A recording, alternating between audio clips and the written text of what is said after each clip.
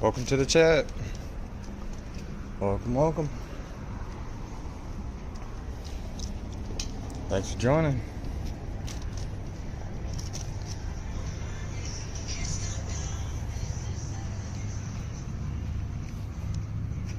What's going on, John?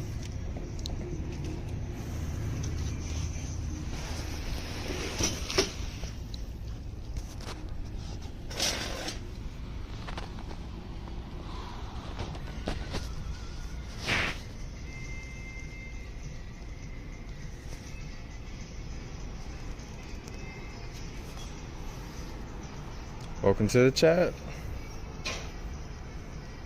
What's going on, Global Mindset?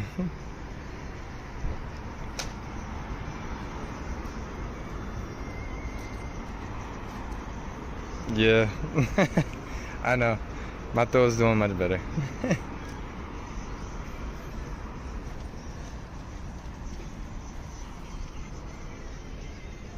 drank a lot of prune juice lately.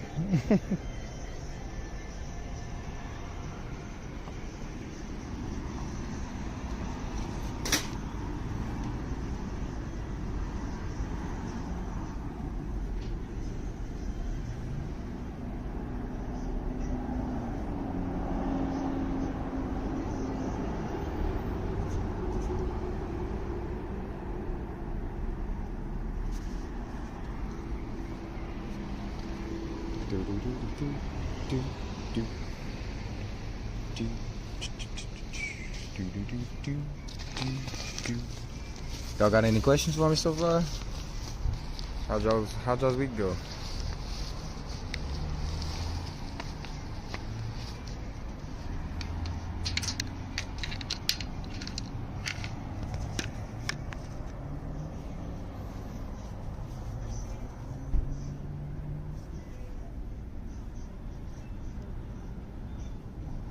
Welcome to the chat. If you got any questions, let me know. Put it in the chat. I'll do my best to answer what I can.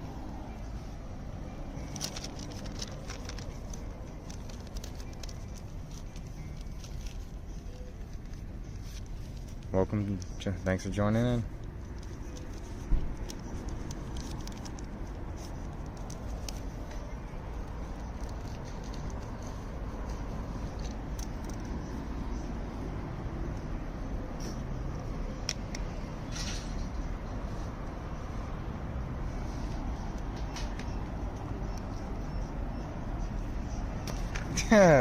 Why you gotta? Because there's a huge penalty because if you talk about it in the public. It's the way that the things are construed.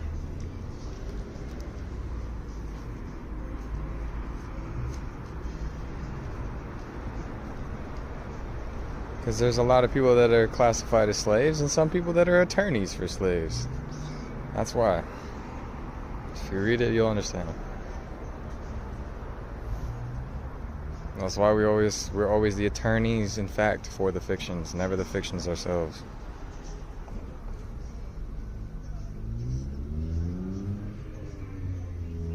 Yep. That's why any discussions on here are attorney in fact to attorney in fact. Never slave to slave.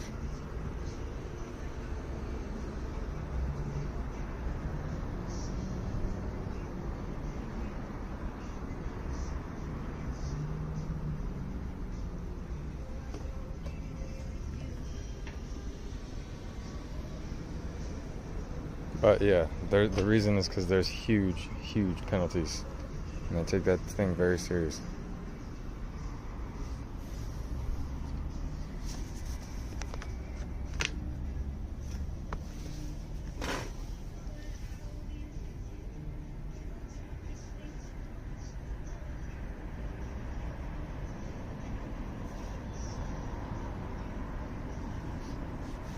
Welcome, thanks for joining in. Let me know if you have any questions, put them in the chat. Floor is open.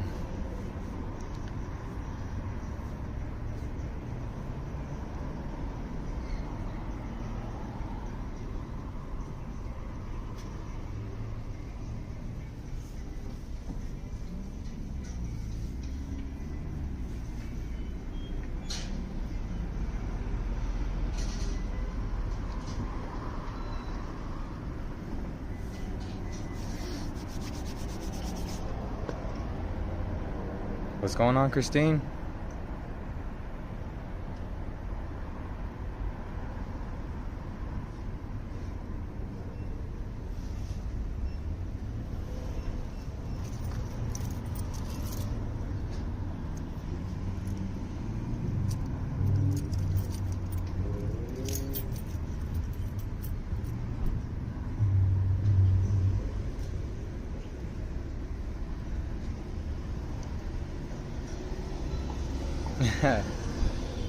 I'm doing good. How about you, Christine? How's everybody doing this week? How's everyone doing?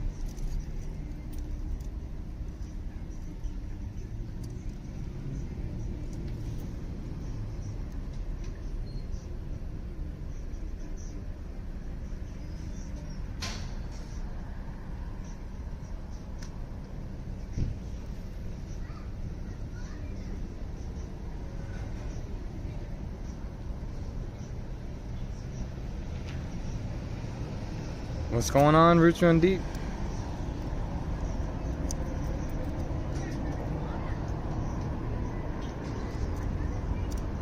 Welcome to the chat, everyone.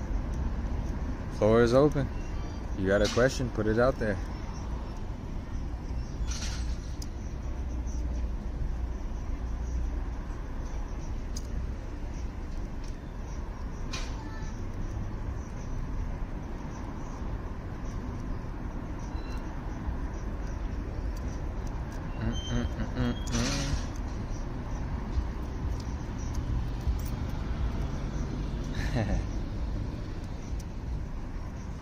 Absolutely, absolutely. Like I said, let me know what y'all want to talk about.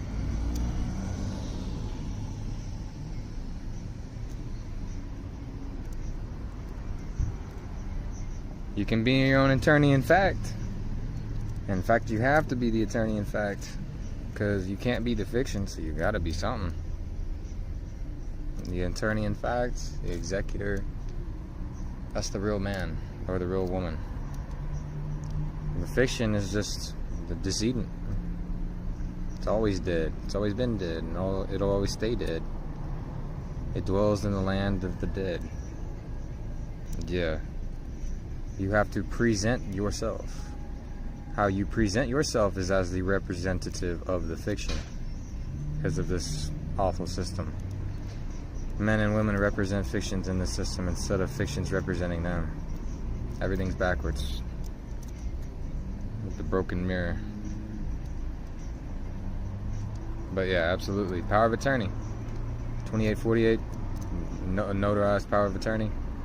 Appointing the surname, comma, given. Attorney in fact for the first, middle, last.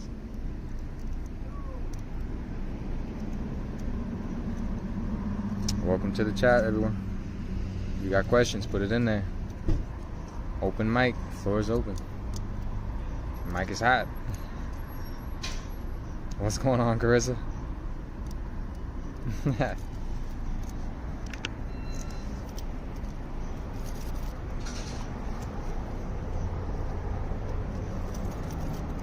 Yep. You get the idea, John. That's how it is. Romanization is the first, middle, last. That's the personification that they create. The real man or the real woman is always either surname, comma, given, or surname, colon, you know, first hyphen, middle, something like that. To be honest, I did not, Christine. I apologize. I was fairly busy. I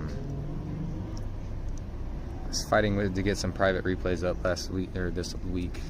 It took me spent 3 days working on that, at night, and 3 or 4 hours, a couple failed attempts trying to post a replay privately. So yeah, New Zealand though, honestly, here's the thing you have to remember about UK territories. UK territories are still based on the old statutes of Westminster and other things like that. So, you know, that's where everything is going, how it's based off of. You know, and those acts, especially the Test KV acts, they supersede a lot of these UK territories' constitutions. Like Canada's Constitution Act was like in the mid-1860s, if I'm not mistaken. And I want to say Australia and other places, and maybe New Zealand, they're all, I want to say they're in the mid-1800s. Yeah, I was just, like I said, I've been busy. I'm not even going to lie to you, I've been busy. Yeah.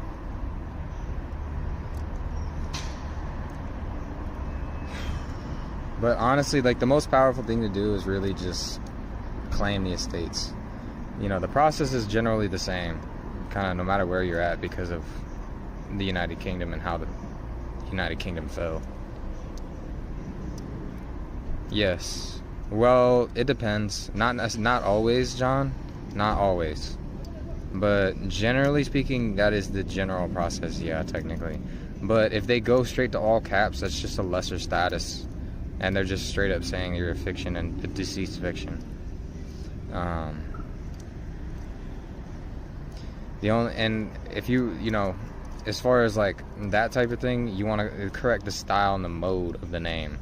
Regardless of, you know, they put accounts in all caps for everyone, so it doesn't matter who you are. So one of the biggest steps, it doesn't, you know, in just about any UK jurisdiction or American jurisdiction, you have to, you know, anywhere there's technically common law or, you know, that type of law form, you have to do what's considered a deed poll.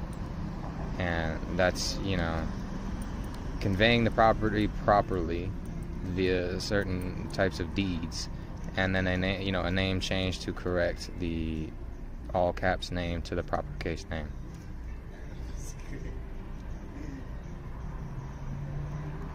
Carissa, that's called Capitis Diminutio Media. When the first middle name on the certificate of live birth are proper case, and when the all caps is in, or the surname is in all caps. So that's what it is. When the surname is in all caps and the first middle or proper case, that's called Capitis Diminutio Media. It's the medium loss of status.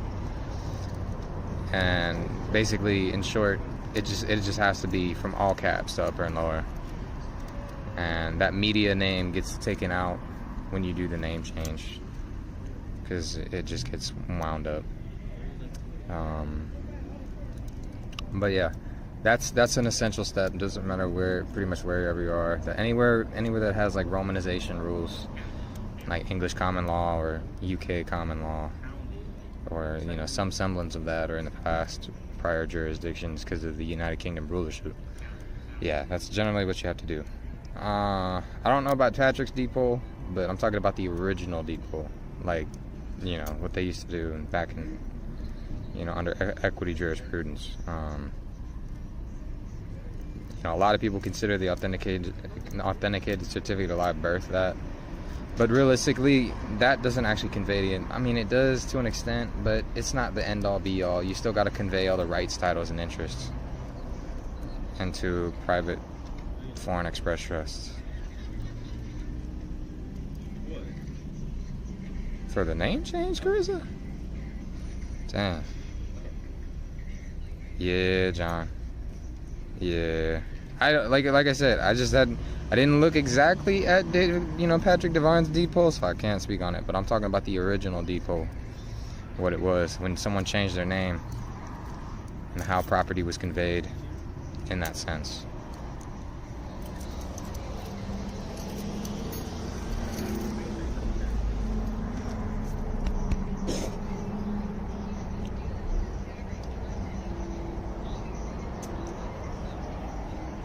Oh wow, that's wild, Carissa. Where did you do that? In the birth county or the county you're located in currently, Carissa? That was interesting. Either way, you really just want to get it done. So if you can't get it in one, try in the other. I don't know, but like I said, if you got to send it, yeah. Yeah, Carissa, like, send me a message privately about that. I'm kind of curious. I don't want to talk about it too much on here, though.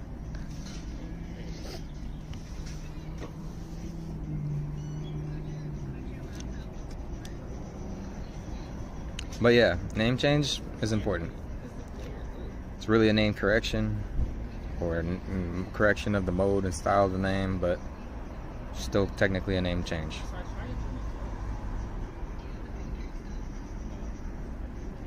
Oh, they're just being an ass about it. All right, yeah, just I guess whatever little forms like that, just take care. Make sure you got the stamps on them though. But yeah, you know.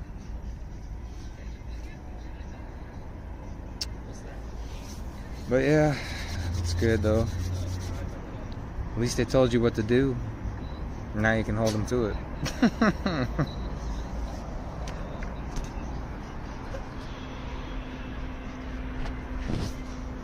Welcome to the chat. It's open mic. Floating, you know. If you got a question, put it in there.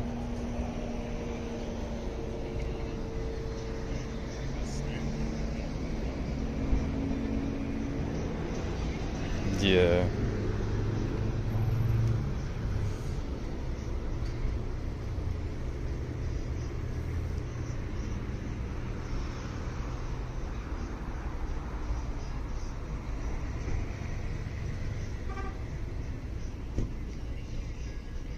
Which record are you talking about, John? You talking about like the certificate of live birth? Because even if that thing is in all caps, it technically doesn't matter because it doesn't identify you.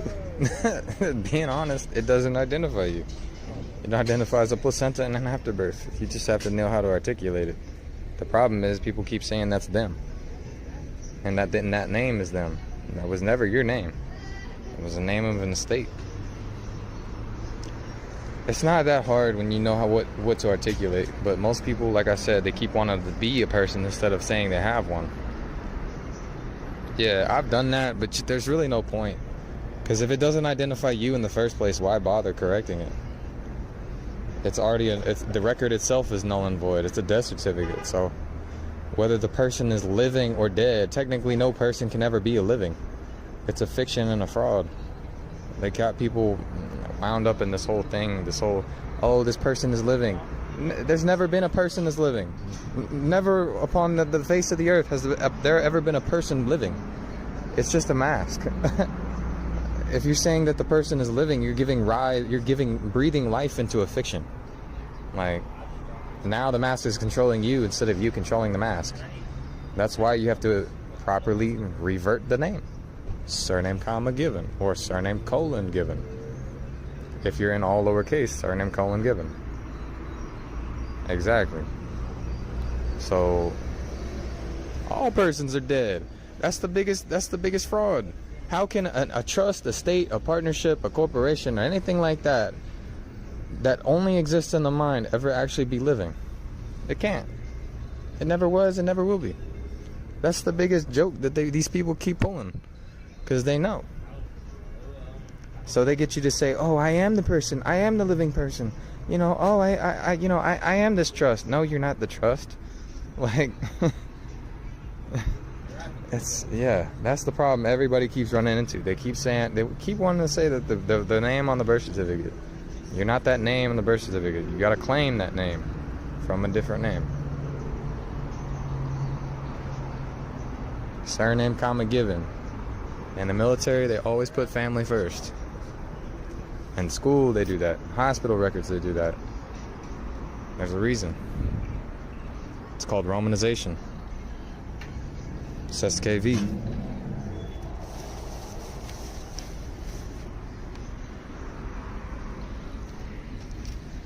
Because a person is defined as a corporation, partnership, LLC, sole proprietorship, unincorporated association, a trust, or a state.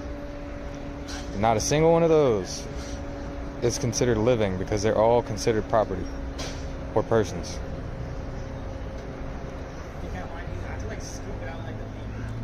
And being that, and that's why I don't like that term living estate, because an estate is always a fictional reference of lands or tenements or hereditaments. So how can a fictional construct in the mind ever be living? It's not the being itself. It's not the consciousness behind it. It's a construct. Exactly. Yeah, exactly right, Carissa. They are taking advantage of people's lack of knowledge. My people die for lack of knowledge. And that's why it says that in the script. They got you playing games with the masks, acting on a stage for theater because people don't know who they are. Exactly. Joint stock companies. Exactly right. Yeah. So don't be a person, you have a person. So that's part of the problem. Like with marriage licenses. Marriage licenses keep saying, oh, that, so-and-so is the person named on the birth certificate. Because now they have a live surety for a fictional person. Now you just agreed to be that name, to be that fictional character and act in that capacity. That's how they're making people surety, because they don't understand that they're not the person. And then they got you sworn in to be that person. That's the problem. So you gotta stop swearing to be the person and just have the person and kill off the fiction. It's always been dead. Stop wearing a dead thing and making it control you. It's the same thing with Jim Carrey and The Mask. It's exactly like The Mask.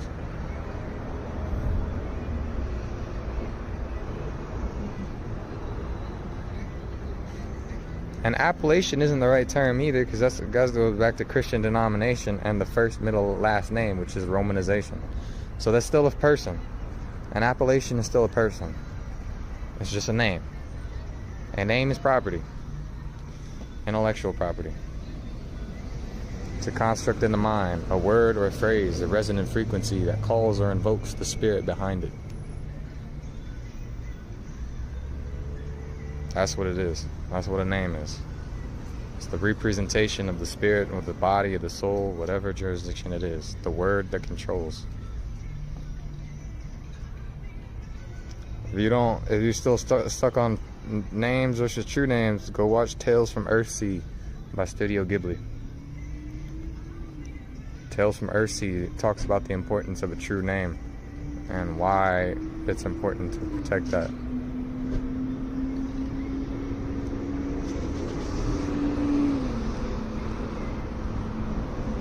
Welcome to the chat.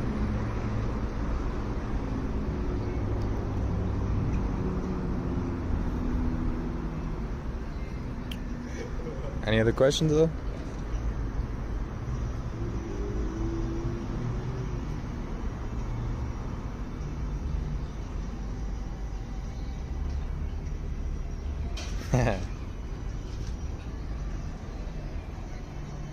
Like I said, the whole point of this name change is Studio Ghibli. It's Ghibli,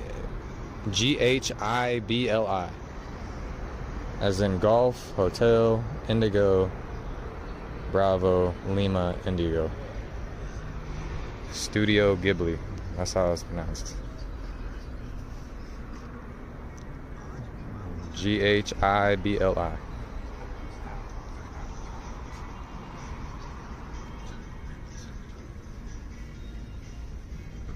And it's Tales from Earthsea. Earth and Sea is one word, and that's for the movie, the title of the movie. It's kind of slow at first, so don't get lost in it too much. But when you realize like the metaphors and what they're talking about, it talks about how the witch puts spells and control people using their true name. It's the same thing that happens today. That's why you protect that name. Because it's based on what you identify as. That's the thing. What you identify as, you assimilate as part of yourself and become that thing. This is why association is so powerful. And who you associate with, vital.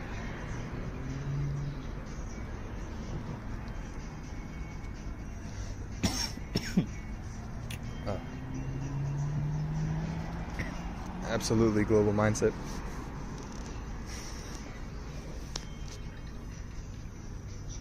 Any other questions? Like I said, floor is open.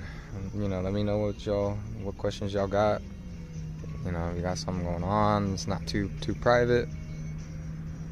Some, me know.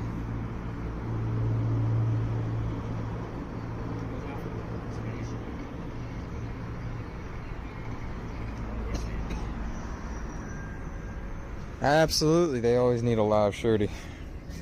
That's what this whole game is shirtyship. If you understand shirtyship and how powerful that is, you'll know how to move around and why you should hate shirtyship. You never want to be the shirty, ever, in any capacity for anything.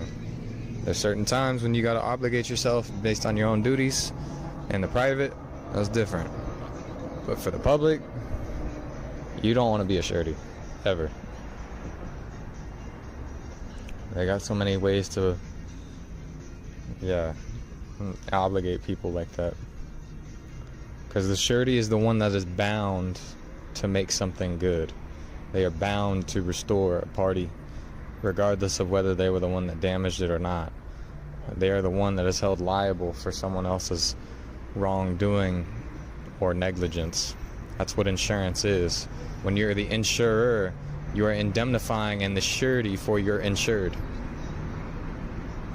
That's why, I don't go into debtor creditor or admiralty, because it's all suretyship at that point, and being the surety for someone else.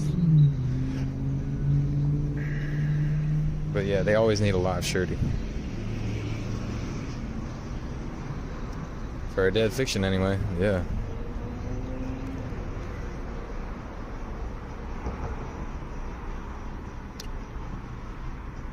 Well, not like that. If you want to break from the debtor creditor and all that, the agent and principal, you got to go as the executor. Because why would you want to be the agent all the time when you're under the fiction, the principal debtor, instead of being the executor that kills off all the fictions? I want to be like, I choose to be the executor, or bare minimum the authorized representative. But the executor is the one that has the power to kill off any fiction. The real man is the executor. The real woman is the executor of the estate. That's how it goes.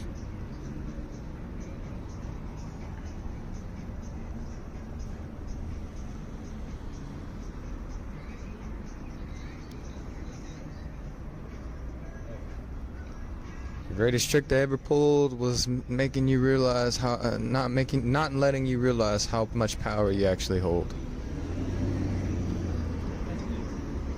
What's going on, one wise lady?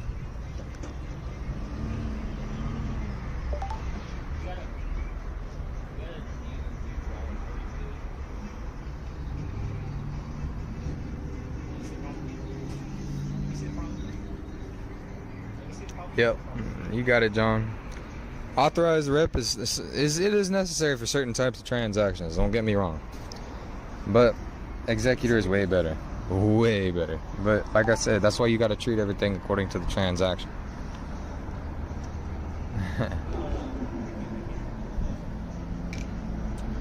In-kind relationships, species or trust relations.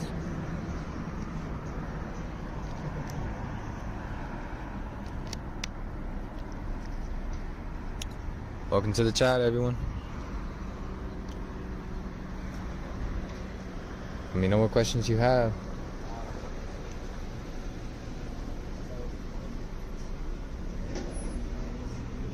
No time like the present. That's why they call it a gift.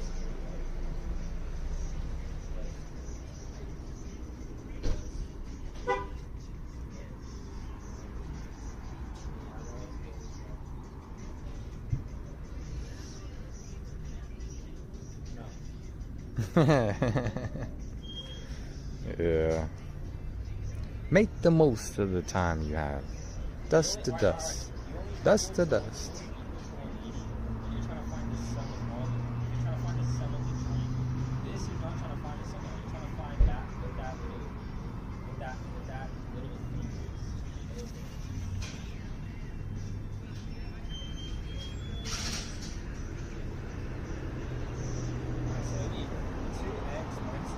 Are forms only a God? Affirmations, affidavits are better.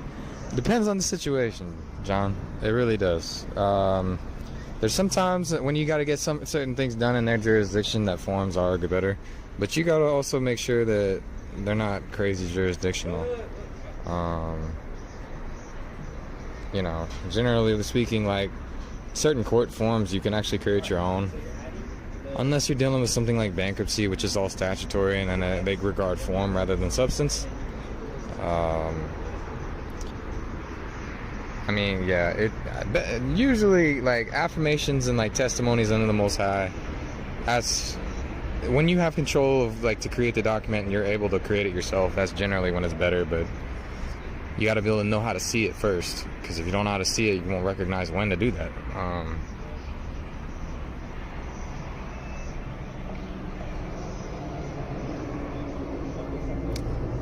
Well, if you're gonna do a DBA, I would do a Minnesota one, but if you're doing that, I would do it like several different variations. I talk about it in the private class, but yeah, you're gonna wanna, you're gonna wanna include a couple variations. One of them being surname, comma, given, upper and all of them upper and lower or all lowercase. Surname, comma, given, first, middle, last, authorized representative, surname, comma, given, executor, surname, colon, first, middle, hyphen, middle, general executor, sole beneficiary, things like that.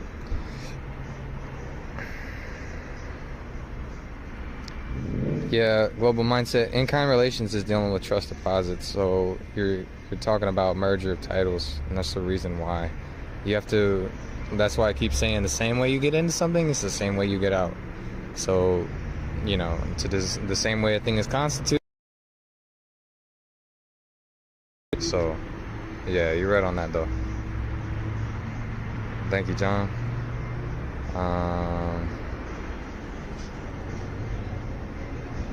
What were you doing one night, lady? I know you were doing something like with securitization or something like that. I don't know what you did, to be honest.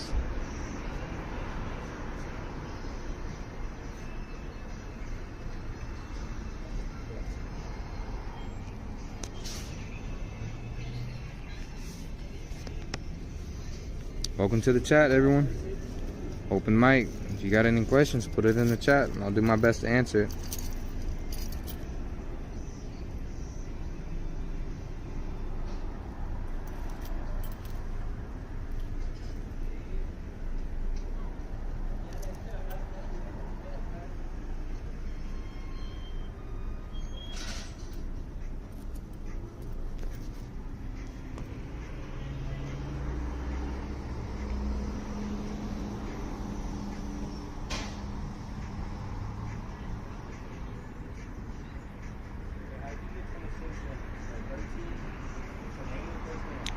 Let me know what y'all wanna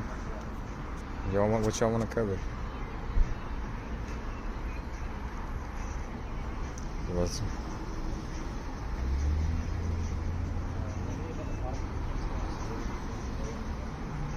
Yeah, see, that's the thing, One Wise Lady, you gotta, when you do something like that, you have to go and take it all the way from administrative process.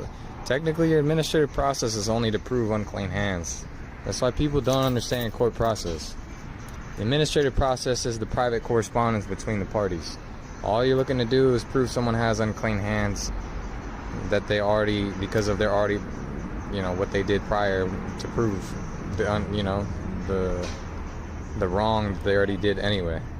So you have to take it to court and get declaratory relief or declaratory judgment to rule on evidence. It depends on what you're talking about. A carte blanche endorsement or a blank endorsement, yeah, it'll give them jurisdiction and power of attorney every time. You can use an ellipsis, you can use a qualified endorsement. I would always say by, colon, the name, even at bare minimum, even if you just have an ellipsis. But like I said, it depends on what type of signature that you use, because not every signature grants power of attorney like that, or authorization. Depends on the relationship.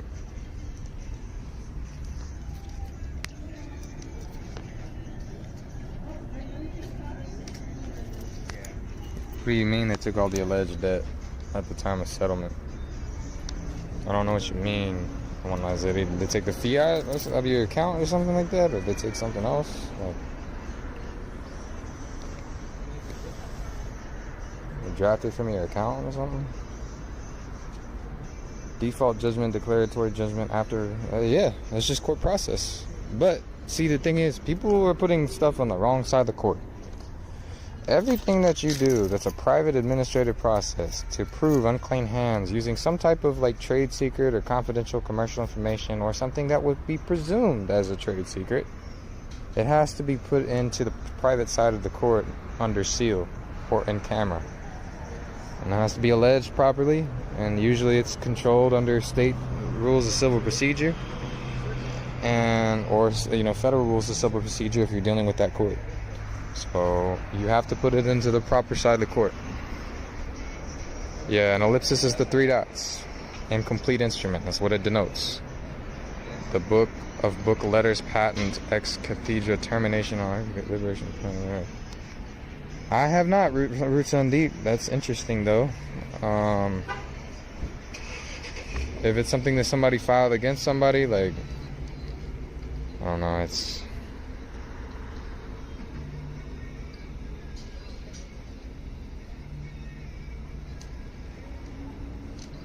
Dang, they drafted that much? Absolutely, Carissa. They drafted that much, one wise lady? Sheesh. That's crazy.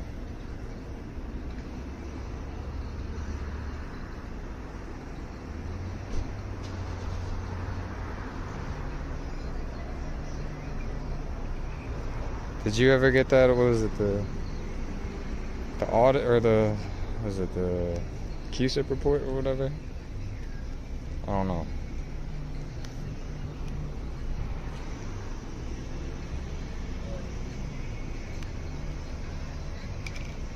That is a way to prove it, but Cashapp reports are not cheap generally, or if they are, you gotta find the right people.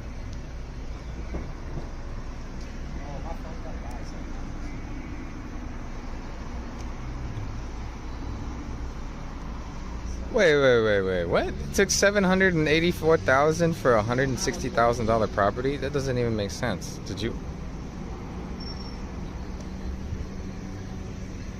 What the heck?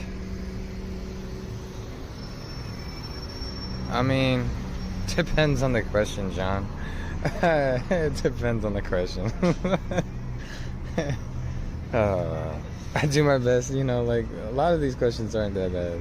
It's just when people don't provide enough information, I sit there going, huh?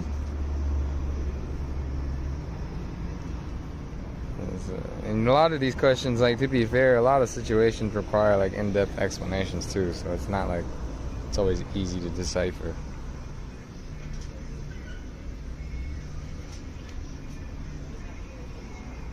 This just depends, though.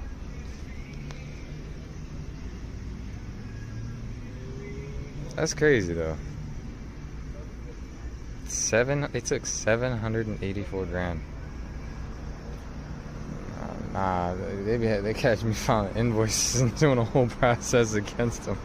Heck no. Sheesh. The balance was the alleged debt of the investment property and so-called arrears. Oh, so they're saying you that behind in arrears. Well, like I said, you gotta, 1, you have to convey it to a properly set up trust. 2, you need a limited liability entity to hold that the trust owns. And you gotta properly convey it. Like I said, I don't know if it's a warranty deed out there, but some type of deed. I don't know if it's a deed, general warranty deed or something along those lines to convey the property. Oh God, oh Carissa, oh man, attorney fees. That's so accurate, though. These people, yeah, these liars in the court. That's wild. That floods? Oh my. Yeah, that's wild. Yeah. Like I said, you gotta follow up. You gotta make sure that you send it all the way.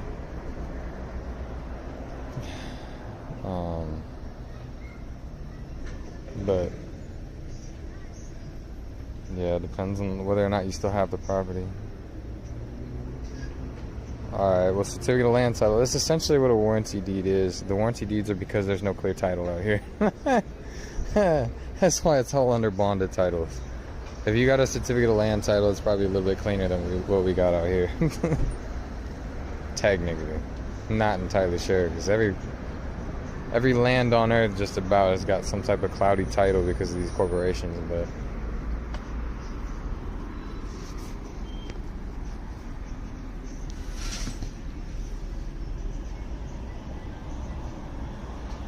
yeah, read the agreements and find out like the applicable acts that can go over.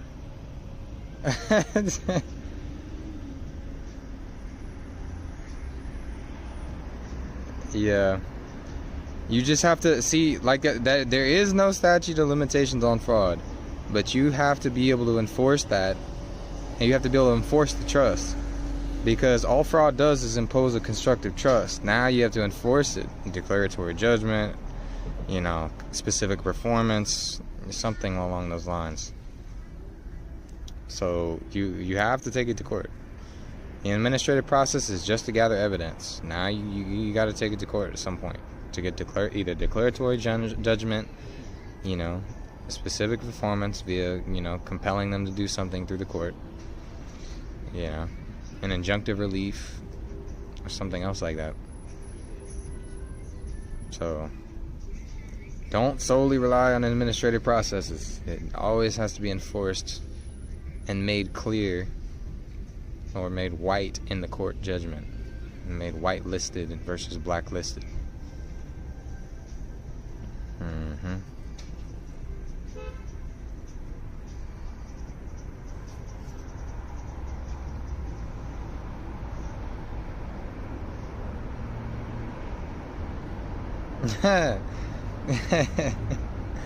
Yeah, that man was a master at trusts. I know he was. Like,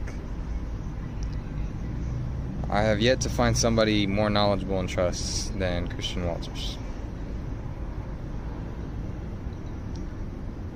Gene Keating studied his stuff. Patrick Devine somewhat studied his stuff. There's a lot of people that studied his stuff.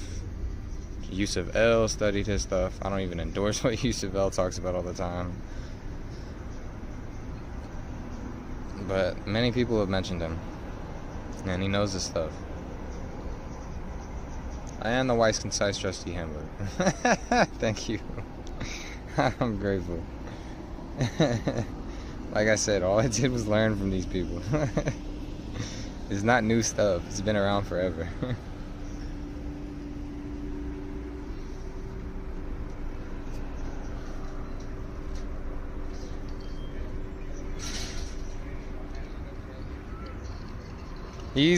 That's why I don't like some things that Patrick keeps saying, because there are trusts. Everything is a trust. How can you say that when there's no money? Every promissory note creates a trust.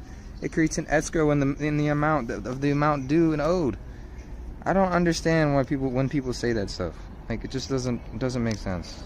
Everything is a trust. A birth certificate is a trust. Social Security is a trust. There's no money. Like, there's no valuable consideration. Everything is all contracts are fraud, and then instead of just being fraudulent, there's a constructive trust that gets imposed equitably because they have to have something in place of that.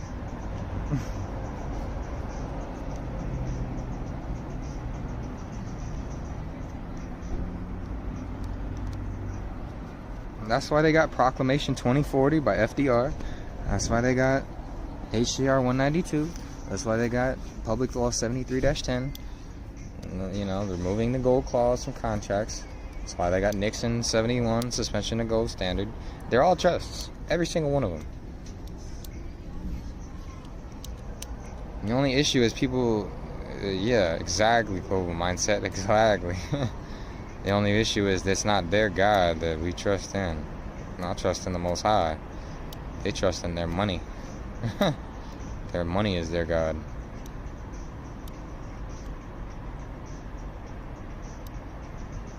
They're sitting over there like Mr. Krabs from SpongeBob saying, money, money, money, money, money, money, money. Sheesh.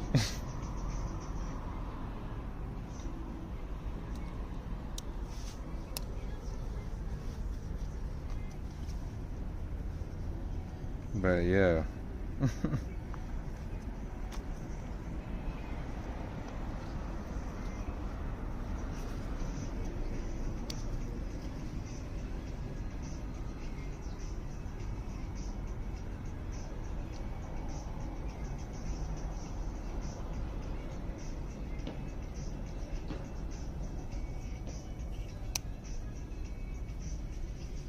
Really?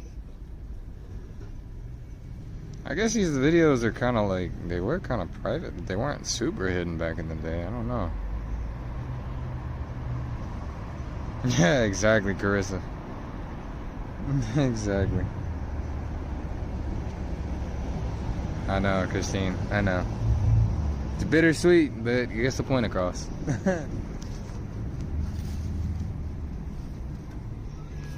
Yeah.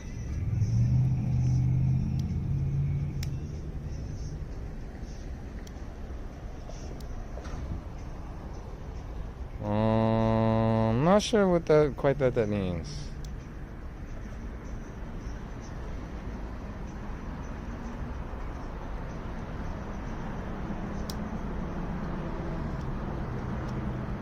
I'm gonna just start saying Miss Owl, because that is a long handle. If that's okay with you. But yeah, I'm not sure what that means. Like,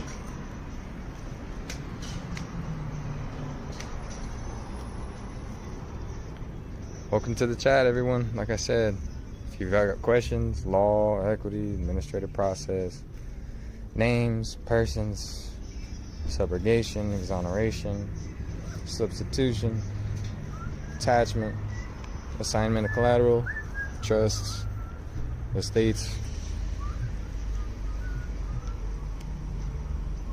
Really? Huh. Yeah, I mean, his videos are in different places. I'm not trying to put those things on blast, because, you know, I'm not trying to get them all deleted, but they're there. They've got him a few different places, to be honest. But like I said, he's the most thorough subject matter expert on trust I've ever come across. It makes me look like I'm in high school compared to a master's thesis.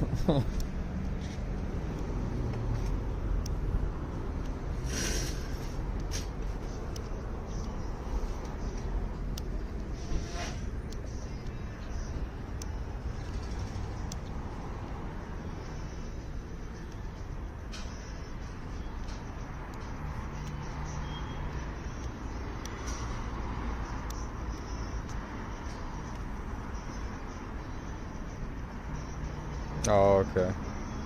Yeah, just let me know. Let me know, Miss Owl.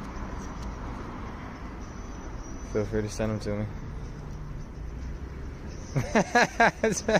I'm talking about in relation to Christian Walters. You gotta understand, Christian Walters on a whole other level.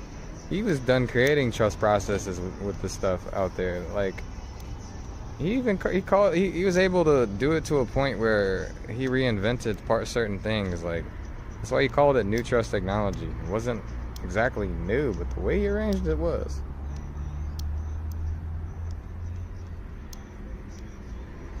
I just picked up on what he was saying.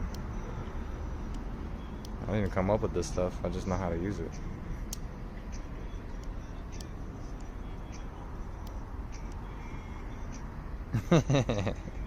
Thank you, Carissa. I have to know it for myself. If you can't stand on it in court, what good does it do you?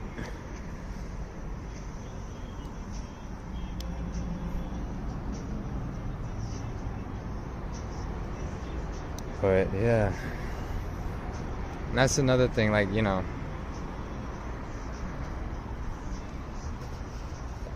Oh, Wonder Bee. I saw her content pop up on my feed. I just didn't check it out yet. I saw it though. I saw that it was there. At some point, I'm gonna have to. Everybody keeps telling me all this content. I haven't even had time to watch TV shows or movies. Oh man.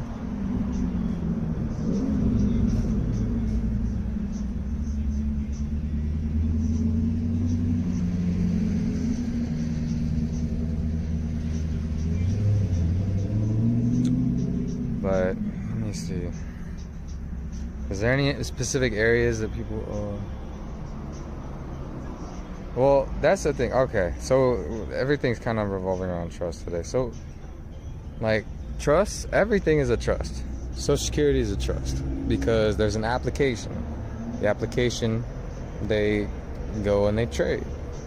They retain the original, but they trade, they deposit, and they take out loans against the original. They view this as investments and interest on the principal res. So, you know, that's one example. No, that's cool. That's cool, Miss Al. But yeah, everything is a trust. A birth certificate requires an application. What is that application? Application for collateral for 12 USC 412 in combination with 12 USC 411. Exactly, Carissa. Yeah, the letter of credit. So those are just two examples. And you got bank applications. Anytime you have an application, it's an application pursuant to 12 USC 412 for the most part. If they're taking it to the Federal Reserve and taking out loans against it at the federal discount window, you can almost guarantee that it's some type of trust. Because it's an application for collateral and it's escrow on the note. The application is the note, and they're taking it and putting that application in escrow to be able to fund the account. That's what they're doing by getting loans on these notes. They're creating trusts, putting you in debt and giving themselves assets. That's what's happening. So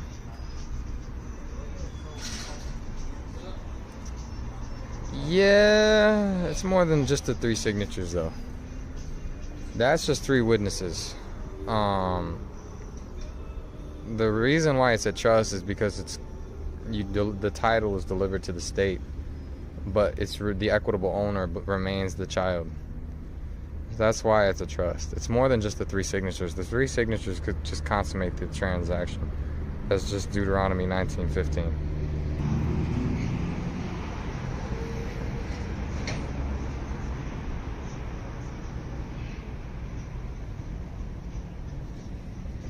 Welcome to the chat. If you got any questions, let me know. Open mic. The main purpose of this on Thursdays is basically just give everybody an opportunity to ask the questions that they got. To an extent. And certain ones I can't cover, but like I said, anything that I can cover, I will.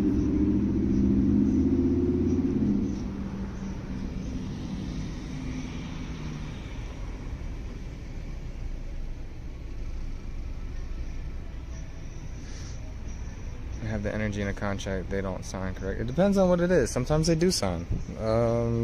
Bank applications generally no, because those are considered unilateral executory promises.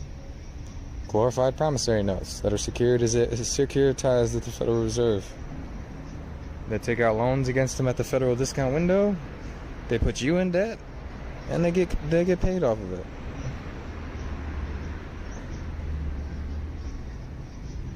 It's essentially an equitable asset.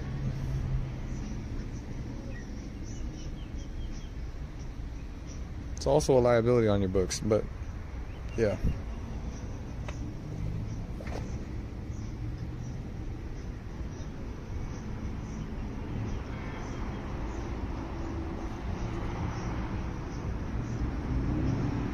Yeah. I know there's a lot to it, but it does get easier. The more you study, the more you think, you look at trust, it gets easier. No, promissory notes actually are negotiable. That's why they're able to put the promissory note in escrow. If it was a non-negotiable instrument as like a private instrument, then that's when they can't negotiate it anymore.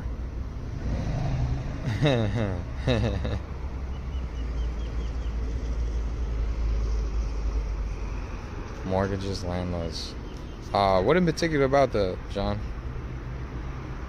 Like, just mortgages in general, or landlords? Like, I mean, mortgages in general, it's considered like, you have a note that's funding the trust. They can become a draft, correct? Well, they endorse it. They endorse it and make the note payable without recourse over to other parties. Usually they make it payable to the Federal Reserve, when they get loans against it, because they assign the collateral via endorsement, and then they get paid off of it. That's why the note always gets sold, because they cash the note. Usually they don't sign on the promissory note. They do, but they do a number of things. But like I said, the Federal Reserve holds the collateral. They're the ones holding the gold certificates. They're the ones holding all these a lot of these debt securities. That's why they send it there. Eon's got some good stuff, but you just gotta be careful which things it is, because like I said, constitutional law will only get you so far. But that being said, he doesn't know a lot. He knows quite a lot.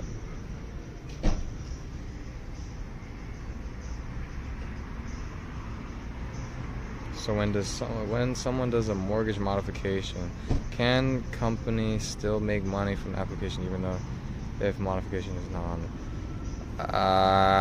Here's the thing. All these trusts, they're only going off of the current title. So when they do certain things, like for instance, when you go and sign another application for credit on the mortgage, that new application is what they go off of at that point, because then the company providing the mortgage has to pay out the original, and then they look to you for the repayment of the funds. So technically it's still floating around out there, and technically it's still an obligation from you, but the original debt gets replaced with the current debt, which is the new application or the new promissory note, and that's what's controlling. That's what then the new party becomes the holder of the note, etc.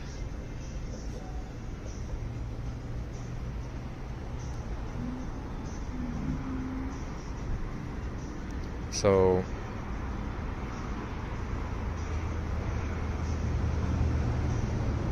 yeah, these securities, like, that's what I'm saying. They have to account for everything, because like they still make the money on the original promissory notes, even if you do a modification. They might not control the mortgage itself.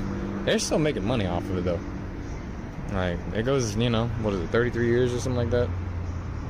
So they're still making crazy levels of money.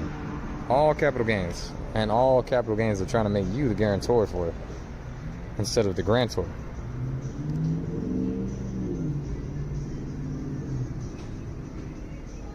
Yeah, they're all being rehypothecated. Yeah, that's why you get all these dang derivatives. They look like misspellings. They look like all this. They're not. They're intentional. That's why you need a copyright on your name. If you hold the copyright, you hold the rights to the name. You decide who copies it and who doesn't. That's how you keep your name out of someone's mouth.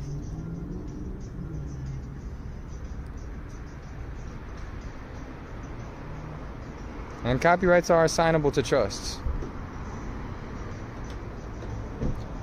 Yeah. Yes. Generally, yes, Carissa. It is a conversion because they take your equitable asset and they pledge it and turn it into a legal debt, a public obligation. So now they put you in debt, they get paid off of it, and they're in the informant on the whole deal.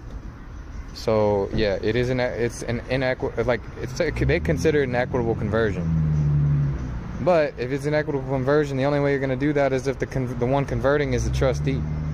So they're basically using the status of trustee to basically get in conversion, and then they're saying, oh, we're not the trustee, blah, blah, blah, blah, blah. So you got a whole lot of fraud going on.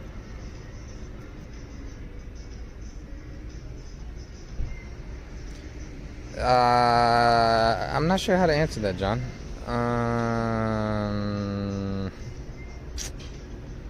It depends on what type of banking you're talking about. Because, like I said, I do trust banking. Trust banking is all about merger of titles, assignment of interest, assignment of collateral, special endorsements, delivery in bearer form, using collateral, prima facie evidence to prove cases, things like that. Bills of exchange, it is technically still a trust. So that's kind of a broad question, but I'm not really sure how to answer that entirely, John. Yeah, it is 33 years though, that's from what I understand. Yeah, and the ISIN report is, yeah. Don't worry, Carissa, just think about it this way. I'll make it simple. Alright, so you have multiple jurisdictions. If you think about these jurisdictions as different realms, that's how you have to think about it. And it does depend, John. Yes, it does. It really does. Nah, don't be Nemo. You don't want to be Nemo nobody. Stop trying to be nobody. Nobody is that all capital letter name. No. Like, everybody wants to play around in commerce. Stop playing in commerce. That's where Nemo is. Nobody is in the water. No, Nemo is nobody, and nobody is that dang legion. The legion of faces and nameless faces. That's what Nemo is. Honestly, trust law, estate law, the law of the land, the common law, conveyancing, livery in season, livery in deed, delivery, that's talking about conveyancing on the land. When you talk about trust and estate law, it's always on the land. When you talk about commerce, it's the law of the sea. Commerce is dealing with the civil jurisdiction or admiralty. In clerk's practice, it details how the civil jurisdiction arose from the admiralty jurisdiction, and the two today are more commonly one and the same. If you understand the origin of something, you'll understand what it is presently. So civil, admiralty, is the law of the sea. Trust and estate law is the law of the land. The law of the air is the law, who gets the interest, the rights, the titles, and the interests. You're dealing with trust, but you're dealing with the future interest in the trust. Who will it end up in? That's good, Christine. Make sure you understand this stuff, because like I said, it's very easy to mess up if you don't know what you're doing. But once you get a good base of knowledge for you to work with, it gets much, much easier. Way easier. Yes. You have to understand, trusts and estates, and that's funny, Carissa. But John, trusts and estates are only fictions of the mind to represent the relationships in the parties. That's all they are. They're relationships. All you're doing is managing relationships. It's not so much the assets. It's the relationship that holds the assets and the liabilities. It's the bonds, the duties, the obligations that create these relationships. So that's what you want to focus on. What type of relationships are you creating? Are you creating a debtor-creditor relationship? Or are you creating a trust relationship? Are you creating a bailor-bailee relationship? Are you creating a custodian and property relationship? Are you do you have a guardian ward relationship? Do you what type of authorized representative to principal debtor, agent to principal debtor? You have to really consider what type of relationships you are creating, because The relationship will determine what what are the rights and duties of the parties, what is the the standing with regards to the parties, what is expected to happen, what is expected to happen based on a certain set of circumstances, etc. So managing your relationships, like I said, that's why if you understand trust, you understand relationships, and it'll greatly benefit you with family and people that you know. You just have to go about it in an upright manner, but yeah, it will help you. So that's what you have to be aware of, is knowing what type of relationship you're forming and being intentional about it. Exactly. Who are you? This is why they always say, to break the spell, you have to know who you are.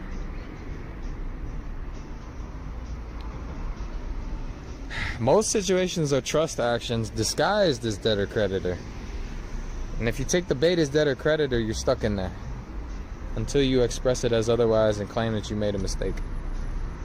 So honestly, most everything is trust. It's just they got this, just like Christian Walter said, these are trusts wrapped in colorable contracts that don't have the substance thereof. But equity looks past the form and looks to the intent or the substance of the transaction. Equity looks to the true nature of the transaction.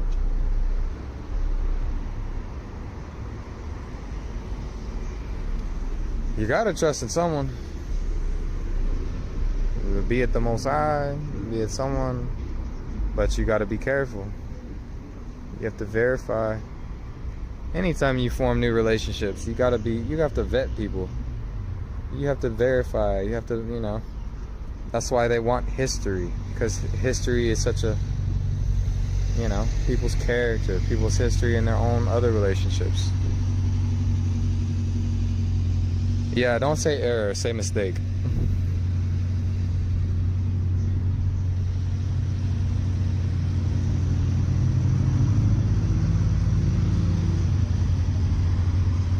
So, but yeah, everybody has to trust someone. So,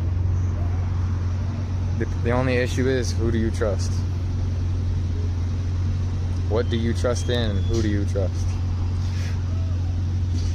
That's what life is.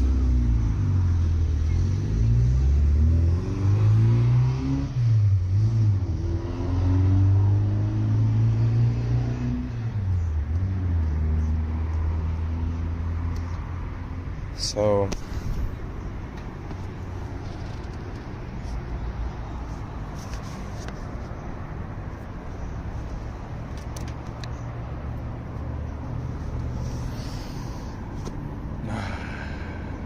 good questions though, everyone. Good questions.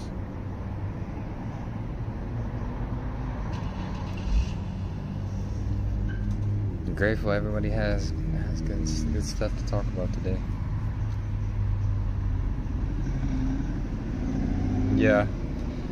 The more applications and all these forms that you filled out in your life, the more paperwork, the more trusts that they probably set up, generally speaking. Yep.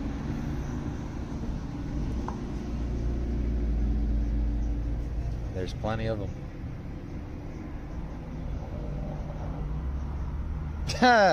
That's the sad truth a lot of times, Christine. Animals don't have nearly as much reason to lie as these people. That's why it comes down to being able to understand the language of energy.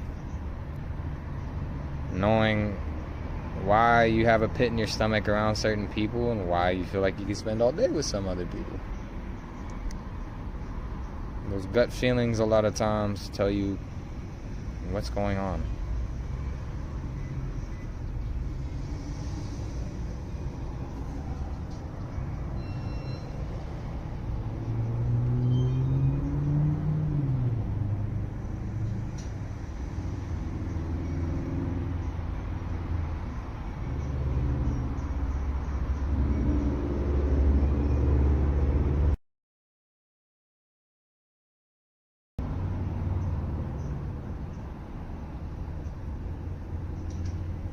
Yes, it did. Where they try to take away the remedy in trust.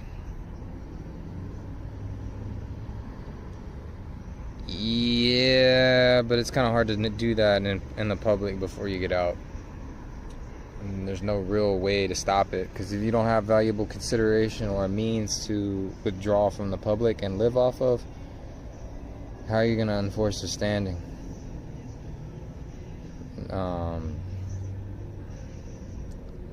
That's why there's a proverb that says it's better to have a servant and be despised than to honor oneself and lack bread.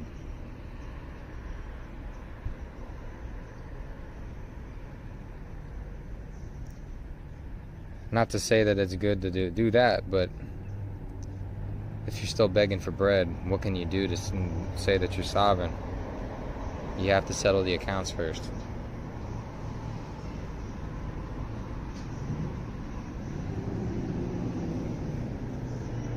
But I mean, realistically, yeah, you do want to stop creating contracts, but it's kind of hard when you don't control the flow of what's going on in your own life, because you're trying to play the, plot.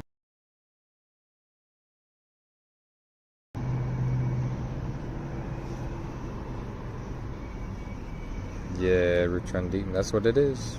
Intuition. You have to pay attention to it.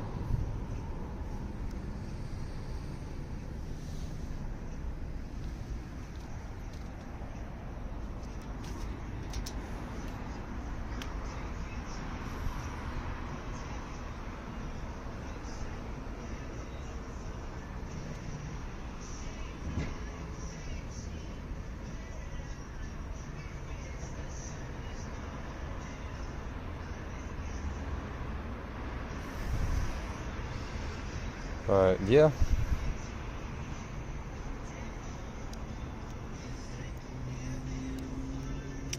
And yeah, like I said, there's so rights, titles, and interests.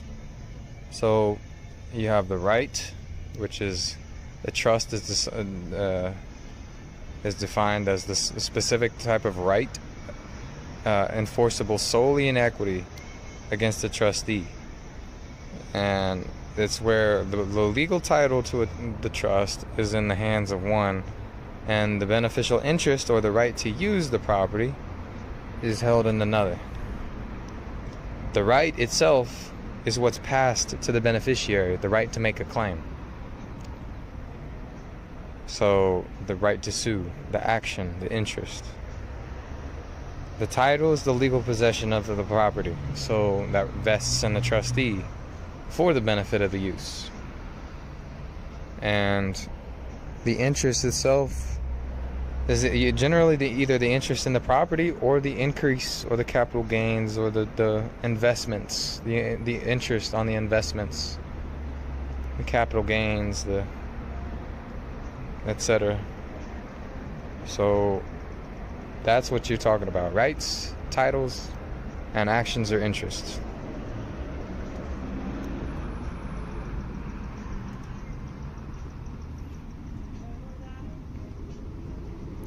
They never transplanted it. It was always here. England was always in America. They lied and said it was overseas in the Isles Britannica or the British Isles. It was always here. Always was. They never could change it. York, England is New York. Hence the New York seal says Novi Iboraki or New Iboracum under Roman Britannia.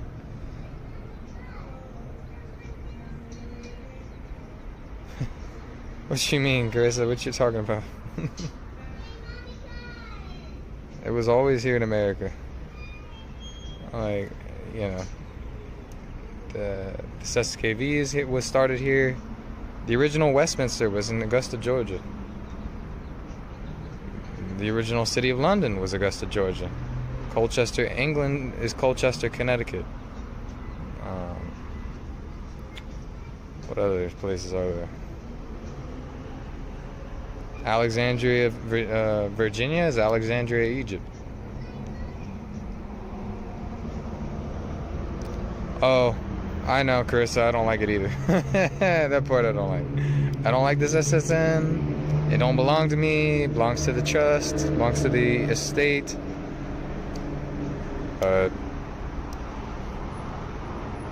until you correct the status, it's what you got to deal with.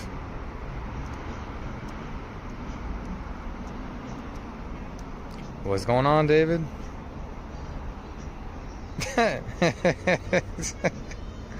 Wow.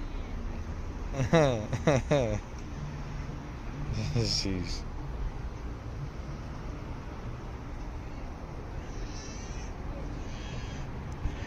But yeah.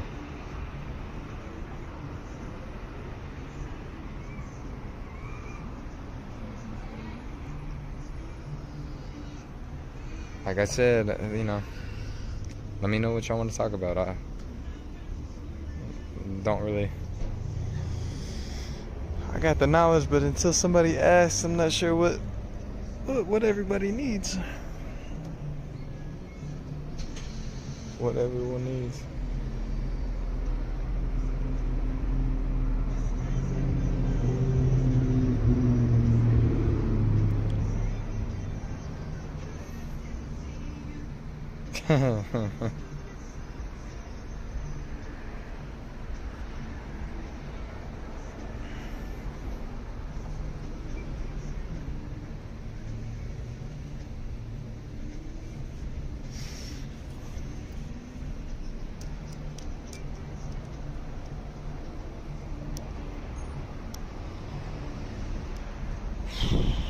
So I've talked about names before. I've talked about Carissa. I'm doing my best. Like I said, knowledge passes and question and answer, lock and key. That's what I'm saying. Questions are like, I need the questions. Got a lot of answers. Oh shoot, I'm thinking right now. It depends. It depends. Depends if somebody private suit is brought against the trust. It also depends on how well you've kept your trust private. Whether or not you've have multiple trusts to prevent that. Things like that. So, generally speaking, a properly set up trust, a properly administered private express trust, it doesn't usually get past jurisdiction. But, you know, that's based off of the actions and conduct of the trustee, and that's basically the biggest thing is knowing how to enforce it, knowing how to operate in trust, things like that. So yeah.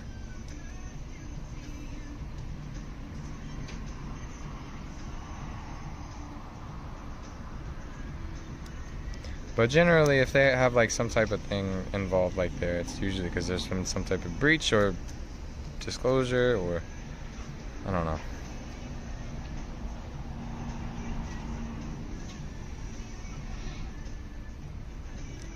I don't trust nobody that's got a bar card or a member of the bar, David. I don't. These people know how to get out of just about anything. So that's why they call them liars.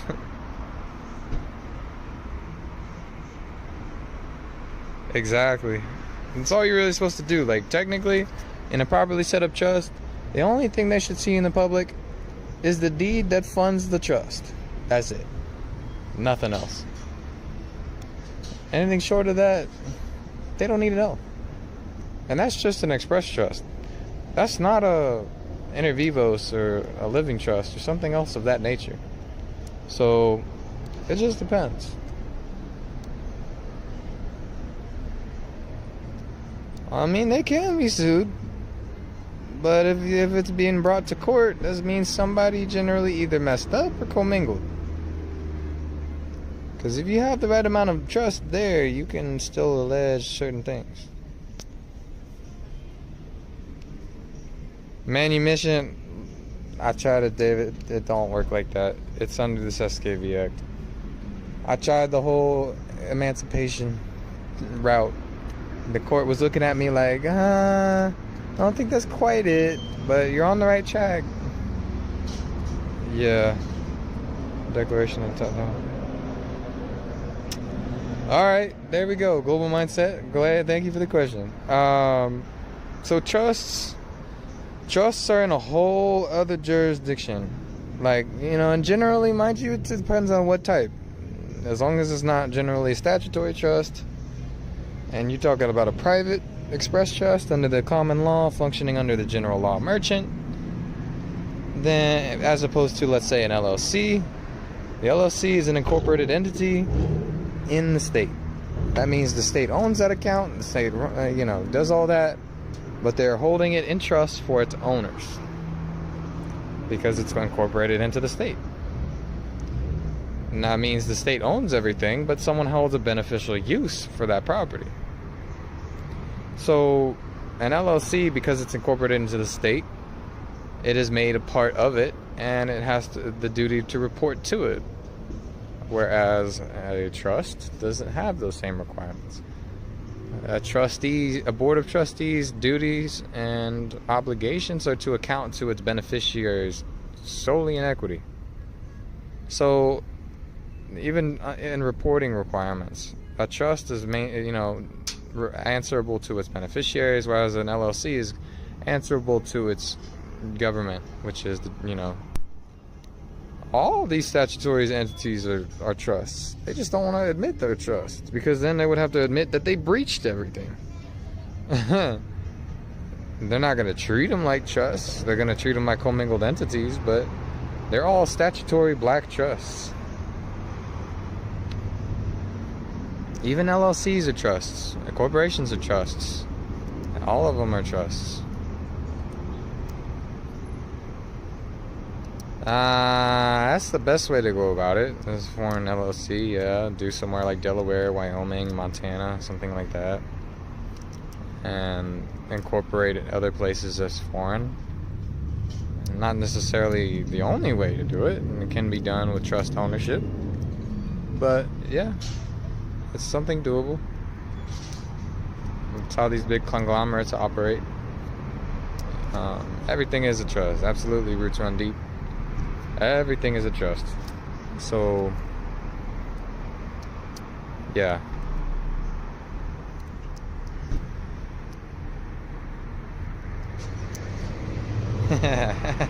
That's what's up, Carissa. And David, I'm not gonna pull my answer on that one. Like, New Testament is a lie.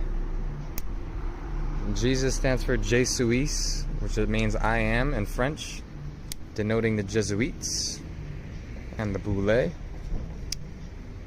The New Testament was created as a work under Ptolemy II Philadelphus, worshiping Ptolemy Soter I and creating a legacy worshiping the pharaohs of Egypt. Quote, the character known as, that, like the J-man, for lack of a better words, because we're not really even supposed to use that, is that it was a token creation of the Catholic Church to essentially create a fiction of law based on the conglomeration of King David, that was actually crucified in Psalms 22 and Psalm 69, Elijah and Enoch that ascended to heaven, Joshua, son of Nun, who in Hebrew, Oshea, or Yehoshua, or Yeshua, that's Joshua, and a few others. Moses, Abraham, Jacob, they conglomerated all those to make an entity, a Roman canon. And Roman canons under the Catholic Church are their own persons. That's why everything in the New Testament, all those words of that character are written in red, because they are debts. Those were not actual accounts. Those were things that they owed, because those things were not true. So you notice there's no red letters anywhere in the Old Testament. Anywhere. So then in Isaiah 14 says Lucifer, son of the morning, Hallel ben Shahar. And in Revelation it says that Jesus is the bright and morning star. And he also claims he's a son of God, and Lucifer was also a son of God. Elohim, angels. Lucifer was a fallen angel, And likewise. So that's what that means. That's the simple truth. I ain't one to mince words or sugarcoat it. I'd be doing you a disservice if I lied.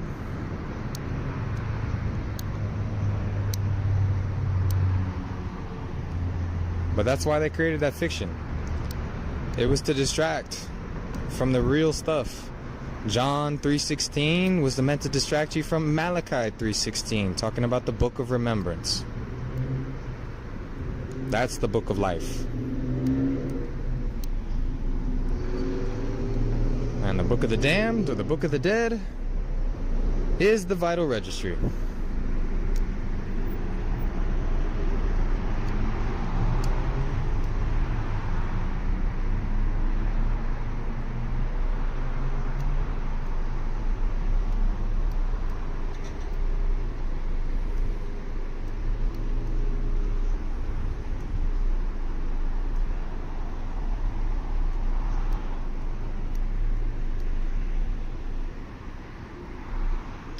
Nah, John. He wasn't no agent. The Most High said that there was no glory given to another. If this so-called Jesus is claiming to have some type of authority, stating you have to go through them, the Son to the Father, why does the Most High say that, there is no other Savior? And the Ten Commandments say, have no other gods before me. He's, like I said, agent denotes an agency relationship, meaning glory is shared. There's no way that's possible. An inheritance generally is a trust, yes.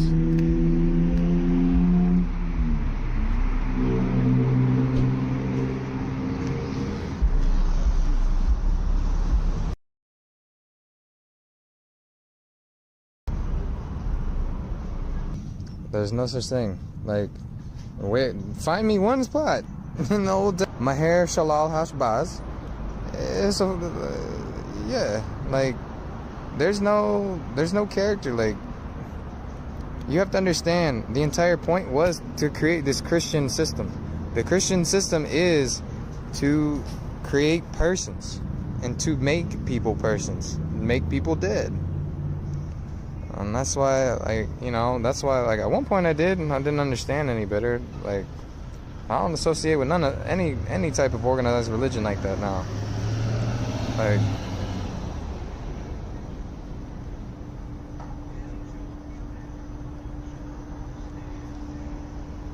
that's what it was. It was to enslave the mind.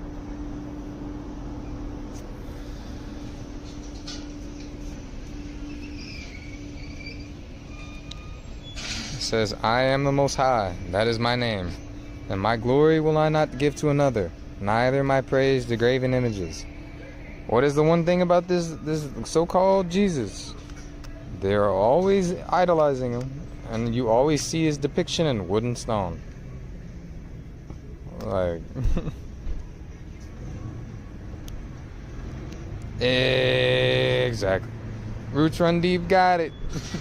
That covenant was meant to separate you from your inheritance under the laws of testacy, under the Most High statutes, laws, and commandments, to separate you from the dominion over the earth that Adam was given and entrusted by the Most High.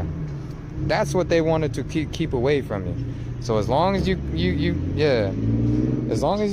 claim anything under that New Testament, you will cease to be living. You're stating that you are under a person, and that you became a person. That's what they mean, born again. When they say born again, you're born again as a person. They don't mean as a real man or woman. They mean you got a whole nother person. That's why they gave you Christians a whole other name. That's what the Romanization is. The Christian appellation, the Christian name, the apostle, the appellate. Like, no, not wood and stone, wood and stone. Wood and stone. You always see those depictions of that character on the cross in wood and stone. And what that is actually doing is it's mocking King David. It's mocking King David. That's what it's doing. Thank you, David. But yeah, like, you know, how can you, if there's no glory to another, that means there's no agency either. And it says there's no other savior. Let me see. Hold on.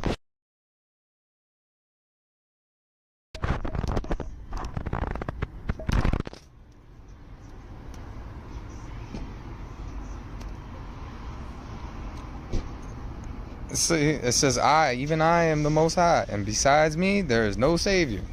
None. So, people, I think, get confused with that. Like,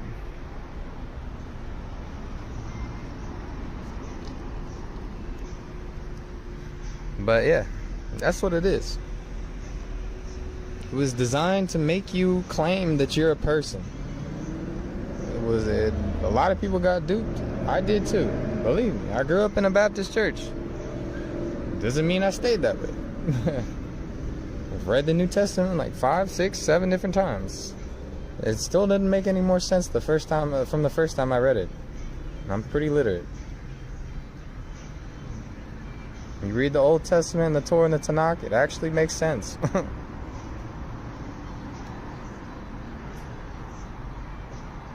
Exactly, Christine. It thrives on confusion. It's built on Babel, the Babylon. Hey, that's what it is, David. I mean, but see, you got to be careful too, because yes, while it is an idol, it's also there to slander King David. King David was surrounded by dogs, like when and it wasn't just like actual dogs. It's talking about people that were slandering him. They took his garments, they gave him hyssop to drink with vinegar on a spit, you know, or whatever, and they cast lots for his garments, and you know, they mocked him, they did all these things. And what did they say that Jesus was? They said he was king of the Jews, right? Well, who was King David? He was king of the Jews.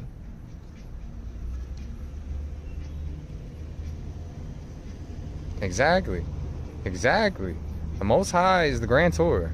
Man is the trustee, known as the executor. And the beneficiary is the Most High. Well, the only thing that we, like, you know, the benefits that come along with it, from being the executor, that's the benefits that the Most High gives. That's what the compensation is. And it comes with great power comes great responsibility. Very true and very, very real.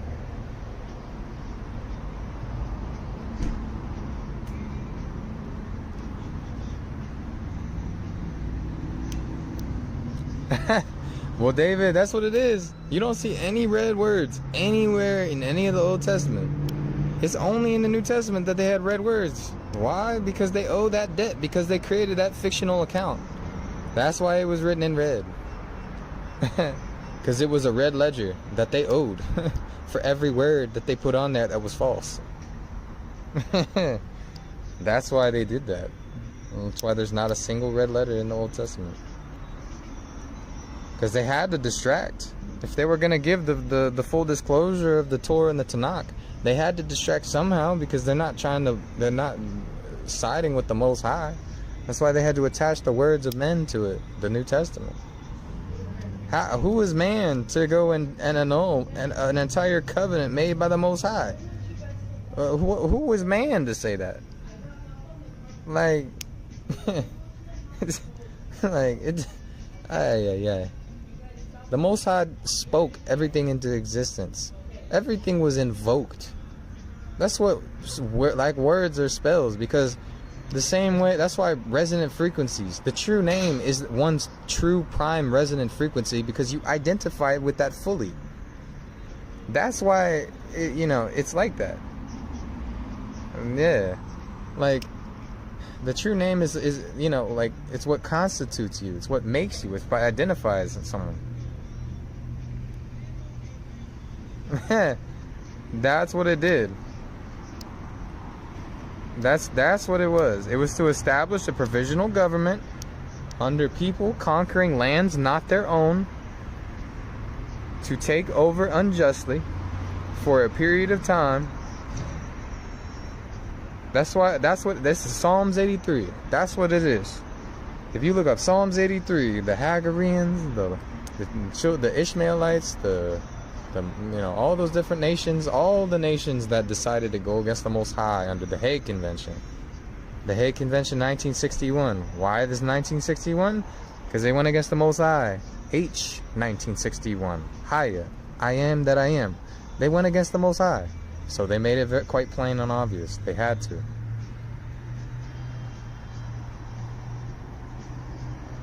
Exactly. Exactly.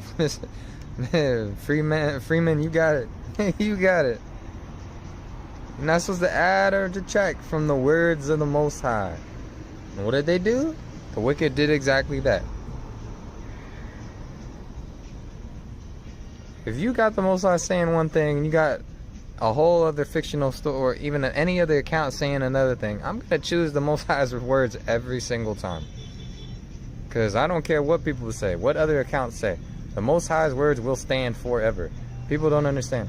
Most people don't get it. They don't fathom or understand the implications of what it means when the Most High spoke everything into existence. That means everything that's spoken from the Most High's lips comes to pass in every sense of the word. Not just in one sense, every sense. Literal, figurative, metaphorical, in every way. That's what the power of word spells do. That's what invocation does. But people don't understand that level of truth most of the time. Some people do. And, the people that seek the Most High get it. But not everybody gets that.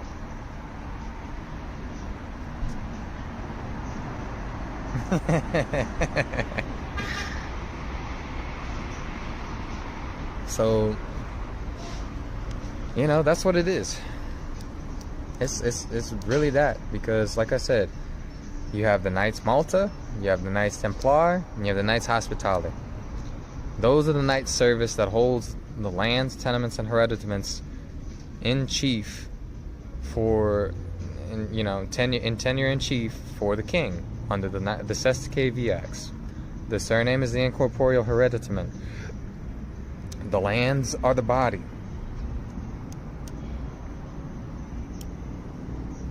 Oh, I know, Christine. I got tired of it. I was born with questions that these people couldn't answer. So it was a driving force to have the answers to those burning questions. So, that's the thing. People when it says in the script that they set, the wicked set the Most High's counsels at naught, they really did.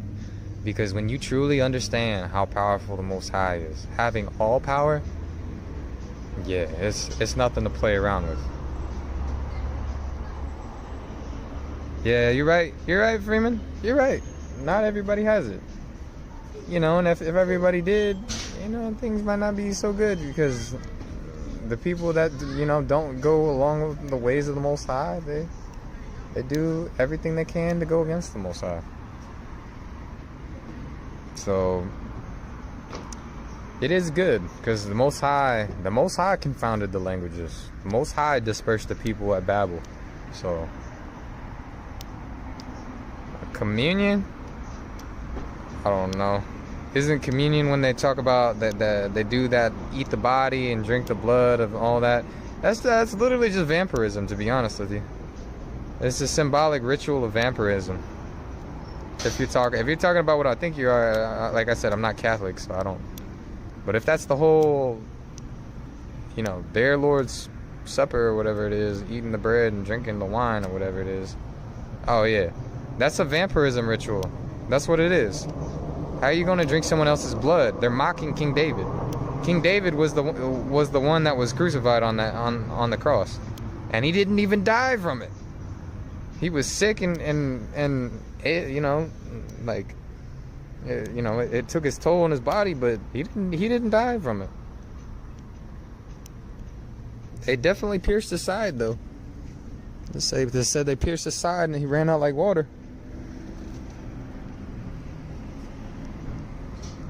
Spirit cooking. Yeah, roots run deep. That ain't good either. I know. I can't, unfortunately, I grew up in a place where, that was done. But like I said, I repent from all of that. Like I said, if you got it written upon you, like, acknowledge the Most High in writing. Do it under declaration and penalty of perjury. Just know that your words will bind you to it, and you can't go back. But yeah, like, I'll be honest. The thing, you know, like, it's not even under my own power, even as executor and all these other matters. Like, the only reason I've won in court is because I acknowledge the Most High in court. In my documents, I acknowledge the creator of the heavens and the earth, the Most High, the God of Abraham, Isaac, and Jacob. You know, I am that I am. Haya, Haya. And that's who I acknowledge. That's the only reason I've got to this point. Without acknowledging the Most High, the power ain't there, the authority ain't there, and the standing is not to be had.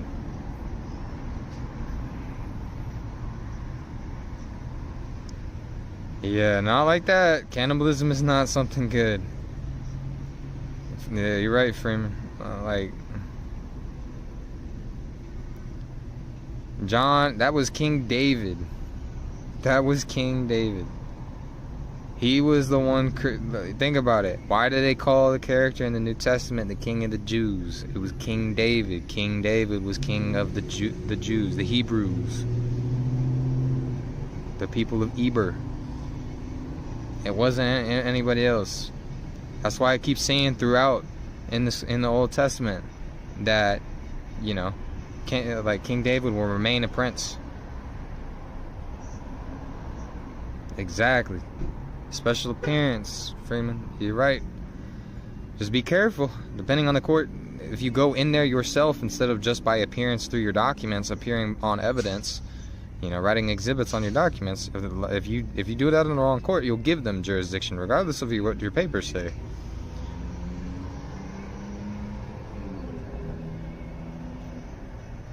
See, the thing is, David, all the souls of the dead get put in two receptacles. A receptacle for the righteous and a receptacle for the wicked in Sheol, in the womb of the earth. This is written about in the book of Enoch.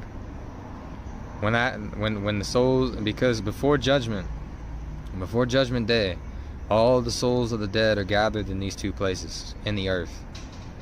So what you do in this life determine, and you know, karmic debts, and your dharma, your life, or your soul purpose is what your duties, you know, are, and whether you fulfill them or not, you know, and you repent from whatever it is, determines where you go after you pass. But even in Job 19, it says, you know, he will see the Most High in his own flesh, even though worm and, you know, thing consume his flesh. He knew what he was talking about. In the Apocrypha in Esdras, it talks about the, you know, all of the earth bearing up all of the souls of the dead, that it can no more cover the slain. What that means is the veil of life and death is taken up right then and there, and judgment day occurs. The wicked are destroyed utterly and cast into oblivion, meaning there's no remembrance of their spirits, and they're erased from the life itself. And the righteous are remembered in the book of remembrance. That's what happens. And the fallen angels will be judged, and there'll be a war between the righteous and the wicked. And the righteous will see the lot of the wicked and what happens to them. And yeah, and everybody will be trembling on that day. Everyone. So yeah, most people just aren't aware.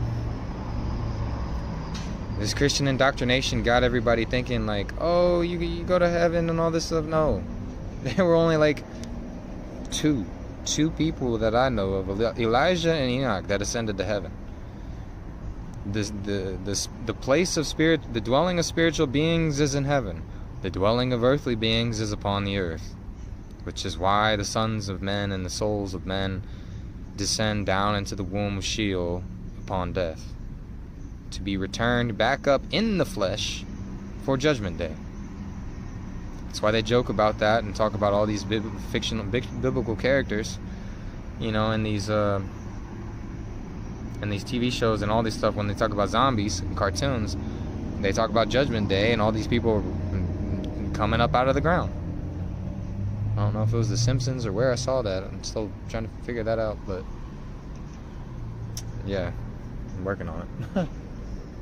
If anybody knows, let me know. But I can't recall at the moment.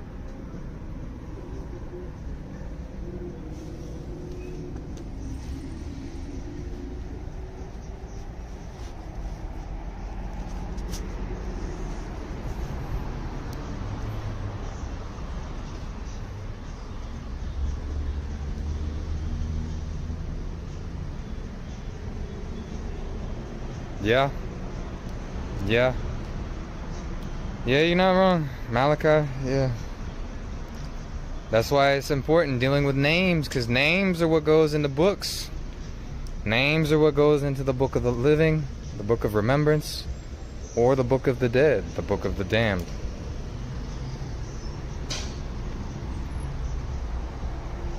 I know, Christine. If you know better, you got to do better. There's an obligation to do what you know. At that point, just because the fraud is going on, as soon as you know about it, you got to do something about it. Otherwise, that's on you. That's how it works in court. That's how it works in the universal scales. That's how it works everywhere. If you know better, you do better. And if you don't, it's on you. That's how it goes. That's the universal scales. The scales of equity.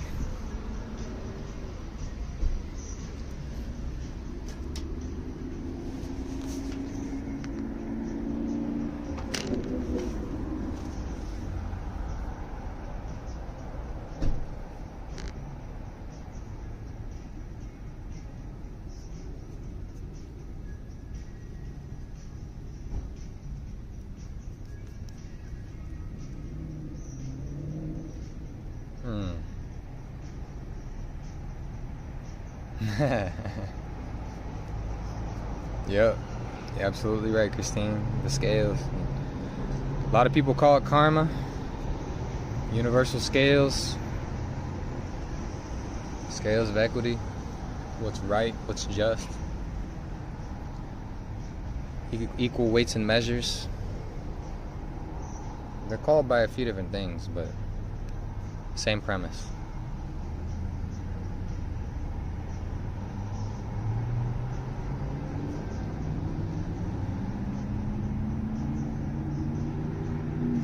Now, don't get me wrong, there are levels of heaven, and it says in the book of Enoch that there is a level of heaven for the righteous, after their lives are completed.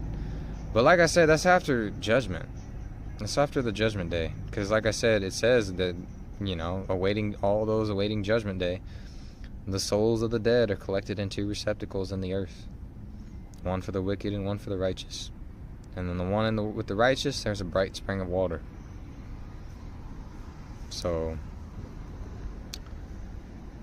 but it is something that the problem is too, what does Lucifer say? He wanted to be like the Most High, to ascend to heaven. That's what it says in Isaiah 14. Well, in that same account in the New Testament, that's what they say. He's ascending to heaven. Lucifer can no more ascend to heaven. He's been brought down to the pit and will remain there. He's covered by the worm and on all sides. And there's just people getting duped. It's a greater crime to kill oneself than it is to kill someone else. That's how grave a sin it is to do that. There are maxims about that as well.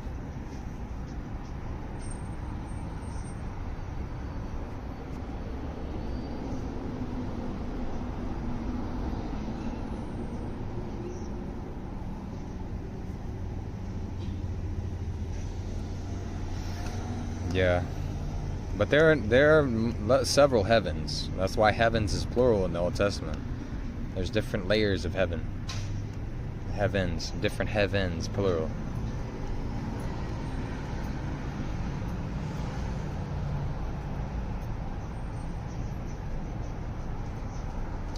But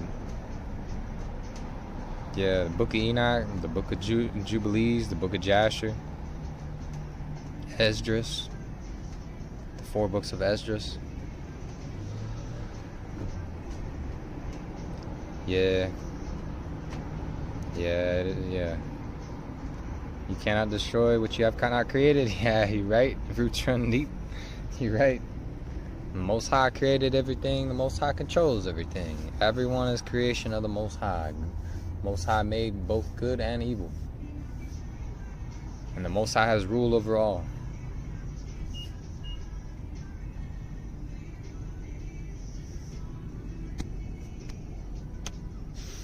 Yeah. That's the other thing that people don't realize too. Is it's like think about it from a point of a father's perspective. If you had your children going to you and asking you, or asking someone else for help when you were already plenty capable of it, how would that make you feel?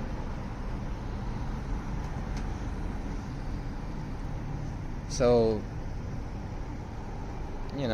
people really just don't give the Most High the credit, all the credit where it's due. Like I said, if you seek the Most High and you truly, seek to correct your ways, and you ask sincerely for help and understanding and guidance, you get it.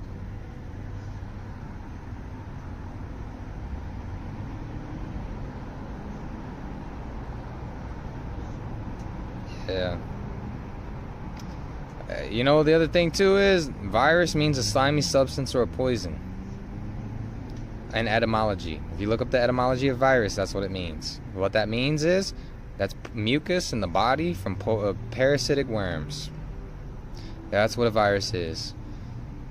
The only reason people are getting sick is because of parasites. Eczema is a parasite. Psoriasis is a parasite. Cancer is parasites. Cancerous tumors are overgrowths of yeast and parasites. A lot of people's fat is parasites.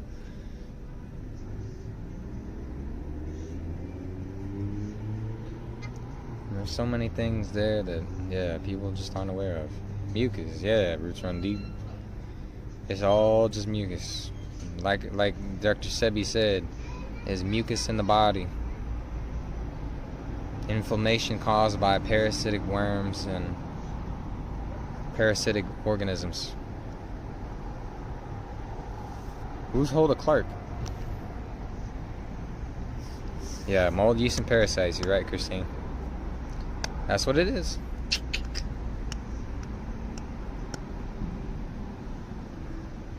Alkaline herbs and foods. Hybridized acidic foods, they create mucus inflammation, and the starches end up causing the food to rot. They rot in the body. Alkaline fruits, foods, vegetables, roots, and seeds, and other things, they heal the body because they restore the alkalinity and rebuild the cells. They take out free radicals because they're alkaline on the basic side of the pH scale, and they receive free radical hydrogens, and they cleanse the body of those excess toxins. That's what they do.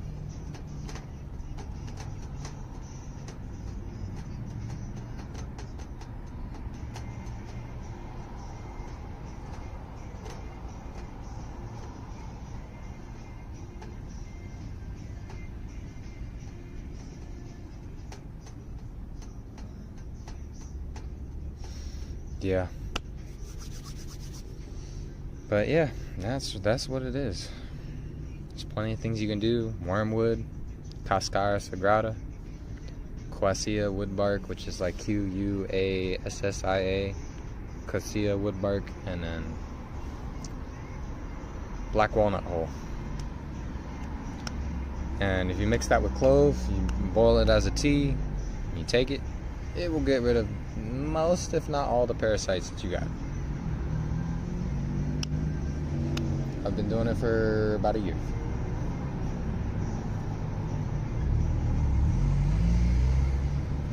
Like I said, let me know what questions y'all have. So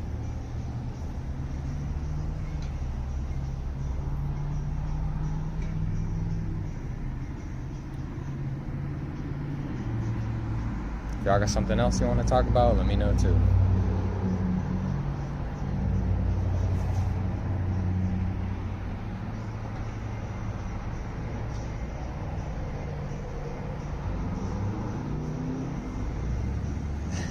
Thank you, Carissa.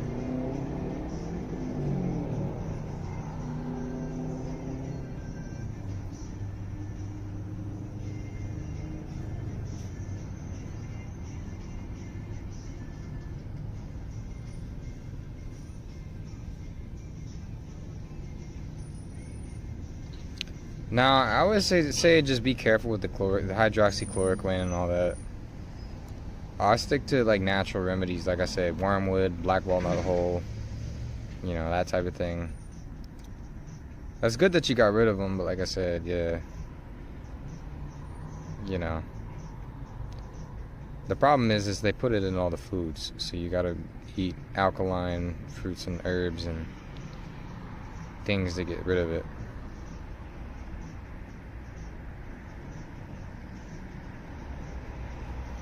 Yeah, did you take that internally, David? I don't know.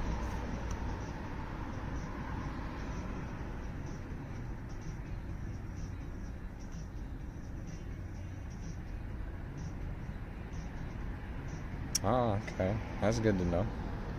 Good to know. Didn't know that. Good to know. Oh, wow.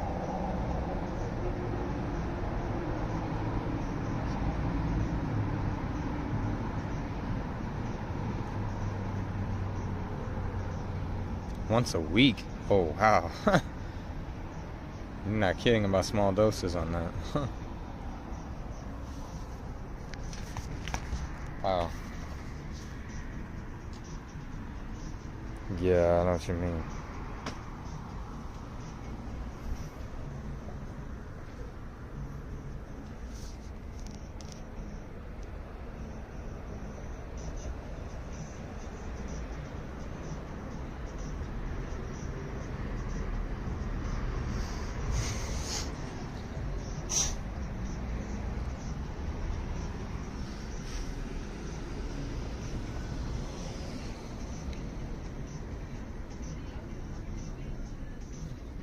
That's cool. That's good to know. Turpentine, castor oil.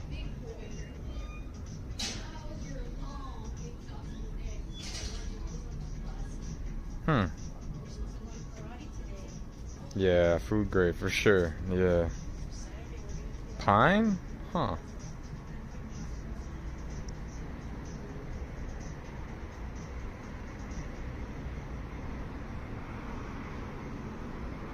That's good, David. That's good. Yeah, cherries, herbs, walnuts. Yeah.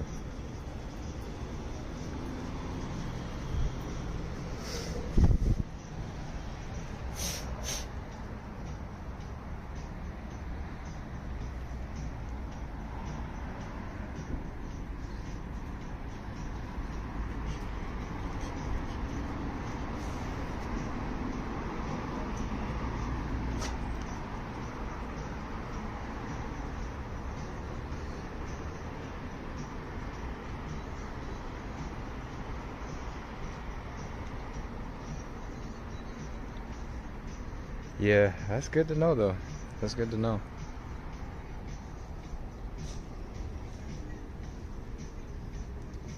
Everybody taking care of their paperwork though? Getting stuff moving along, name changes, private trusts, correcting their status in the county. You do, Carissa. I just like started to get that process going. I got the Minnesota DBA, or assumed name. It does need to go in the paper though. Whatever address you use, I would suggest just wherever you're located at, it does need to go in the paper. Unless you have an address in the birth state, which you could use that, but yeah.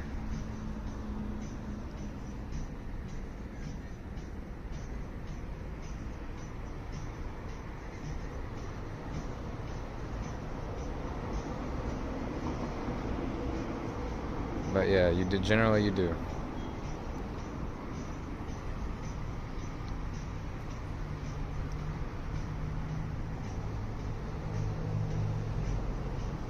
That takes away so much discretion just right there.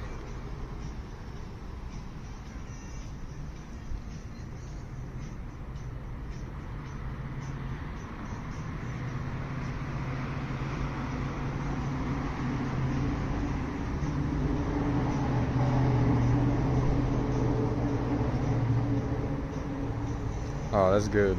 That's good. Yeah, it is necessary. As long as you did it surname, comma, given, or something like that, you know, the surname before the given name, proper case or all lowercase, you know, claiming the first, middle, last, all caps. As long as you did that, you're good. And then you do the Minnesota DBA too.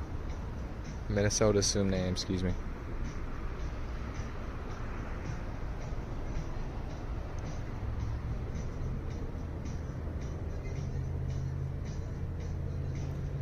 Well, if it's like, if you can send and receive mail there and you have an ongoing relationship with it and all that, I mean, maybe. But like I said, if it's an issue like receiving mail at all, just use your regular, wherever you're located now. You want to make sure you control it for the most part. So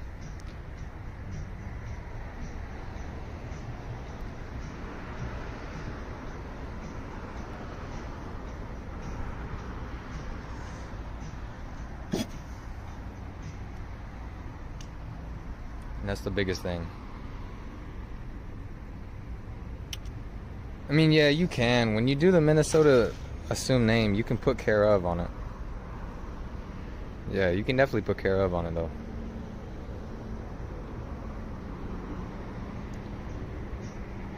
Generally, yeah, you do need to amend that, because the first, middle, last, regardless of how you punctuate it, is still just a fiction.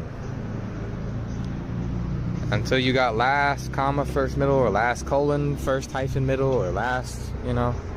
The surname always has to be first. If the surname first didn't claim it, then there was no reversion under the Sustike V claiming the estate.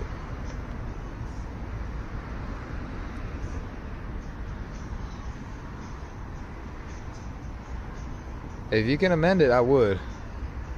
But you'll probably still need to do the paper. If that's how you did the paper, I would just redo it. I know. That part has to be done specifically. And they're gonna know that you don't, it's not quite done properly, because they know these names quite well. They know the differences. The surname, comma, given a proper case is the minima true name that they recognize, and the one with all the rights, titles, and interests as the surname, colon, first, hyphen, middle. What's going on, Niles?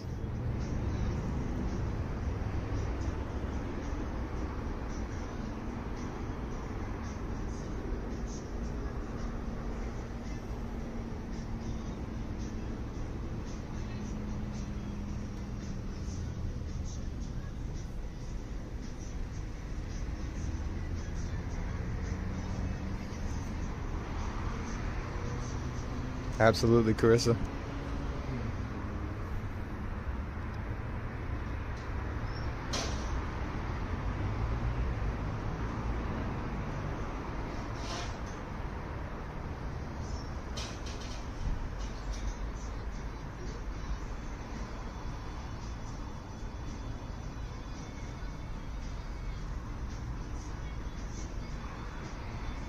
That's what's up. I'm glad you're feeling better, Christine.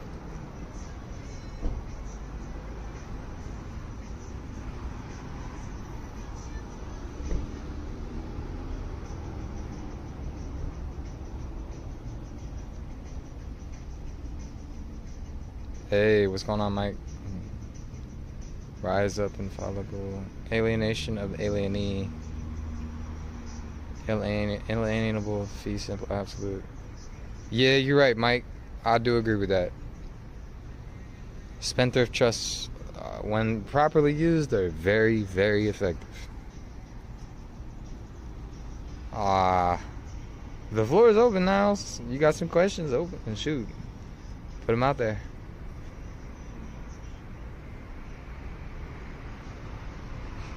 We're talking about scripture and, you know, detoxing right now, earlier, but yeah, whatever you want to cover right now. Floor is open. Open mic.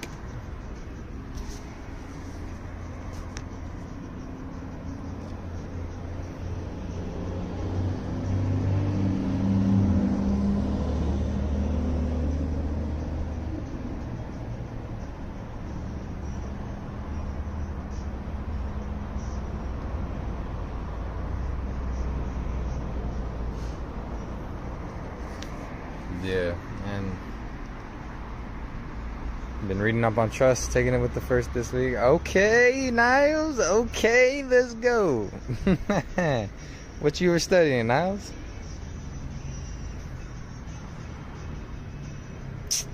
Global mindset. I would say as young as possible. Oh my. Even at 5 years old, you'd be surprised how natural in-kind and trust deposits are to children. They already naturally, inherently understand certain things. That's why the kids get so mad when somebody takes something, and like when they meant to, you know, for somebody to give it back. They understand. When we get taught certain things, we get taught, oh, it's normal to be stolen from. It's normal to not have to give back certain things. Always, you know, children understand. Believe me. It's people that get dumber as they get older. That's why we have to unlearn so much. Oh, IRS. Okay, Niles. You've been looking at them tax forms. I see you.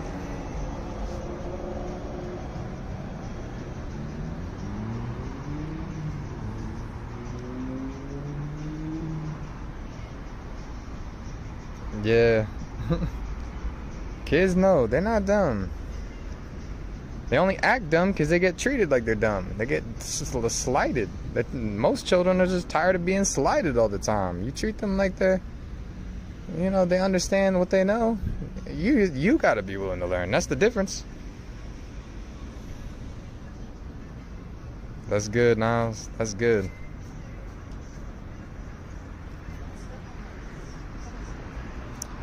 Yeah. I'm glad they've been helping. I'm glad they helped, because there's a lot to it. Like, everything is a tax issue though, but you're definitely on the right track. If you study settlement, closure, and termination of accounts, and merger of titles, and assignment of collateral, you're well on your way. And application of assets. Nah, never, Carissa.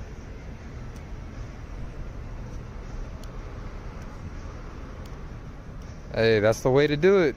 Every generation better than the last. That's why you got to break these generational curses, so these people can get generational wealth. Abundance. Abundance is people's natural state of being. They just forgot.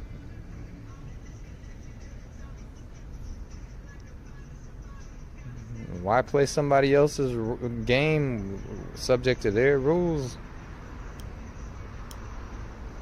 The craziest thing they try to convince you is that you got to live by someone else's rules.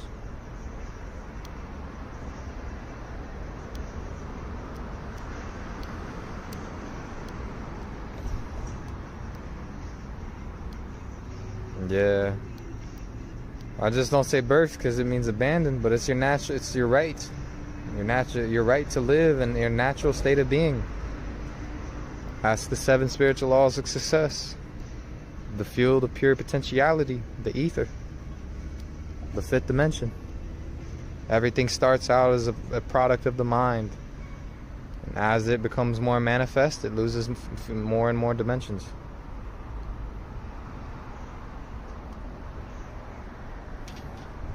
Starts out in the 5th dimension as ether, a thought.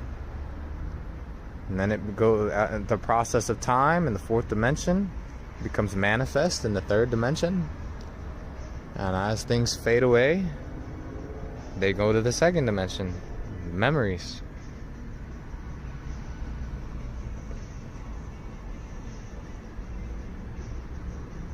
Exactly. For children to thrive, it takes wisdom and understanding, discernment to protect the innocence of youth. The problem becomes when men and women today can't recognize that, and they try to beat that out of their children. You have to embrace it, but that means also embracing their inner child as well. And unfortunately, especially with cowards, they can't do it. It's just simply the truth.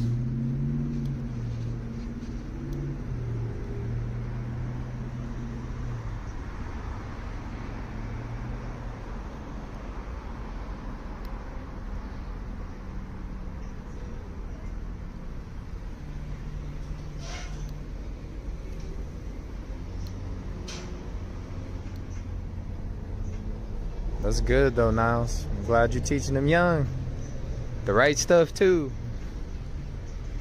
Trust law, estate law, exclusive equity jurisprudence, suretyship, subrogation, exoneration, substitution of parties, substitution of collateral, all that.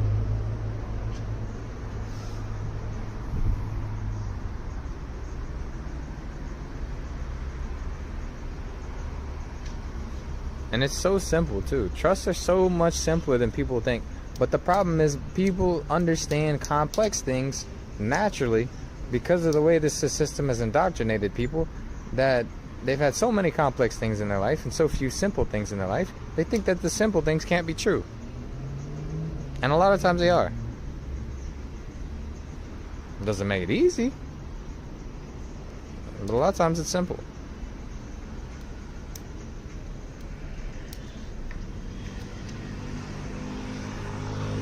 So, yeah, it's really quite simple with trust. You just gotta be familiar with it. Know how it's formed, know why it's formed. Even the rights, parental rights. Parental rights are a form of trust.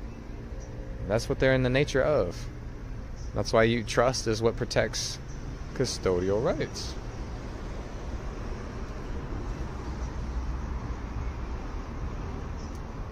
Oh, alright, global mindset, shoot. But you have to understand application of and applicability of laws and their recognition. Like, if you're talking about biblical law and scriptures, you got to know collateral evidence, and you have to know applicability of the laws. So the Hague Convention on Trust and their recognition, that's what it's, regarding. So a settler determines the law form of the trust, and if there's no valid law form set by the settler, then it reverts to where the situs of the trusts are. Where was the trust mainly in contact most of the time, things like that.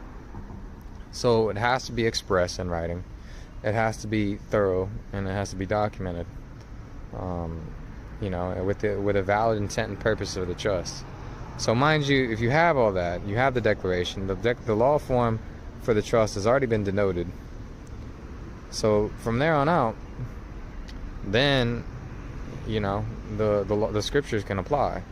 And that's when you bring in Public Law 97-280, Congress and the Bible, and you force people's hand. Their word is their bond. They admitted it and acknowledged it. So who is to say otherwise? Congress acknowledged it. So what else can they do? From then on, you have to prove how everything was created, literally. That's why a knowledge of creation is important. You have knowledge of how everything was created. You have knowledge of how Adam was entrusted with the dominion over the earth. Even if you understand Genesis 1 and 2, Genesis 1, Adam forfeited all the rights by not seeking the Most High, and it got forfeited to Genesis 2 under the lineage of Seth. That's how everything applies today. Dealing with men and women instead of humans and law. human beings, Homo sapiens, hominins, the order of primates, the smartest beast of the field. Yeah. You have to forgive yourself too, because as you didn't know these things before. So like I said, after you know better, you do better.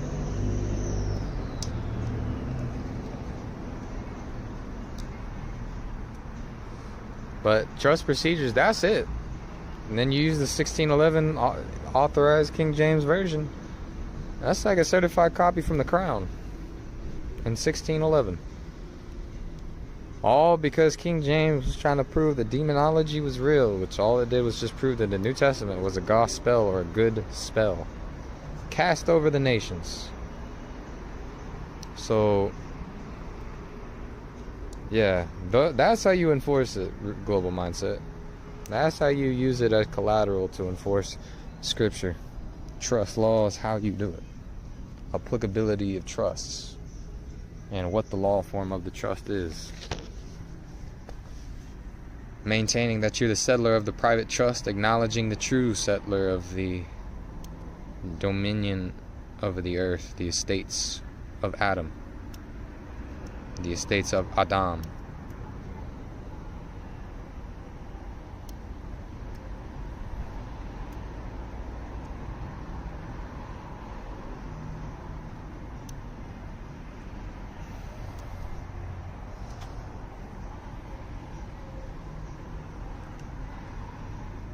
And then it's just understanding scripture, knowing what's right according to scripture versus what they're doing.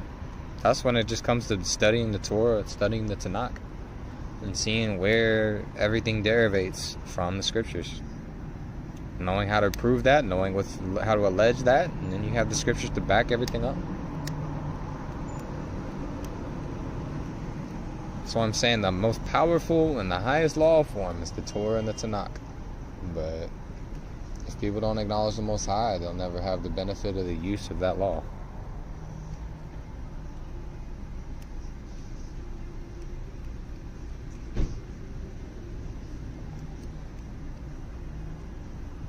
But yeah, that's what I'm going to be teaching my heirs.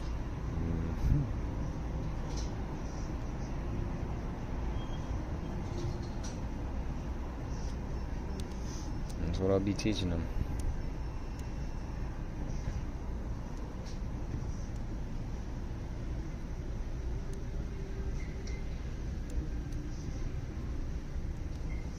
Even in an express trust, you could literally just have the meeting minutes. You could say and have the board of trustees acknowledge that the law form of this trust is done under this declaration of trust, or you can put it in your trust indenture.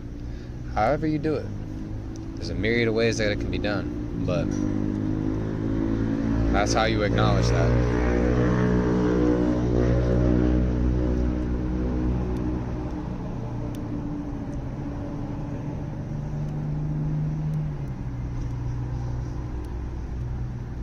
Because the people are dealing with those who dealing with the Creator, not dealing with equal rights and justice, or constructive towards men's weak. And no force under the earth can stop the revolution when it comes.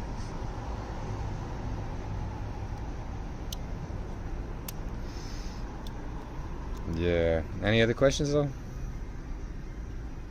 Let me know. I hope that answered your question, Global Mindset.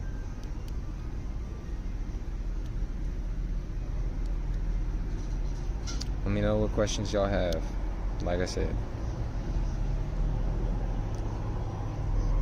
I want to make sure that I make the most of the the time that people will spend on here. I'm grateful for everyone tuning in and taking time out of their day to research and study and do all that. So I want to do my best to make the most of the time that we have right here. So if you got any questions, please let me know.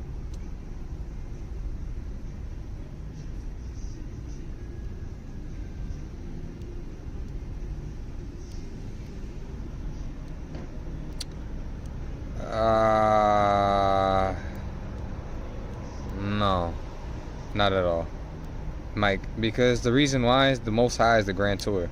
The state will always construe themselves to be the grantor, the king, and us as the servant. The problem is they're misconstruing the trust, and they're failing to acknowledge the Most High from whence the kingdom came.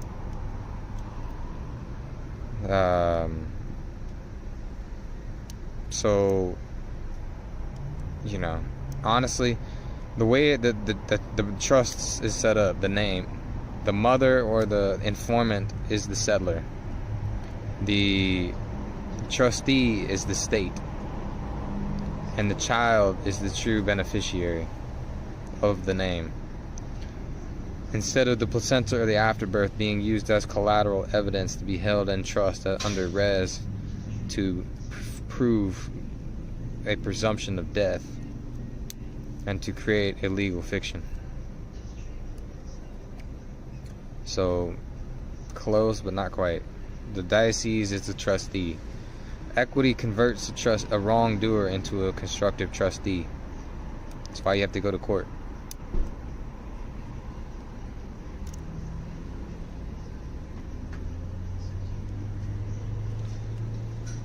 That's why they have legal title, because it's a trust. Doesn't mean they're supposed to continue to own the property. That's why you have to make a claim.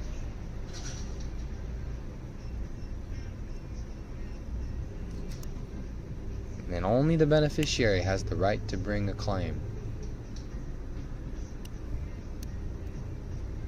And that's how it goes. That's the thing. It's like when you get to that level, you know, dealing with things, you're proving more so life, because what actually causes the trust to be, the constructive trust to be created, is the proof of life.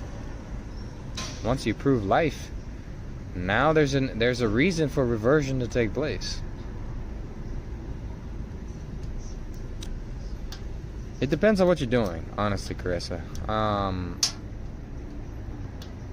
If you're dealing with the fiction and like I said, you're keeping it as an authorized representative capacity, and like you're dealing with, I don't know, let's say, I don't know, credit repair or you know, certain things, like certain accounts in the public that you're just dealing with kind of on a daily, you know, then you can use like authorized representative, and you could use the first hyphen middle colon last. That's kind of the time you would use that. When you're dealing with accounts and fictions and things, when they're not going to recognize the true man or the true woman, but you need to take care of business because you have some type of interest via your estate or an account or policy or deposit account, you know, whatever it be, you know, generally like consumer law, like, you know, things like that. Like there's other times, you know, sometimes certain bank things, it just depends on the situation. And really, that's really what it's relying on. It's according to the transaction. But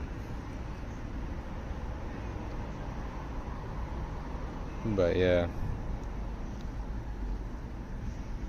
But generally speaking, it's used to identify the real man or real woman.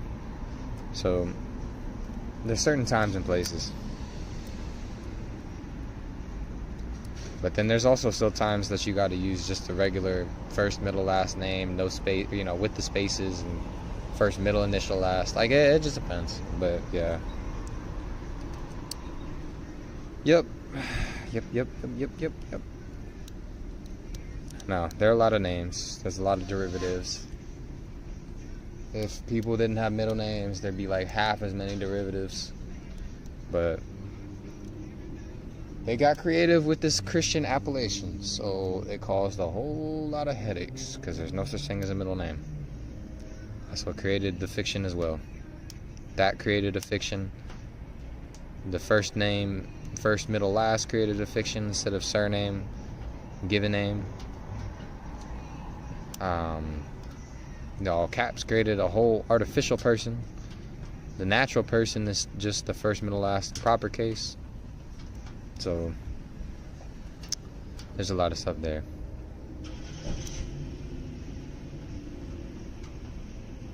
But yeah, generally, like, the name change gives you control, gives you certain rights back to the natural person. Now you have a character that's living in their realm to be able to claim accounts. So then you correct the status as that living estate, for lack of a better word.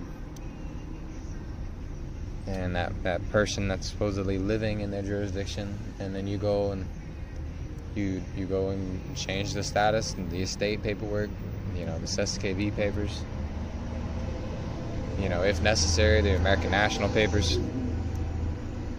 Make sure you got the fee schedule and all that included, and ordinance of estates. And then, you go in and, take care of that. And then you gather your evidence, you gather everything, the Minnesota doing business as, the trusts, all that type of stuff.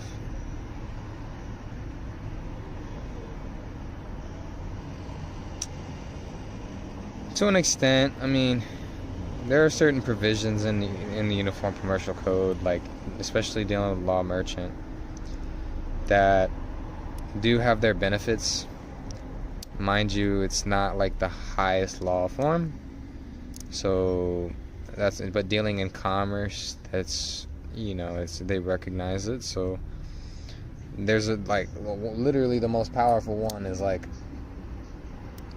reserving the rights, titles, and interests with specific, qualified endorsements, and then, without prejudice. So that basically allows you to bring in a prior claim, because you have without prejudicial action under UCC 1-308. If you're dealing with tender of payment, like 3-603, a lot of times apply court of satisfaction. But if it doesn't, meaning they dishonor the payment or anything like that, just report the capital gains tax. And if you don't know the amounts, leave the OID blank. But report the capital gains. There's no reason to be liable for a tax you didn't even create via someone stealing your identity. All you got to do is properly report it. Report the fraud so you're not liable for it.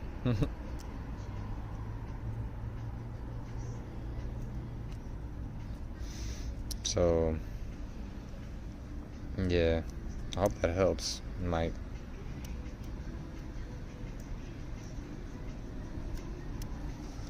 But yeah, I mean, there's quite a lot that you can do with it. And trust is so versatile, because you can, like I said, you can express any of these applications to be trusts with qualified endorsements. You can endorse it by grantor, beneficiary, authorized representative. There's so many different times and ways that you can do it. Some are more beneficial than others, and it just also does depend on what can you prove and what do you know. Which is why it's important to study trust law and estate law, corpus juris secundum, Gilbert's law, summaries on the law of trusts.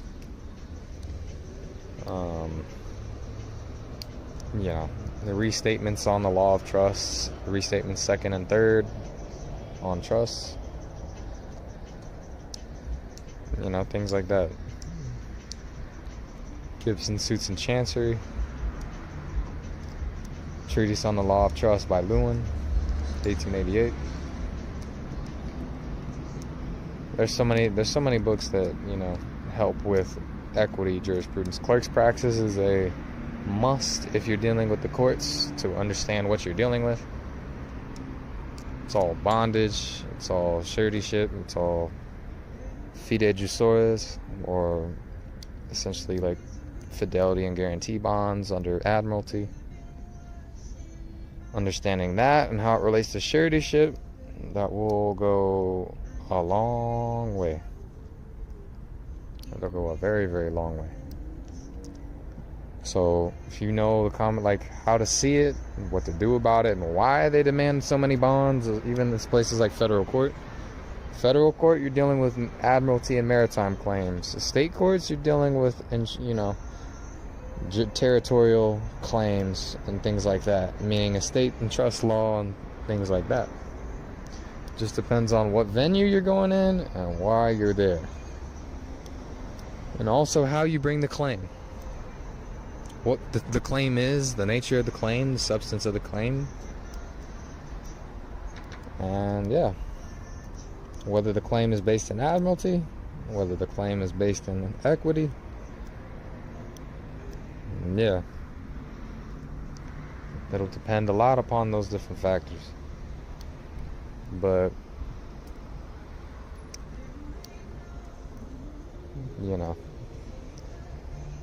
especially with guardian-ward relationships, everybody's construed to be a ward of the state or a ward of the courts right now. Being that everybody's considered a person instead of having one. So that's why you do certain separations. That's why you sign certain things certain ways. So even when you petition for the surname, the name change,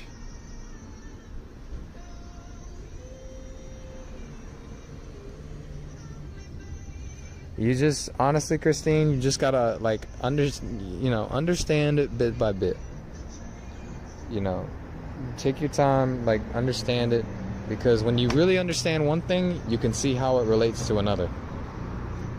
It's all based on, like I said, memory is based on emotions, because that's something that I feel like women have somewhat of an easier time with than most men, because men are taught to suppress their emotions, and then they just memorize stuff and they don't actually understand it, or they don't tie an emotional aspect of some feeling to certain things. But it is something that's necessary, because like I said, the reason I understand and remember all this stuff is because usually when I found it out, it was so shell shocking that it just stuck with me.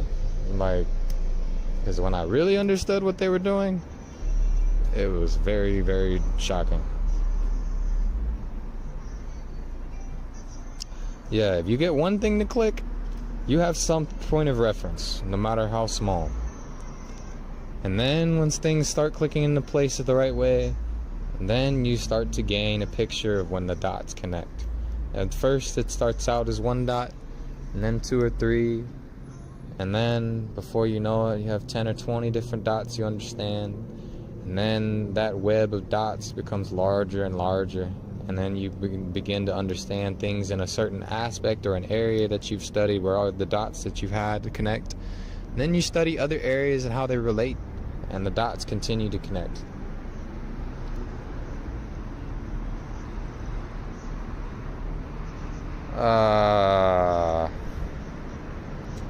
Well, it has to do more so with the Hague Convention, but being honest, the authentication is just to give you a title that's as good as the original.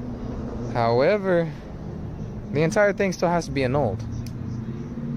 The birth certificate is only, like I said, a death certificate.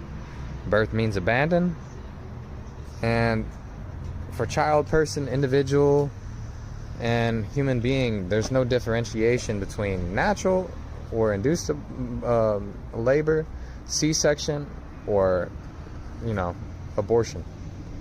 They make no differentiation. And a human being is a monster in Valentine's Law. Yeah. Connect your pee, you're not lying. It is also like drinking from a fire hose at first, till you get an appetite for it. It does sometimes shock you, yes, and the only thing you can do is just accept how it is. I know it's a lot and all that, but the more you have the dots connect, the more you'll be able to form new dots and in their proper relation to other things. But yeah, it is like drinking from a fire hose. You gotta take it one thing at a time. That's why the basics and foundations are so important. Because if you can explain it to a 5-year-old and explain it to someone in college, generally you understand it pretty well.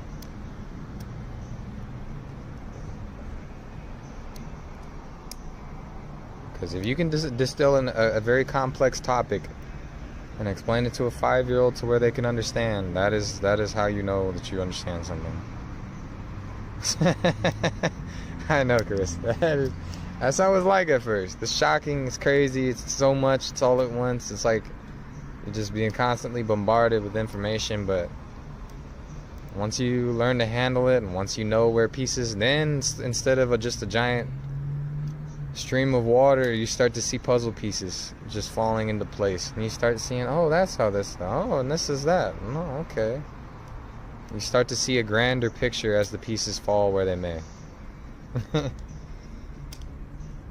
But like I said, you don't know what the picture is when you only got 2 pieces out of 1,000. But when you got 900 pieces, it's pretty easy to tell what the picture is. You may not know all of it, but you know a decent amount. It's just like jigsaw puzzles. Each piece has its own place. So all you're doing is figuring out how everything arranges.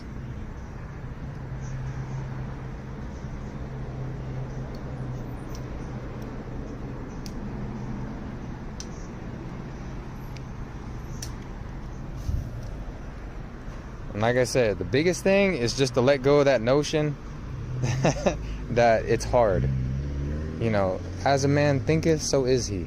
So what you become what you think you are. So if you think it's easy, it'll become easy. If you think it's hard, it'll become hard. You know, that's why it's important to be going with a good attitude and a good perspective and a mindset, especially at the beginning, and to maintain that. Thank you, Global Mindset. That's how it is, though. Because if you got 900 out of 1,000 pieces, you can see most of the picture. You might not know everything, but you can see how the last pieces as they come will fit into place.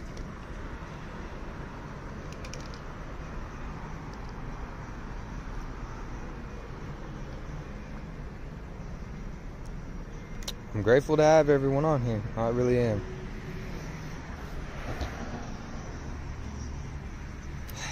I'm grateful, like I said.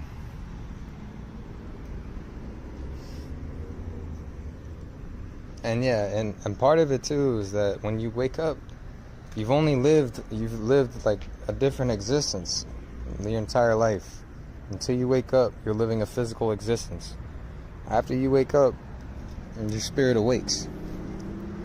And you're living on simultaneously in several planes of existence. That's why it's so shocking at first. It's like being young again. You just see everything's loud, everything's bright.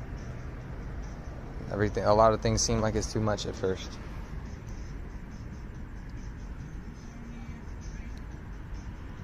Yeah. Well, and that's the thing, the righteous are rewarded even upon the earth. And more so after their time. So the righteous, even with Job lost everything. He was wealthy, and his sons and daughters sinned, and he lost everything as a result. But after he was tested for a time, and for the answers that he gave unto the wicked, the Most High restored unto him a greater wealth and greater abundance than he had in the former estate. So that is something, there. So the righteous are rewarded in the earth and during their life, and more so afterwards. The wicked have no reward, neither here in this life nor after Judgment Day.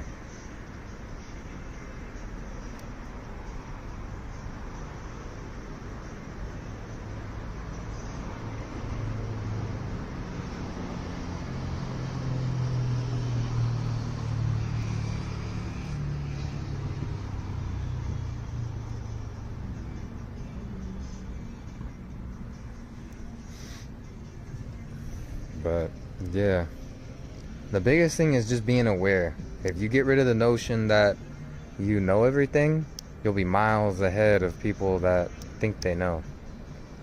Because the greatest masters are still students. Doesn't matter who it is or what discipline it is or what field of study. When you let go of that notion that you know everything, you're able to walk into a room and be taught. That's when you're able to walk into different places by masters of different fields and learn. That's when you start finding out things. Because if you just think you know everything, you'll put off even the greatest of masters. You have to be willing to learn.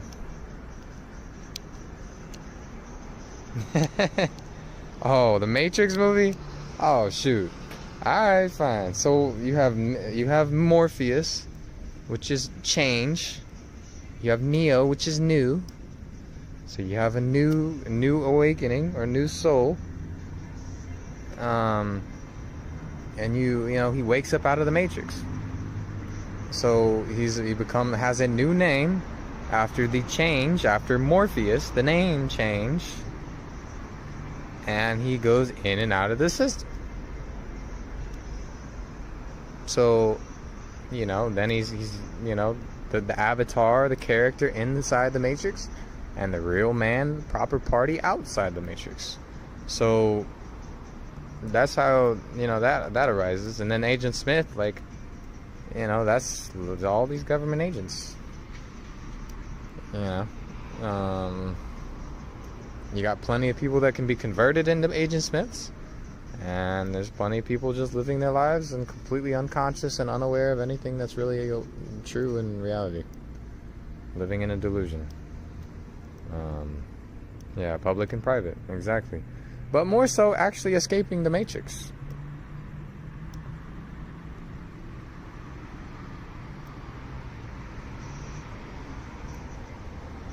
Yeah, don't accept any title of Mr. or Mrs. Because it's short and it's a corrupted form of master and mistress, but even those two terms are not the best. It's dealing with master of the vessel and mistress of the vessels, but that's still under Admiralty Maritime. If you're dealing with the name, you treat the name as a trust. And if you're talking about the real party, you denote it through your qualified endorsement, by, colon, whatever endorsement, executor, grantor beneficiary, executor beneficiary, authorized representative. So how you perform your duties denotes who you are as well. That's why a lot of people have the surname Smith, because they were Smiths. That's who they were.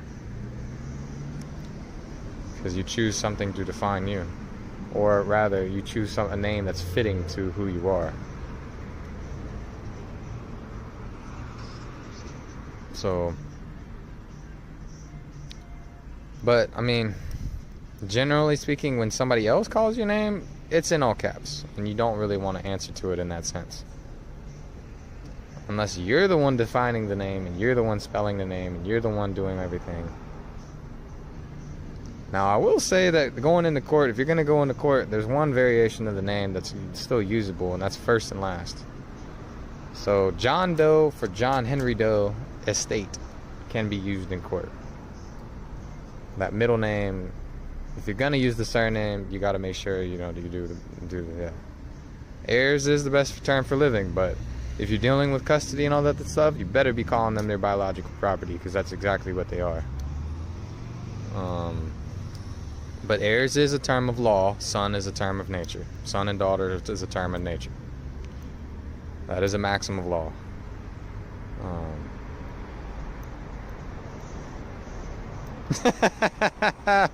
That's interesting. Connect your feet.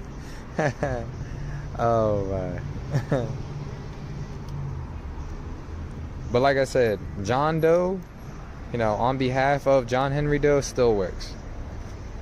I've done that in court. It does work. You do need certain documents, but you can still use it. That is doable. But generally, the order matters. If you're gonna go with the full name, you better denote that surname before everything. Otherwise, they got you. No matter how it's styled, how it's presented. You always put your family first, even when you present your name.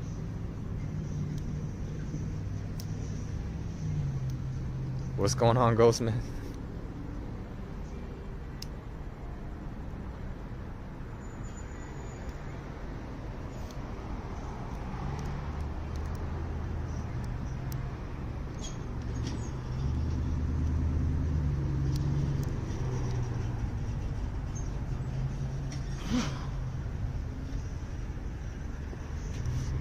Yeah. But, I mean, the Matrix is really there to tell you about the two, public and private. I mean, that's really what it's there for. More so than that, it's actually telling you about the actual Matrix. Like, there is an actual Matrix that's actually in effect to this day and right now. Like, everybody is actually in the actual Matrix. Like, it was a documentary. There's been times when I've seen the green lines and the Matrix in the code in reality. I have seen it before with my own eyes. I have witnessed it.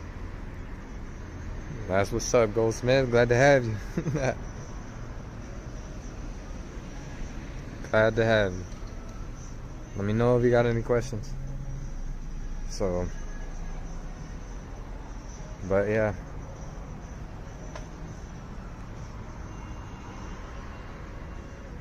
And the reason why computers deal with black screens and green letters or white letters, or, you know, when you're dealing with the command prompts and binary, is because that realm in that computer is in the void.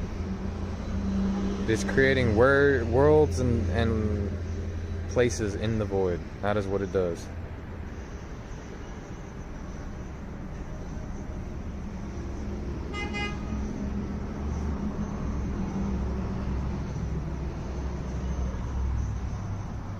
"13th floor. Thank you. Thank you, 771. That is amazing. I've seen that one. I've seen that one. Yeah, that's definitely one to watch. 13th floor. I feel like that was like less of a lesser known one too, but that is definitely a good one. He goes in and out of the construct, and then he finds out his world was a construct. But that being said, here's the biggest misconception that people make. What you do, even in a dream, affects you in every reality. If you want an example of this and a warning, watch Donnie Darko. Donnie Darko is the prime example of a man who made horrible choices upon certain things happening to him, and as a result, his timeline and reality ended because of the choices he made in his dream.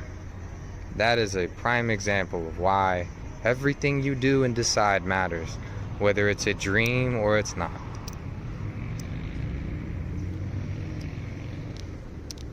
Donnie Darko is a very dark movie, but it was a stark warning for everyone, though. Didn't really like it that much, but it had its purpose, and it had to be told the way it was. So I understand. I get why.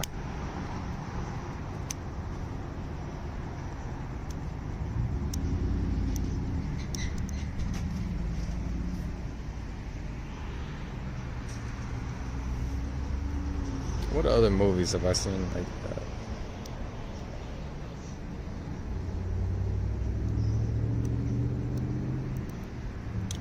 Ghost in the Shell was a wild movie too. It talks about the transhumanism that they're going to be doing.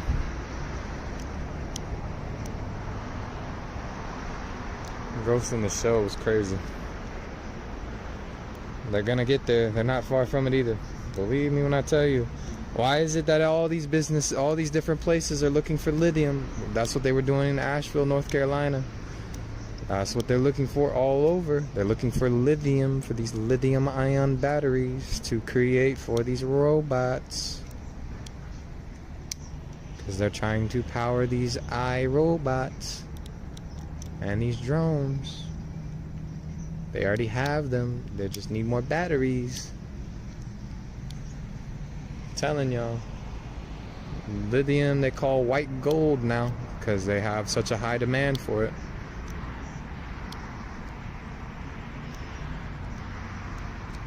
Ain't no jokes out here.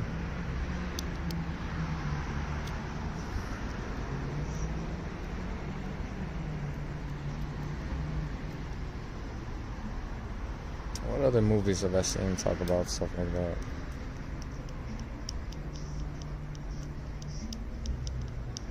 So many movies. That's the real news.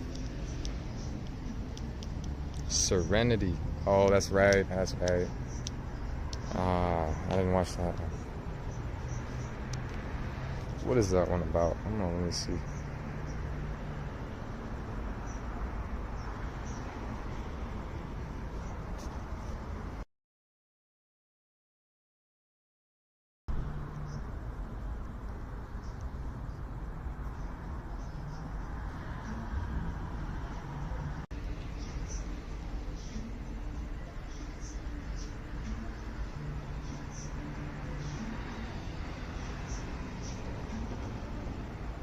Hmm.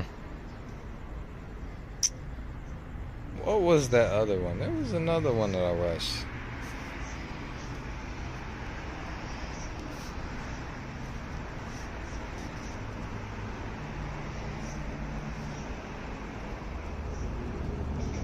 Source Code, that's what it was. Source Code was wild. That talks about it too. What else? There was... Shoot, there's so many.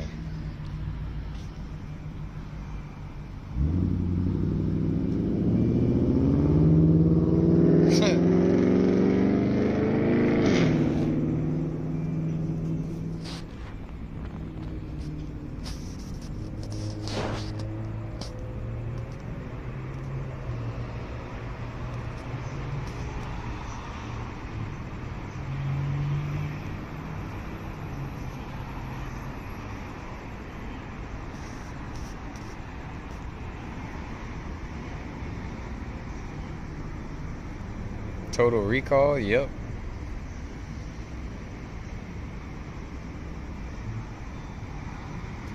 I'm gonna have to watch that Virtuosity. I didn't even know about that.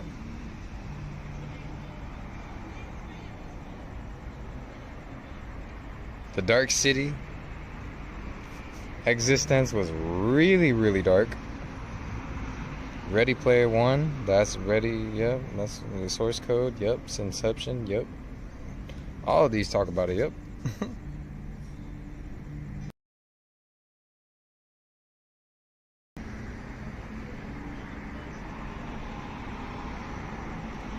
Free Guy, yep.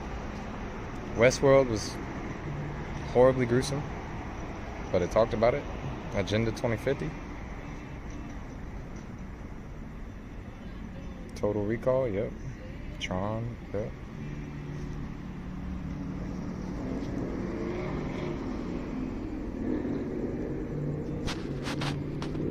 Yeah, absolutely.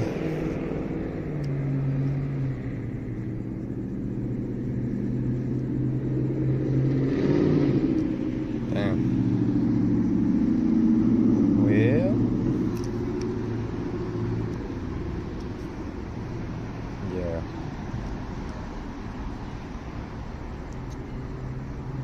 But yeah, I mean, once, like I said, you know, the more you study, the more you know. The more you can enforce in the courts. So, you know, now's the time to be correcting the status, doing the name change, doing the trusts, doing this other stuff, getting the Minnesota sim names, filing papers, because ain't no telling what's gonna happen. Not saying freak out, just move with haste. Make sure you know what you're doing, but Running Man? Let me check. It sounds familiar though.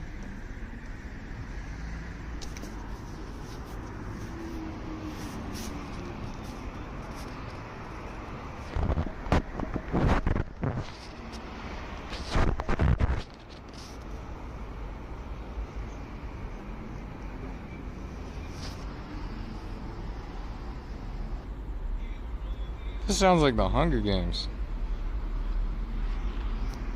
I haven't seen this, to be honest, but definitely looks like something that is there.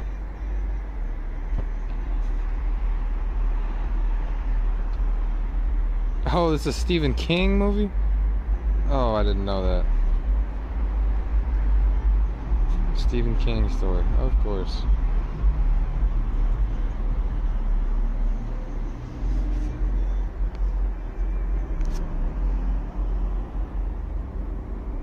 November 21st, 2025. Oh, they're talking about big stuff in this movie. I might have to watch this. The Running Man. Alright, well, I got something to watch now. There's a bunch. I got so many things to watch. Oh, yeah. He's running from the state.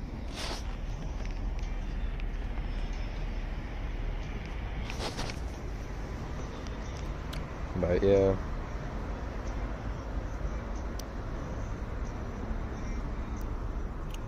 They're doing all kinds of stuff like transhumanism and all this stuff. People are gonna have cybernetic all this. Oh, what's going on, Chief?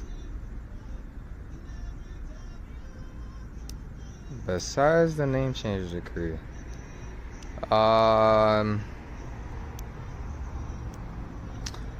identity theft affidavit form 14039. This is how you denote that someone stole your identity on the original accounts for the year that you were born. Because they file the state returns for the first 18 years of your life until you took control of your estate. So that's one of the biggest ones, 14039 and 14039B for business. Those two particular forms denote that. And that, along with the 2848, appointing yourself over the account. What else? Langoliers. Oh wow. Sheesh, might have to watch that. But what else actually works? What else works?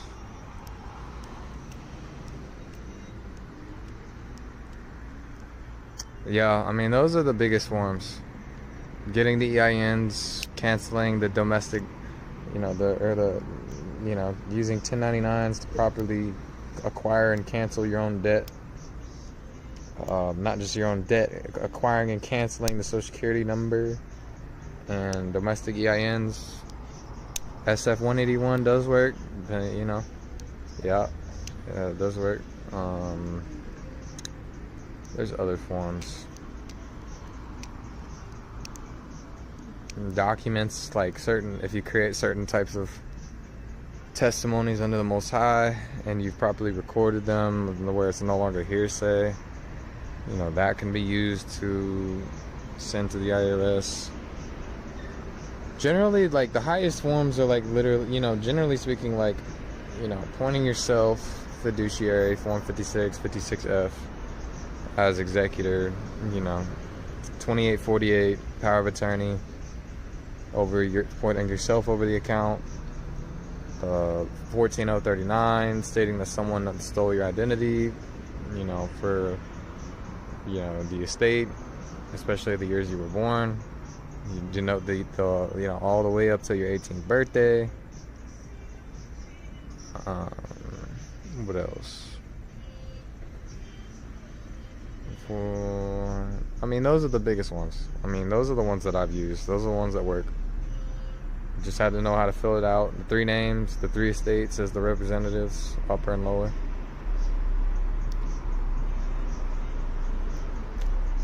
Oh, let me see. Do I have that out? Let me see. I might have that. And where is it?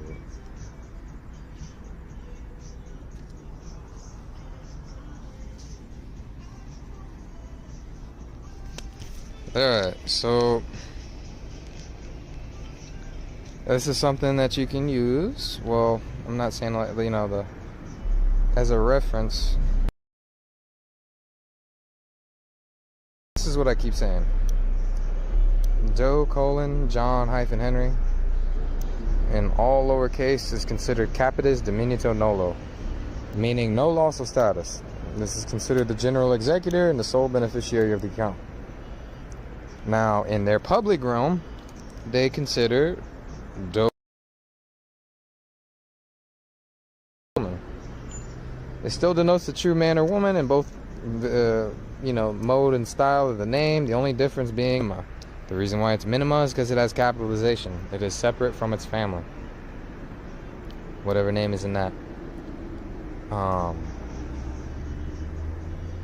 What else? So this is what you can, to give you an idea of how it works.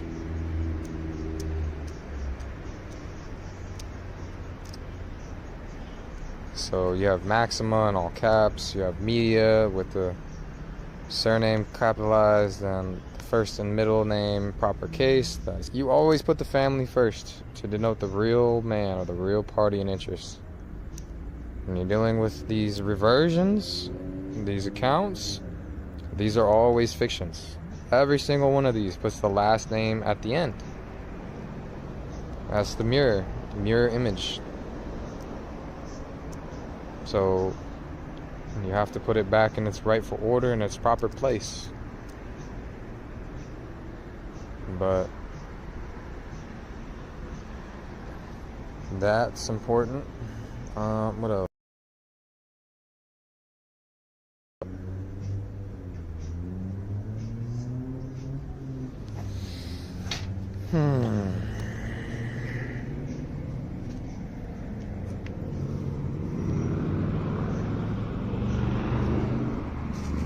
There's a few other things that you can do, but like I said, mainly you're dealing with tax laws, undoing your contracts, rescinding the driver's license. Mind you got to be properly prepared for that, and you got to be ready for what comes with it. But that is something that you can do.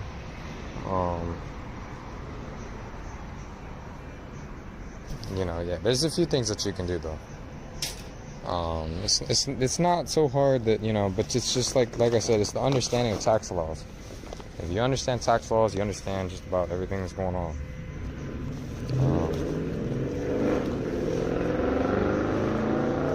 How titles pass to a property is conveyancing. That's trust law. Using that to enforce a position in trust. Knowing what to do and how to go about it in that sense. But yeah.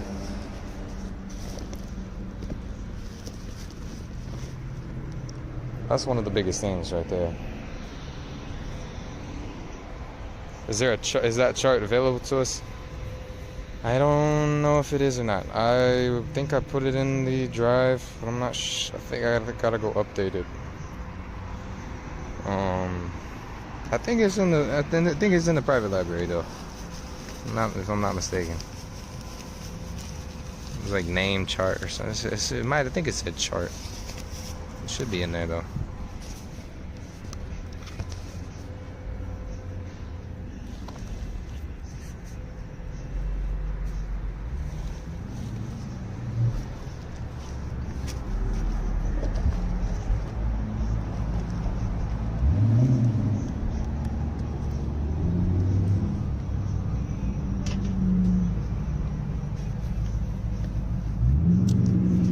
Yeah, like I said, let me know what questions y'all have, because I can talk about anything, but I don't know what to talk about. I want to make sure it benefits everyone.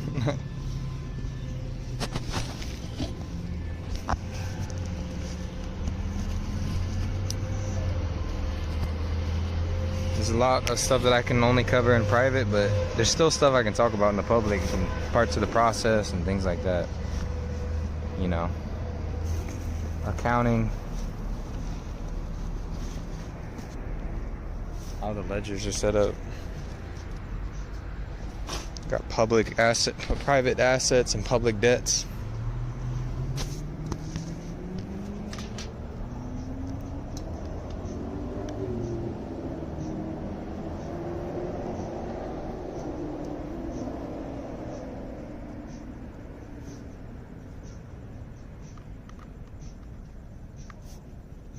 Let's see, what else can we talk about? We can talk about a few things.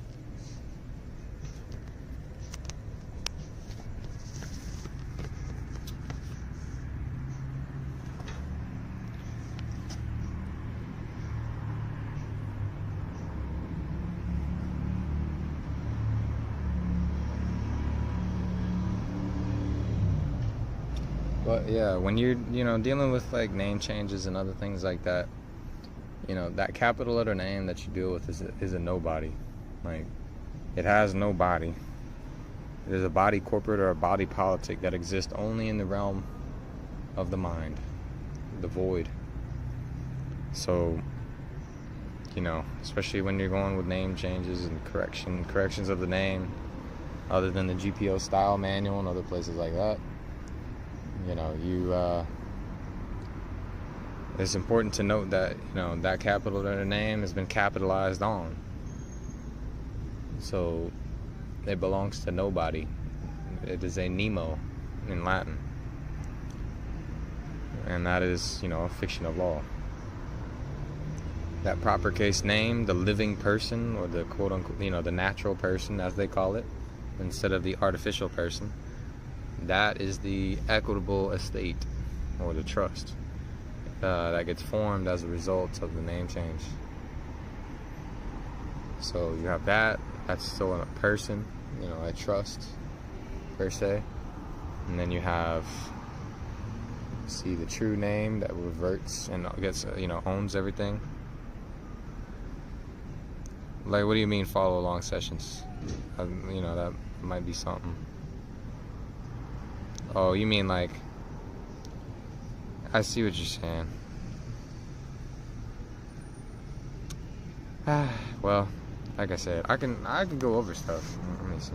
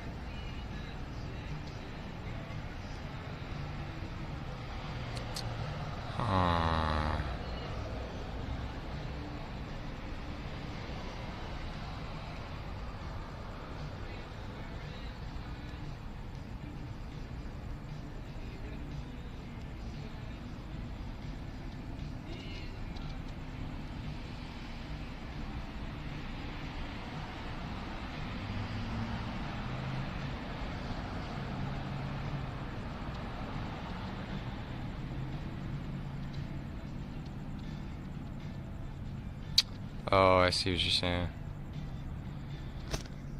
Yeah, I gotta get to that point, like I said, that I,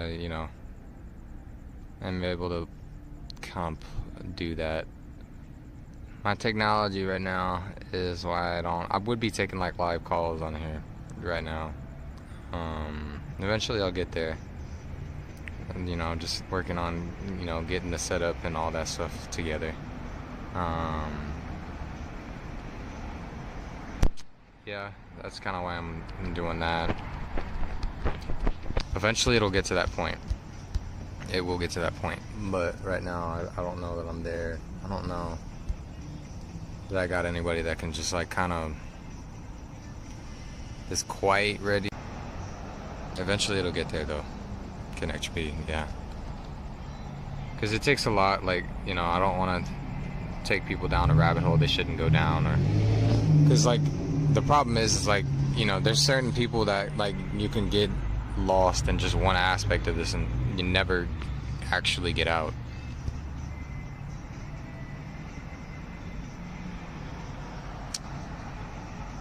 Yeah, I know what you're talking about. But that's really what my Friday classes are for. I usually present on Fridays, do something like that. And then I do something like that. Topic Goldsmith. So the reason why the name change is so important is really just a name correction, but it's through court-ordered process, is because you have to reconnect the body to the head. The capital letter name is a no body, or the capital or principal city. The head writes capital city, because it was capitalized. Your name was turned into a city. That's what happened. So when they capitalized on your name, what essentially happened is they created, they changed it to its own, a likeness of a city. That's why it was capitalized. It became the body politic or the body corporate that rules from the head. The body is the upper and lower name, the equitable estate. That's the living body, the actual body, the title to the body. That's why it's a natural person. But the actual soul is, you know, the actual soul is the surname and then given name in that order, presented like that always. But the reason why it's so important is because the name change from all caps to upper and lower connects both the body corporate and body, or body politic, to the actual body. So now it brings back the decision making and the capability of making decisions within the body, the natural body. So it alienated the right of decision making from the actual corporeal physical body. That's why it's called a no body, because it was alienated from the physical body, the ability to make decisions. That's how they created a guardian ward relationship. So that's why it's so important to do the name change, because the name change effectively gives you control and rights. It shows that you're living, and it also gives you control of the capital letter name to be able to destroy it and to get rid of it, or to control it entirely and have it owned via corporate inversion. That is the purpose of it. So that's why the name change order, or the name change decree, depending on how, if it's a decree, it's in equity. If it's an order, it's in law. But really, you just want to be able to get the court to order it and change the mode and style of the name.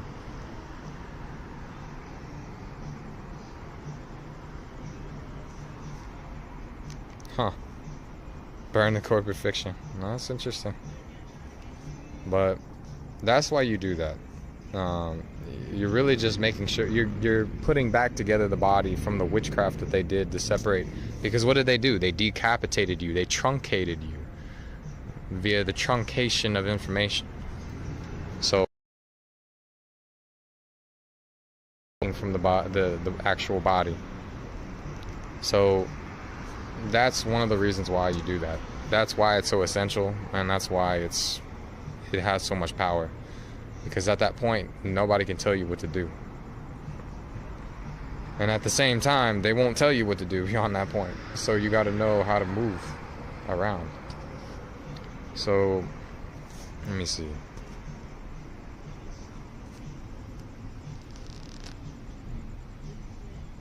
Yeah, there it is.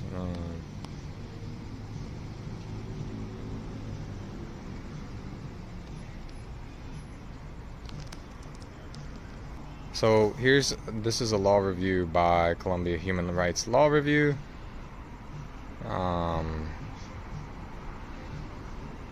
So it states here, the phrase legal name appears everywhere, and wherever it appears, it seems to come with an assumption that it picks out one clear such name for each person. So do, quote, legal names, as the phrase is commonly understood, really exist? As far as federal and most state law is concerned, it turns out the answer is a clear no. This article seeks to highlight the legal, moral, philosophical wrongness of the notion that people have one uniquely identifying legal name. So this is something that's very important, although this is just the actual thing. Where was it? This is another resource that you can use to understand names and changes of names. There really isn't a true legal name. That's why they have assumed name certificates. So, let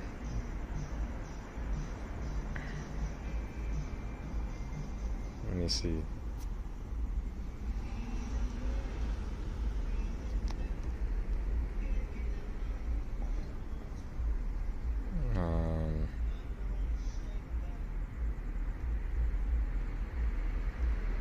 But this is a fairly long document, but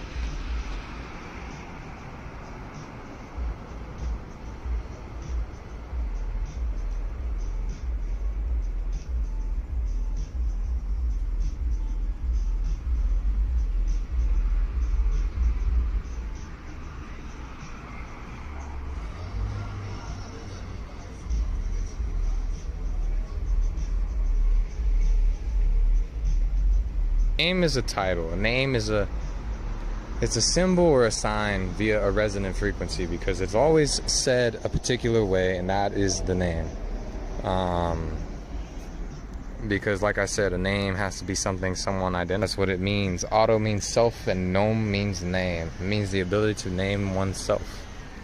What you identify is what you become.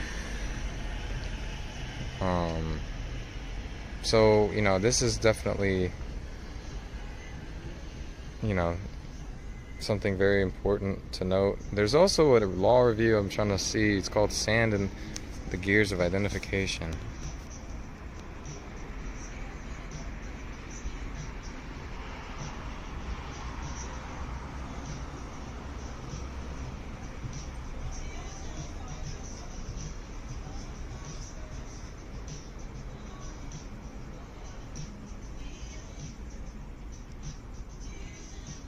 There we go. I do have it. Okay.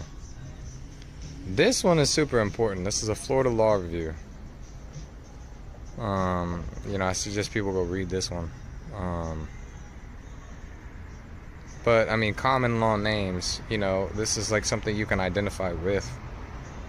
You know, like I said, I did, you know, recorded it. And like I said, you don't have to identify with that birth certificate. In fact, that's why most people have problems today. You know, like during the last 2 decades, law and regulation have expanded to require real name identification in virtually every aspect of life, from online purchases to healthcare.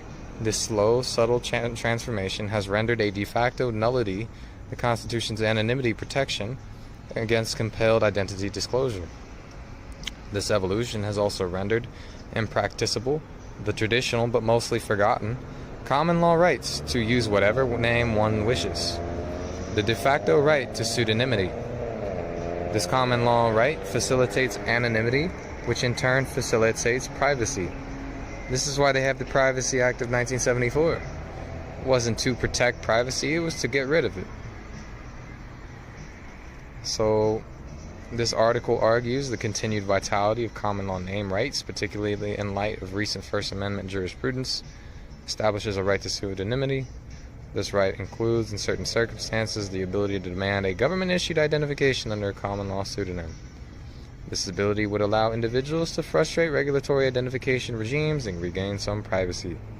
Beyond these practical implications, this article, employing the classic property liability distinction, demonstrates how name governance changed from the common law liability regime to a government-owned property regime. This shift reflects an important and hitherto unrecognized transformation in the legal relationship. So, considered controversial. I'm not going to touch on everything in this, but essentially there are ways to obtain a passport that you know, for a common law name that you've had for longer than 5 years, based on an affidavit of someone else and something like that. So that is a method that you could use to essentially get something like that. We've been scammed for, yeah, honestly, we have been scammed for many years. Like I said, you know, not everybody has a common law name that they've had for 5 years, which is kind of part of the problem. You know, and they do it based on tenure of names. So realistically, you should be able to do it for any lawful reason. But like I said, the government, you know, the courts are the ones that have the power to issue new identities, because who has the power to change the name? The courts. So in that sense, the one that has the power to issue new identities and dealing with property rights and jurisdictions is the court. Hence why the presumption of death suit is so important, because a new name denotes new status and new you know, things there. So it's different, you know, there's different potential and different rights and privileges and immunities that come with a good name. A good name is rather to be chosen than great riches, and loving favor rather than silver and gold. And that's the reason why.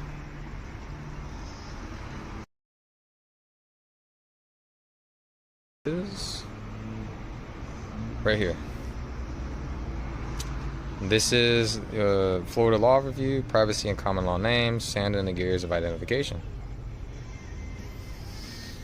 And it's volume 68, issue 2, article 6 by Adam Kendui, something like that. Spotted entries in the notary's book, credible witness listed in place of a form of government ID. The problem is like stupidity of most people in society today. There's no privacy. It is to know how to do business and deal with trusts and corporate structure and know how to properly structure your business. That's really the only way to privacy. Having your common law name, which is you're supposed to be your true name, completely separate from the public. Executor of the estate, XYZ. But like I said, you need an identification that's not in all caps, because you're not dead, and I'm not either. So you can't put your name in all caps. Now, everybody will lie to you until they're blue in the face, saying that, oh, you can't get an ID in upper and lower. Yes, you can. It's not common. It's not normal. But it can be done. I've heard it plenty of times. If a name change can be decreed from all caps to upper and lower, they have identifications to document the same. People just need to stop doing what's... Most people are like... people like us are special. There's a difference between special, which is denoting species and kind, and there's a different, in general, which is just public, generic. Common. This is the difference between common stock and preferred stock. You know what I'm talking about with the birth certificate? You get what I'm saying?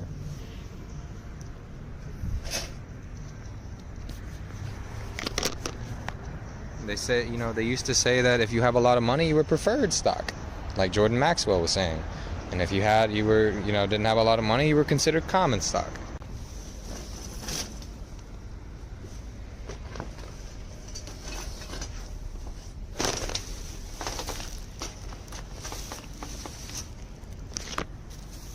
Honestly, cursive writing really doesn't even matter, to be honest with you. So, when you write in cursive, you curse your name. It also stems from kurere, meaning to run. It means to run together, like a curse. That's what it means. So, be glad that they don't do cursive in schools anymore. It's kind of pointless, to be honest with you. And don't write your name in cursive. Please don't. That's a good one. What else denotes name change? It's kind of an esoteric thing, to be honest with you, because most people just don't know about the capital letter name. But they have it on all their laws, so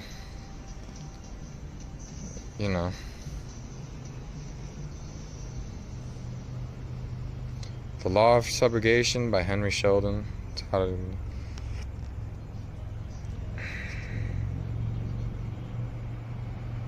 It doesn't matter, though. It honestly doesn't matter. If you do, because the difference being is that it doesn't actually identify you. So if you identify as it, then you're becoming the placenta and afterbirth that they stated that was dead in the hospital. So, like I said, it's more about having your surname before your given name, like it is on the passport, than it is to say first, middle, last, regardless of how it's spelled. That's what created the fiction in the first place. Think about it.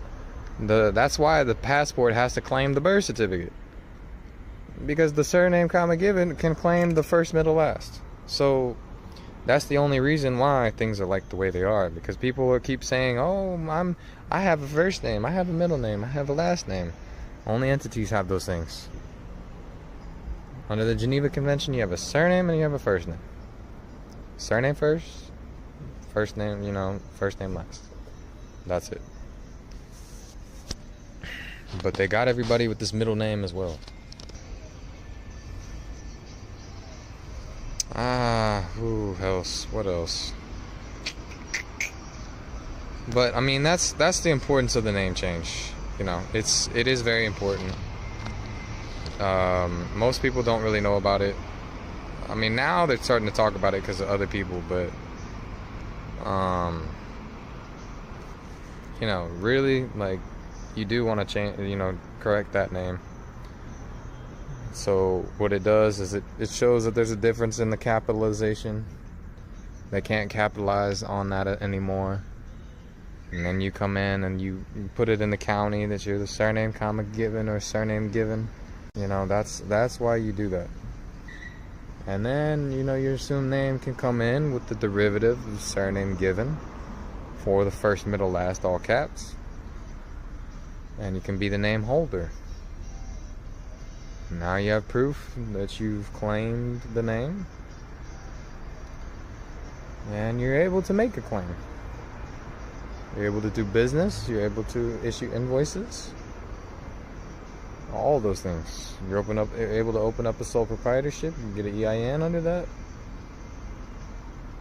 You can do it as under the social security number, sole proprietor. Surname, comma given. Doing business as first, middle, last. You know. So there's plenty of ways that, you know, you can do things. But it's properly showing that the name is a business. Because it is. It's never been anything but. That's what Romanization is. I wonder if they'll tell you. Let me see. Hold on. Where is it?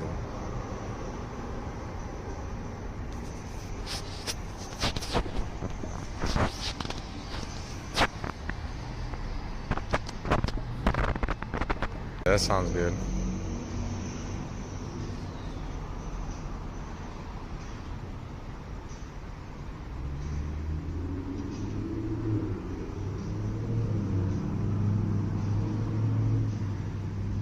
They're not telling the whole truth. That's crazy. Yeah, it is, but you know, like I said, that's dealing with importation, foreign judgment, domesticating a judgment, registering it as a foreign, you know, judgment, and enforcing it. You know, like I said, there's ways to do that. There's ways to do it, you know, via just public record and things like that. Like I said, the whole full faith and credit is just a whole way to enforce borders across the land and make everybody jump through another hurdle. Because who is the corporation to tell somebody, you know, living what is actually going on when people have the right to self-determination? So, you know, yeah, if you're going to enforce it like that, you know, that is technically the proper way, but the problem is they're not authenticating things in the time frames that they're supposed to. It's supposed to take 2 weeks. Now it takes like a year to authenticate things at the federal level. So that's why I don't really talk about it as much.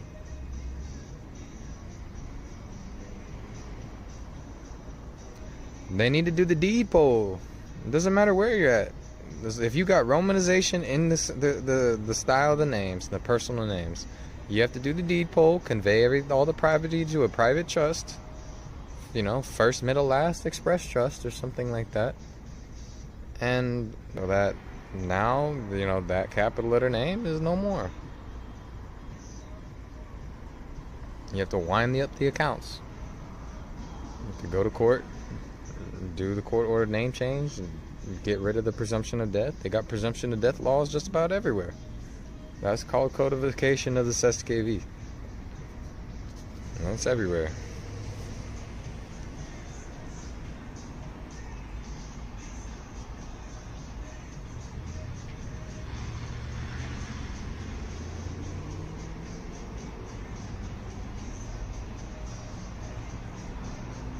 Ha! Now I know what they're saying. Romanization is a form of transliteration, meaning using the Roman Latin alphabet to represent the letters or characters of another alphabet. Exactly, it's porting one system to another. That's what it means. The process of using Roman to represent the characters of the letters of another alphabet. They're going from English to legalese. That's what Romanization is. Sheesh. They do say it. They straight up tell you. They tell you straight up. That's wild. But yeah, honestly, like, people need to just start getting their accounts together and start building up the prima facie evidence that you need for court, proving that the birth certificate's a death certificate, going and taking care of those accounts. That's how you properly do it. And that's what it is. The Roman is that, you know, the surname given, claiming the first, middle, last. Those are the mirror images of each other. That is the reversion that everybody's looking for. That's why everything the way it is. So make sure you claim the name before they do.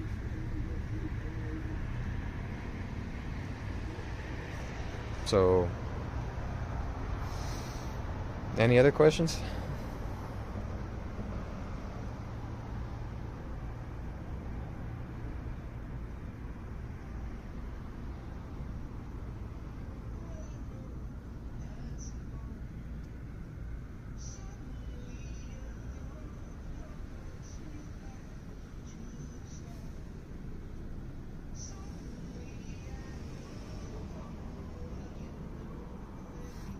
And it gets easier. Like I said, it gets way easier. But when you're learning and all that stuff, you got to make sure you get the right information from the right sources. Otherwise, you're just sitting there and trying things that don't work and thinking it's correct until you finally figure out it's not quite right. I've done that too many times to be able to just, yeah. Yeah, that's good, Silent Walk. Minnesota assumed name.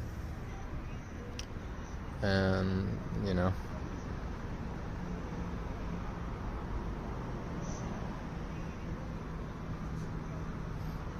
name change, presumption of death suit. That's how you claim it. If you do those things, you'll be well on your way. Like I said, I've done my best to distill it down to like 2 different actions. Anything more than that, you know, that's kind of depending on situational things. But, you know, if you got a marriage license, you might have to do 3. But, you know, to annul the marriage with the state. Even if you and your husband or wife stay together and you just want to get rid of the state, you still got to annul the marriage license. But what you do is you make private instruments, private trusts, private, marital agreements, and you have them witnessed and properly, held in trust. So, yeah.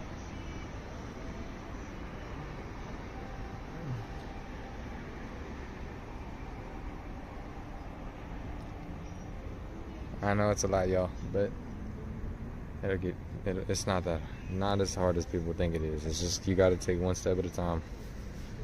Do what you can with what time you have.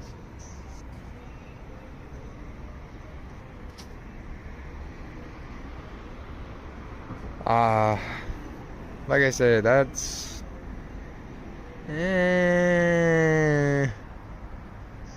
talked about it here and there. Presumption of death suit is like I said, taking everything that I've talked about, all the different laws, Treaty of Paris 1783, Hamilton versus Eaton 1796,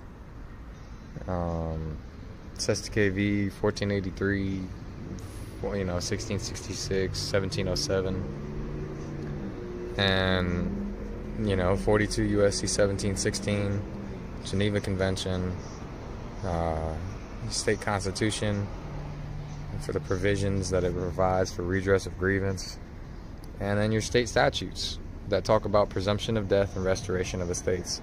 Some states don't have a restoration of estate code, and it follows the general process of probate.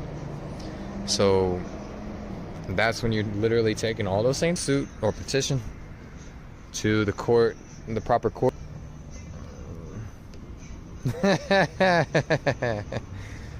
Yeah, somebody's name was on here earlier, so I gotta go back and I apologize. I have to edit it. I thought I put it on D&D, but I guess not. Hey, there's somebody that I don't even talk with all the time, so I don't even know why they were hitting me up. But that's beside the point. So I mean, that's what it is. You know, it's that's what the whole thing is. That's like the summation of all of it. Mind you, you need the name change to put the body corporate and the body, and with the body, the natural body, back together. So you have the right to self-determination, and that's not alienated. You need the trust involved, and you need to do the estate papers like Tammy did. You need to do the SKV papers, acknowledging the SKV Act of 1483 and 1666 and 1707. And then, you need all that because you've, sent notices out in 2848 and power of attorney and Form 56. Identity theft. And then you get all the other little things and little pieces of prima facie evidence, Claiming the trust bond? No, we want to liquidate. Silent walk. We're talking about settlement, closure, and termination of all the obligations, including all the debts. There's no point in spending debt like water. You're just going to put yourself in more bondage. So, yeah. Claiming the trust bond, that's just the authentication and throwing it in a trust. Liquidating that thing, you got to prove that it was a death certificate.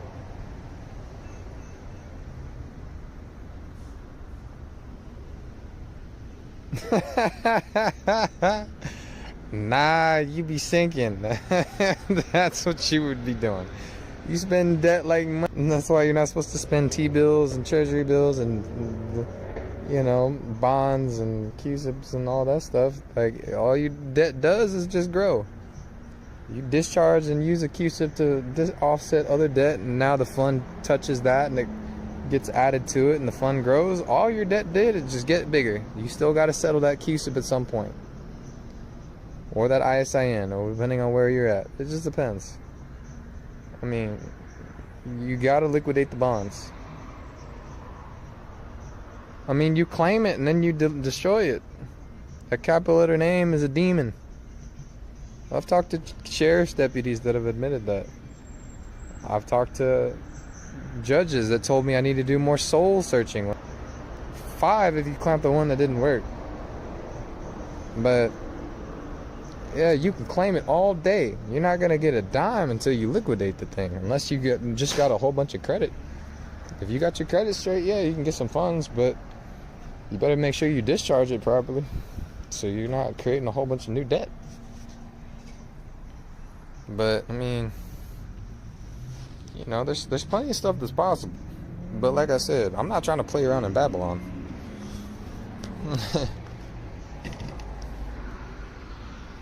Everybody, technically is considered a disaster relief victim under Proclamation 2040, 31 CFR 208, and all that type of stuff. Sounds good, Christine. I'll talk to you later. Soul versus soul searching. Yeah. Well, they're one and the same. They're one and...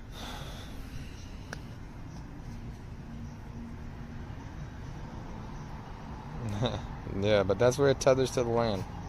The soul, the foot, to the soul within the body.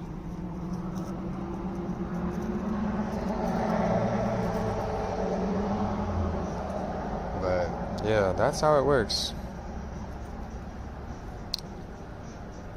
I'll probably go about another 20 minutes, 15, 20 minutes. I'll see how it goes. So, anybody have any other questions? Kind of. Technically not, but kind of. It's the word magic. When you invoke that same word, it invokes the other. But there is a reason why they call it the soul of the foot. And they say the souls of, the feet and all that. There's a reason why they say that. I mean, so, but yeah. Take care, Christine. Have a good one. So, but yeah, that's what it is, really. So,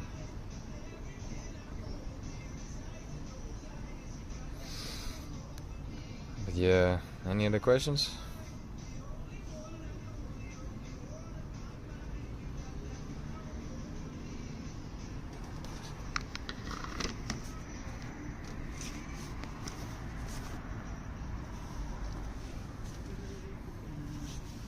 I know I kind of gave like pretty much a blueprint on what to do. Yeah, but yeah.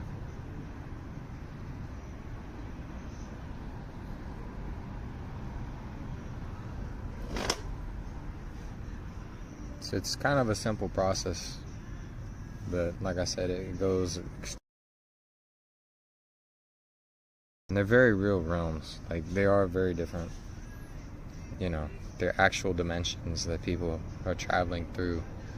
Like when you go to a courthouse, those are on ley lines, and they are demonic entities, and they are sucking the energy away from the souls. Be in there as little as possible. And I do everything I can to stay in good faith and in honor. So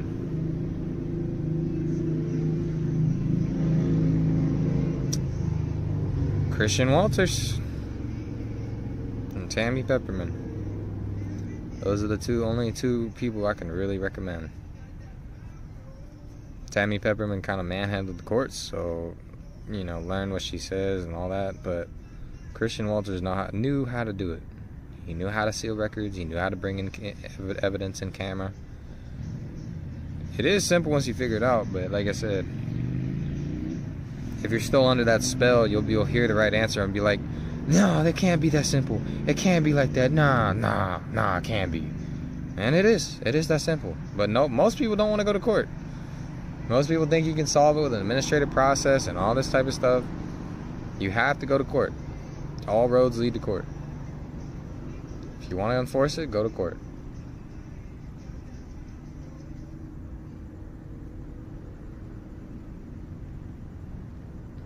And that's where everything changes.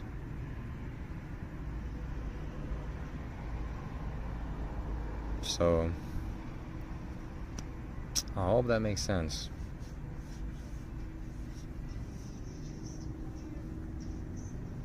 Because if it makes sense, it'll make sense.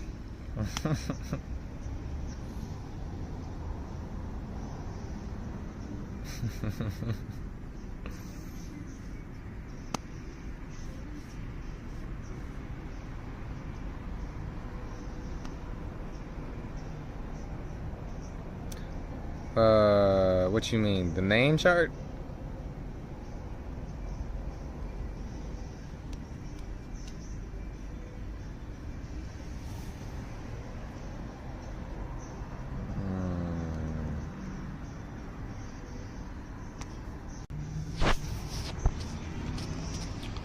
So, these are the true names.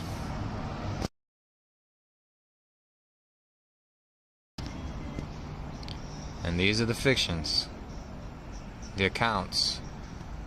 This is the mirror right here. That is the mirror. So that's what happens. So when you have that, and this is why it's called Romanization or personification.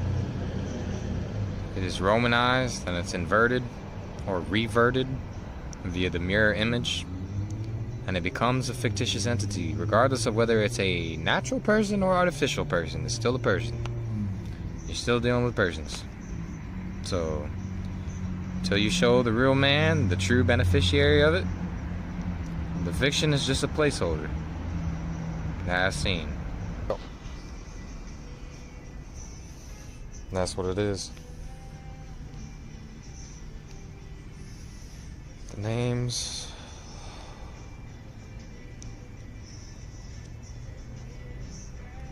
But yeah, the way they arranged it is not, it's just a lot. It's not necessarily complicated, it's just a lot. But you know, the problem is a lot of people are confused. So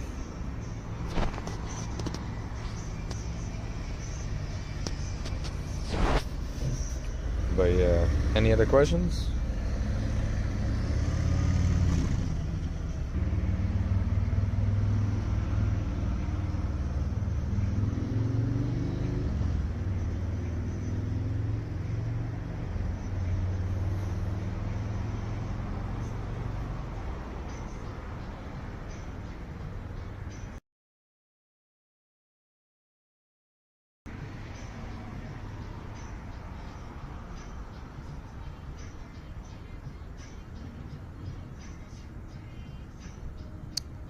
Now, not necessarily. The name change has to be filed in a county where there's residents. Meaning, the decedent never left the county of birth because that name resides in the hospital, technically. But if you don't have the hospital or you don't have that, then it becomes an issue, or it's not that type of account, generally, like with the name change, you can use that. But either that or the place that you actually live. Those are the two places that it can be done. Anything short of that, if you're going to run into a residence issue, and that's what they try to allege.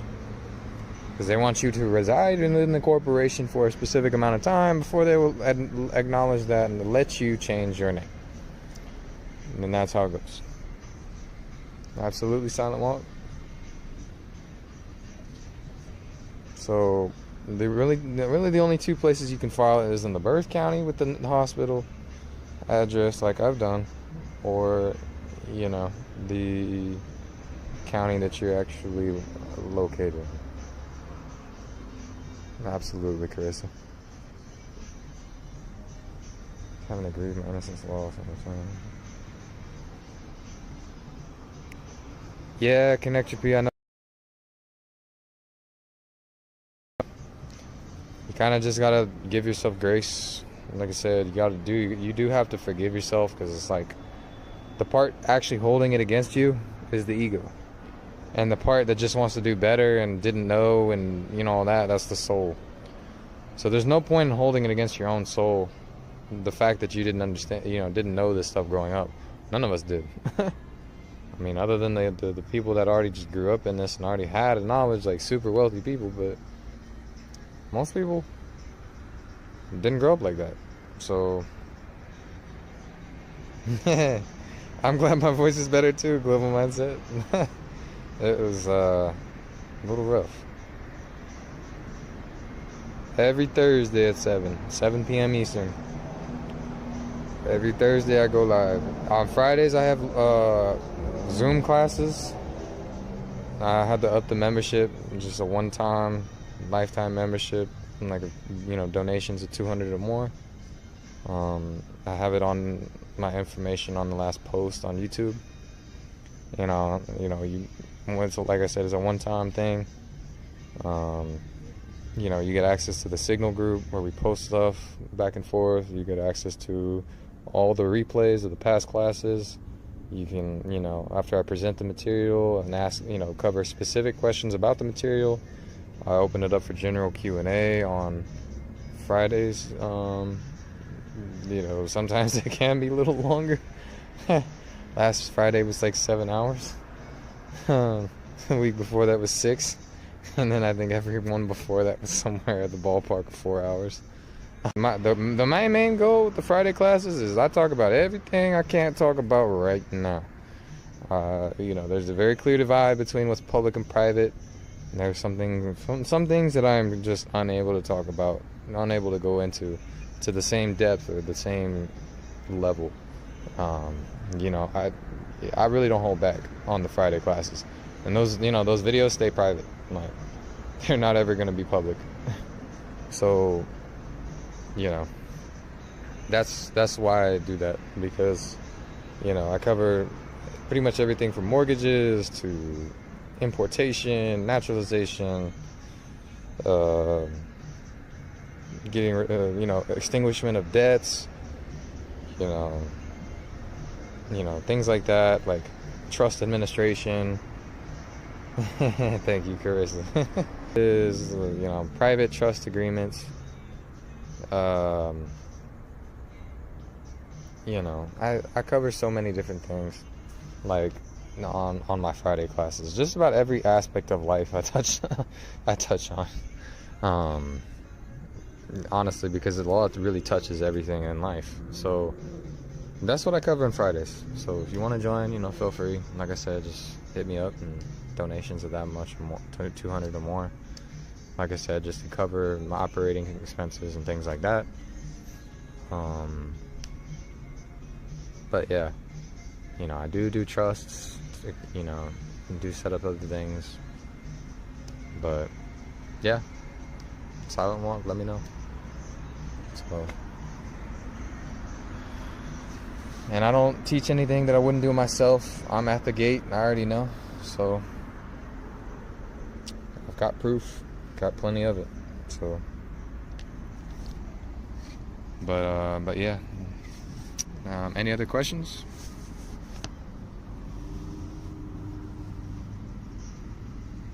Baggy roots run deep. Like I said, I care for my own safety, and I care for the safety of others. This is the only reason I don't talk about everything in the public.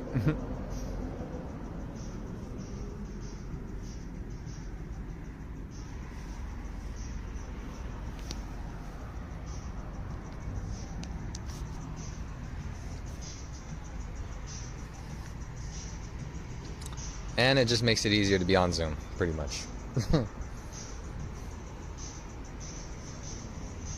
Like I said, eventually I'll take calls, but my technology setup right now is not quite conducive to the best operations right now. I'll get there.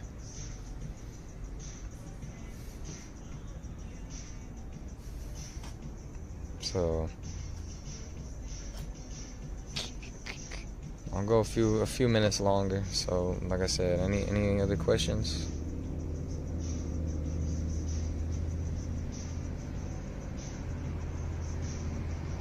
That's what's up, Carissa. I'm glad.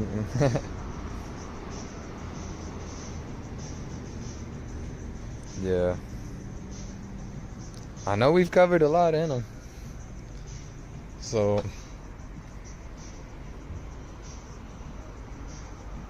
oh, of course it's going to change to a crypto economy. The only issue is they're going to put a whole bunch of restrictions on it. The digital dollar is the US dollar coin, USDC. They already got it out. They've had it out for years at this point. That's what people don't understand. So, nah, you don't go back to sleep. Nah, especially not with the path I've had. Oh, nah. I'm seeing a whole bunch of stuff. Like I said, I've seen the green numbers in the Matrix, the lines in the code in the Matrix. I've seen portals open up. I've seen Mandela effects. I've seen all kinds of stuff. I've seen the back rooms, briefly touching that. I've seen all kinds of stuff. Typo when? What you mean? What you mean, Silent Walk?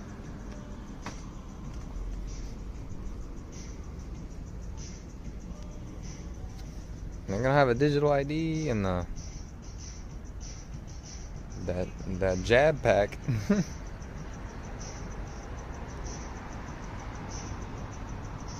They're gonna make sure that people have that jab.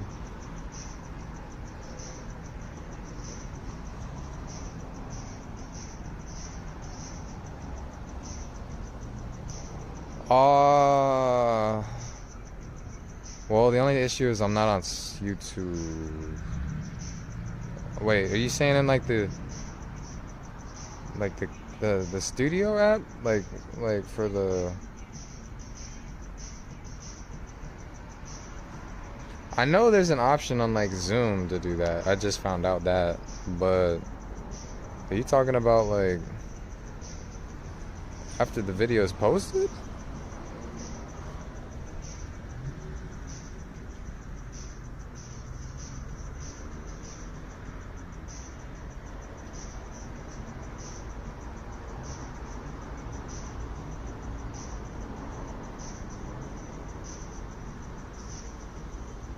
I know I'll start doing that for like the Friday classes, although the Thursday ones I don't know how I do that.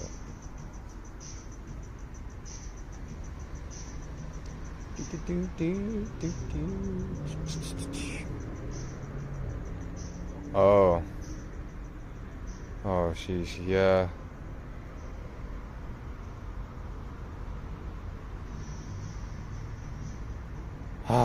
The only thing is, like, I don't really...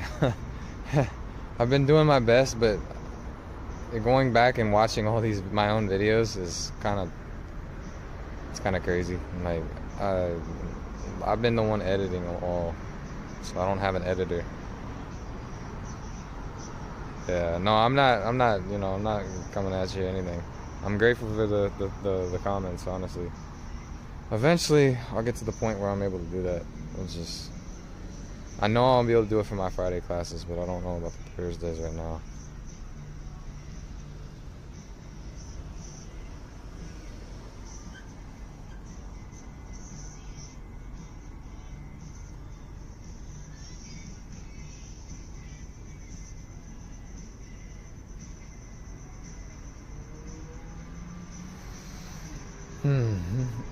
Yeah. But yeah, any other questions?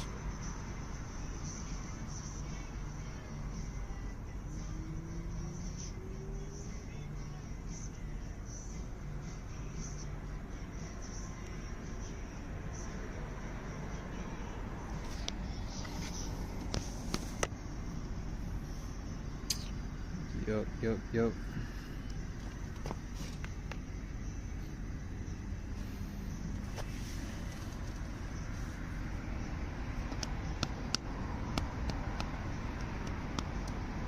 Because everything is done through self-governance, like trust administration, estate management, estate planning, equity management. It's all through private trusts, private trust management, administration, and proper self-governance. That's how you do it.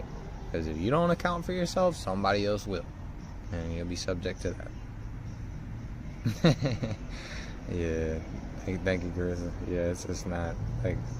I've been stretched, like I said, I tried to post the Friday video like 3 days in a row, and twice I spent like 3 hours, like 2 different days where it just wouldn't export. I was like, man, repent from it, shoot. That baptism certificate is an evidence of unlawful conversion. If the Most High is the grantor and the creator of everything, that baptismal certificate is an evidence of, you know, inequitable conversion. Even if you could benefit from it, why would you? The best thing to do is nullify it and terminate it via the public record and rescission of signature or rescission of consent, the withdrawal of consent. To nullify it and destroy it, nunc pro tunc, ab initio. Nunc pro tunc means now for then, and ab initio means from the beginning.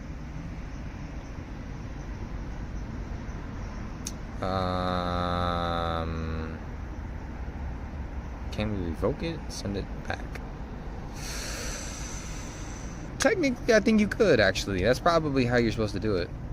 I'd make sure to retain copies of your records. But generally speaking, that's probably how you do it. Because the state, you know, the church is a 501c3 nonprofit. And they're the issuer of the instrument. So, generally speaking, as long as the church or the organization that issued it is still in business, yeah, I think you would send it back to the place you got it from, with a rescission or revocation of, signature or consent, and then withdrawal of consent from the actual instrument. That's what you would do. I mean, it's the same process with like a marriage license or something like that. But yeah, generally, yeah. You have to state your position. You have to rescind or withdraw the consent, you know, via the act of the baptism, and then in writing, you have to make sure it's certified return receipt. You have to send it to the proper parties. So that might be 2 different places. Probably the church you received it at, and probably the Vatican, you know, the Pope or the bishop. Probably the bishop. with a revocation and rescission. Yeah, most likely with the baptismal certificate, it's going to be something like the Archbishop of Canterbury, because of the dealings with the bishopric and the Archbishop. But like I said, you got to make sure that document is pretty solid. Hey, thanks. Hey, thank you, Josh. I'm grateful. Like I said, I've done a lot. I couldn't speak of where the baptismal certificate was for me, and I don't even subscribe to that anymore. Like, I've since long revoked everything in Christianity under declaration of penalty of perjury on the public record. So, yeah, I'm not even really pressed about it. Like, it's kind of like a one-time issue, and they might have the original issues, because I do think they do securitize them as well. And they do send like one of the copies to the Vatican, but yeah, you know, if you still got it, then like I said, do the rescission or, you know, withdraw. It'll be withdrawal, you know, withdrawal consent, because like I said, it wasn't necessarily like a, well, I mean, there might have been an application, but I don't know. I was young, so. But yeah, generally speaking, you know, you have to, it's about deposits and withdrawals. And there's certain withdrawals that you can do from programs based on spiritual beliefs, moral considerations, etc. Rescission can happen for a number of reasons, but most of the time it's due to fraud from lack of full disclosure. So I hope that helps with the baptismal certificate. But generally it's just kind of like a marriage license, because you're married to the state. Because the church is a state-run organization. So, any other questions?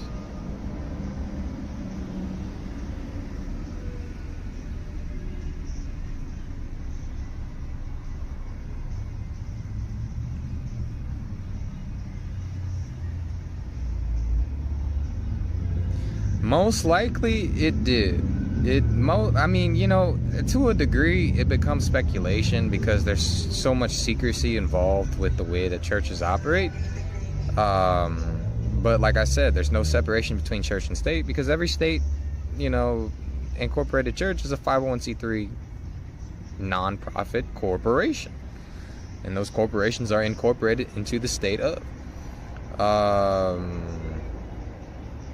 Have I touched on general and special deposits, Carissa? I don't know. I might not have gone into it like as much as I could have. I've touched on it briefly here and there, but like I don't know if I've gone into it like all the way. That's probably what I can go over tomorrow. Honestly, I wasn't actually sure what I was going to cover tomorrow, and I think that would actually help everyone on the Friday classes, the Private Equity Weekly Workshop. Yeah, I can cover that tomorrow, Carissa. That'll do everybody a lot of good. So general versus special deposits. Deposits and withdrawals, trust banking, etc. That'll be good. But yeah, Josh, that's just what I would think. So, you know, my thinking is, I mean, they usually always have an original, because they're all subjugated to the Catholic Church in the Vatican somewhere.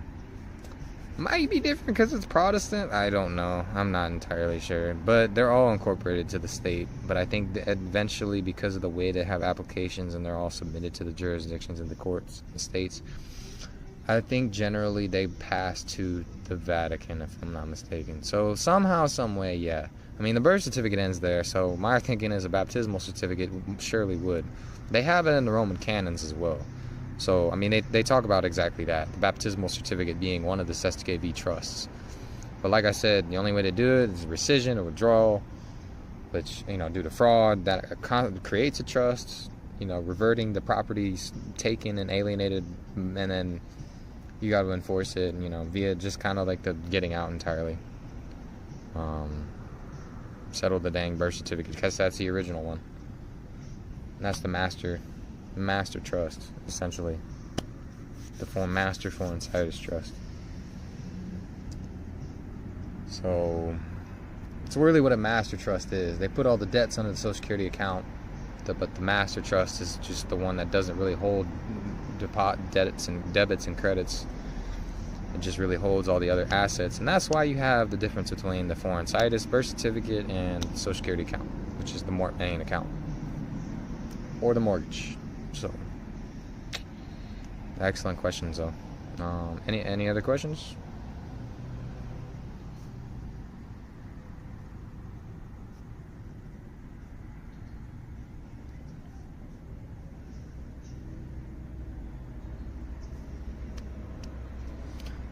Do.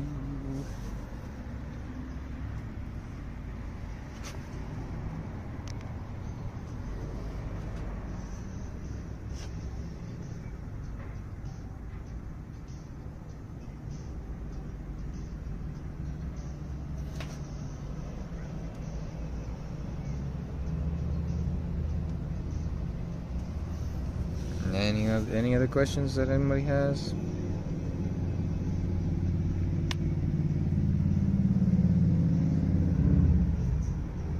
I'll take a couple more last questions if anybody has them. If not, I'll be wrapping it up.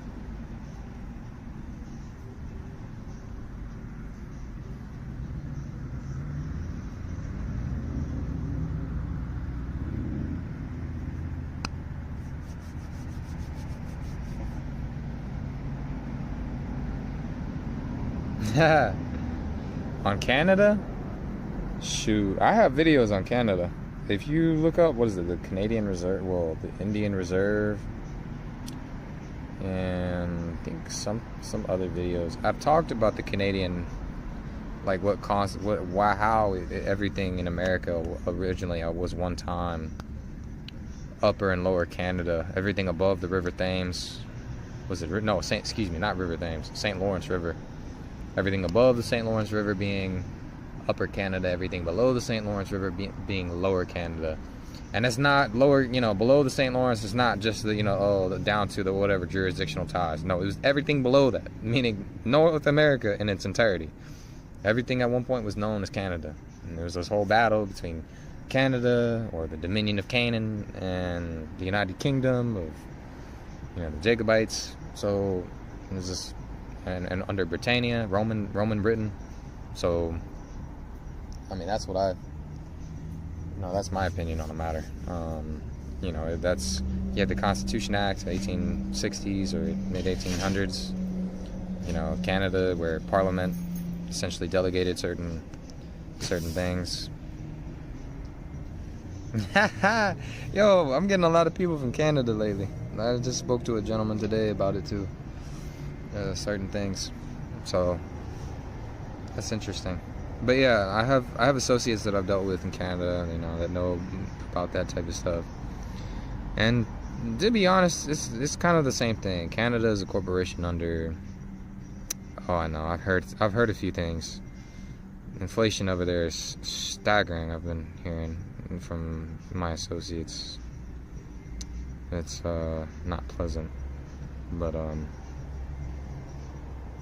yeah, I think they were saying like a house over there was like just a normal subdivision house. It's almost like $1 million or something like that. $750,000 to $1 million in Canadian, I think. So, yeah. It's, 8:30. 8:30? Yeah. So, yeah. It's yeah.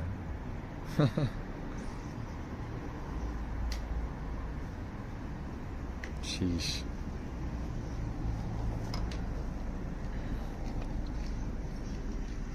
But generally speaking, Canada is a corporation run through America. Canadian securities run through the Securities and Exchange Commission here in the States. There's also supposed to be an entire, I've heard, there's an entire floor in one of these government offices in New York that houses the entire Canadian government that actually runs Canada. So it is actually under the United States, the Canadian corporation. Because you have a whole bunch of corporations overlaying the land. It's essentially what you got. So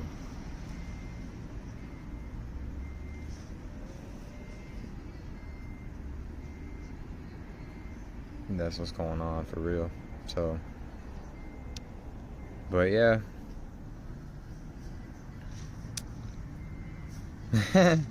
I know, global mindset, it gets wild. The UN is like, you know, dealing with a lot.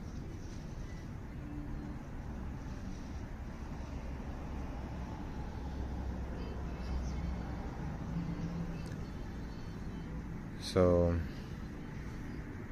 even the UPU, the Universal Postal Union, is an agency of the United Nations.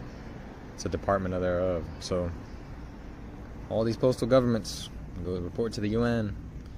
And then under the UN, the Vatican has control via motu proprio on jurisdiction in criminal matters. The letter issued motu proprio on jurisdiction in criminal matters. That is the letter. By Pope Francis.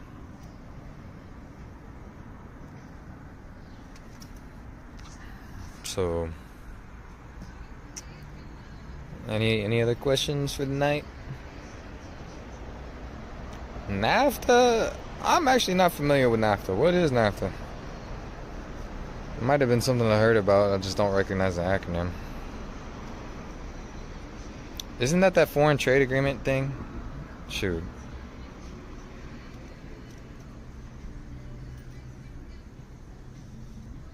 Was it the National Alliance of Foreign Trade Association or something like that? Free trade. Oh, okay. I'm not as familiar with that, just to be honest with you. But I'm more familiar with like the maxims on antitrust maxims.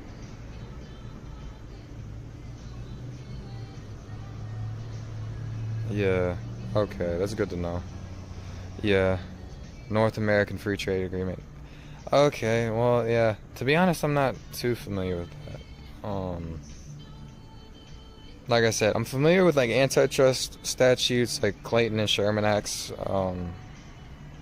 I'm familiar with like antitrust maxims, which basically states that commerce, you know, ought to be free for all and not monopolized by any. Tariff free. Oh wow. Oh, that's interesting. That's interesting. I didn't know that. Does that apply to options and stock options and futures? I wonder. It'd be interesting if they were. Nothing really there. Oh, okay. I mean, I've heard about it. I just never like looked into it. Everything I was dealing with is trust law and maxims of equity, maxims of law for the most part. You know, equitable processes. Circa 1994. Oh, okay. Dang, it goes back that far, huh?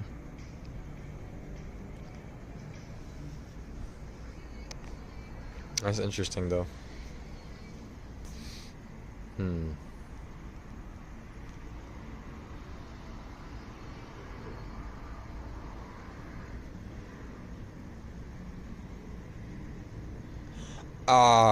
It's just essentially like almost like a doctrine of comity for commercial applications. Okay, that's why I haven't talked to them. Because it was jurisdictional. That makes sense. Okay. Alright, so that's protecting like more the Hague Convention type countries. Alright, that makes sense. Alright. More about stopping free trade than than actually protecting it. Protecting the free trade of the member organizations and hindering anyone that's not a member. That makes sense.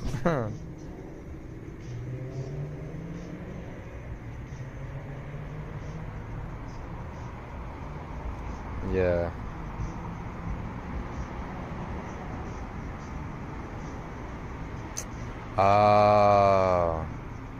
So that's dealing with okay. Agape love, huh? Yeah, it's money games now. It really is. It straight up is. Okay, so I wanted to make sure that, you know. All right, that's why I haven't studied that. Yeah, that's dealing with modern trade then. This is just modern rates under the Hague. That makes sense. All right. North American Free Trade Everything imported from Canada or Mexico. And that's just that's all, all these different trade agreements and all this stuff is all because of 1971 with Nixon's suspension. Man, I'm grateful for all of y'all because, like I said, I barely knew the acronym. I knew it had something to do with trade, but that was it. Okay, that's good. That's good.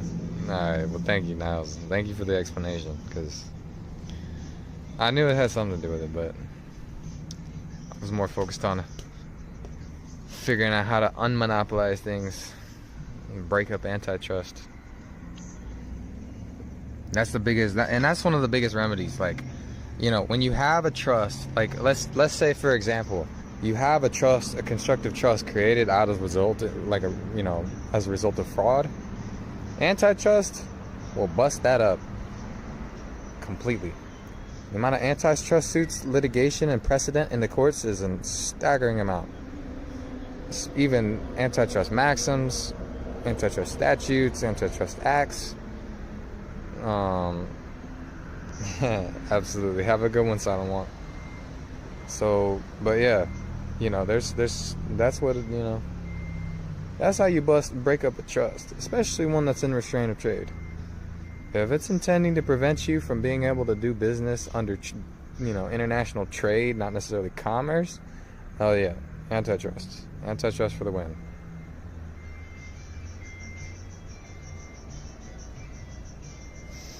So, any other questions or anything else before we wrap it up?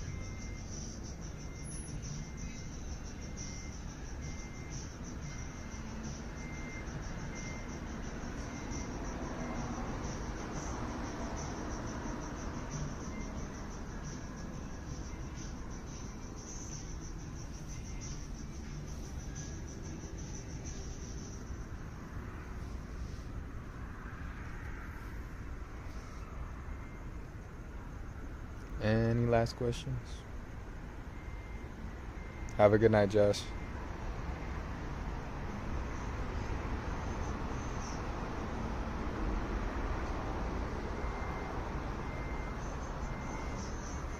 Thank you, Chris. Thank y'all for joining in. So, like I said, tomorrow I'll have the class at 7 p.m. Eastern. I'll shoot out a message and signal. Like Carissa mentioned, I'll be going over general versus special deposits, withdrawing deposits, special deposits, trust deposits, things like that. This is when I'll probably be going over more trust banking, why you're even rescinding contracts, what the purpose is, how to affect it, and things like that.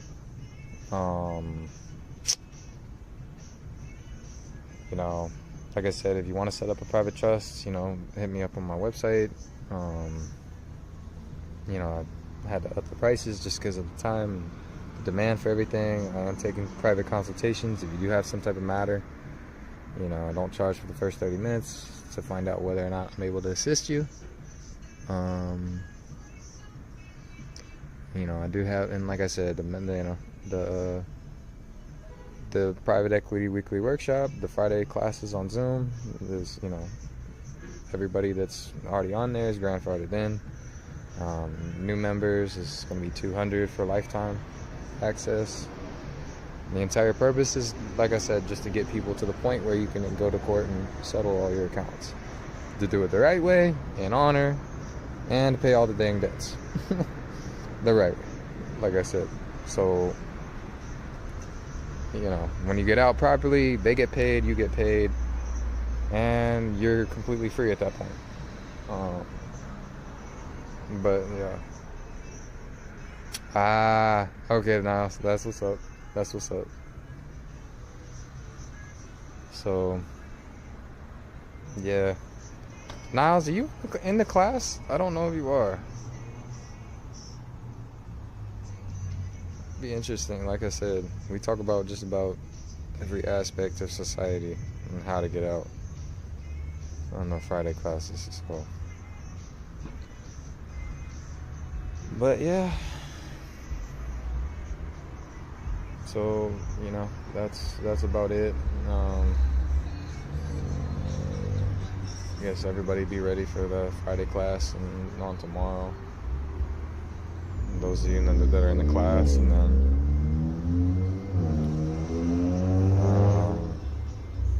yeah, that's what we'll be going over for the most part. So let me know. Yeah, like I said, I do, you know, have one-on-one consultations available, and other than that, I'm thankful roots run deep. So, all right then. So, I'm grateful for everyone that tuned in. Thanks y'all for, you know, staying on, taking the time out of your day to, you know, study and, you know, keep on going on the path. Like I said, you know, do your own due diligence, and then everybody in the class, I'll see you tomorrow. And yeah, so we'll all be doing this live every Thursday at 7 p.m. The Friday classes are 7 p.m. Fridays. Yeah, so other than that, this is B with 2B Fruitful Training Group, and I'll see you in the next one. Good night, y'all. Good night.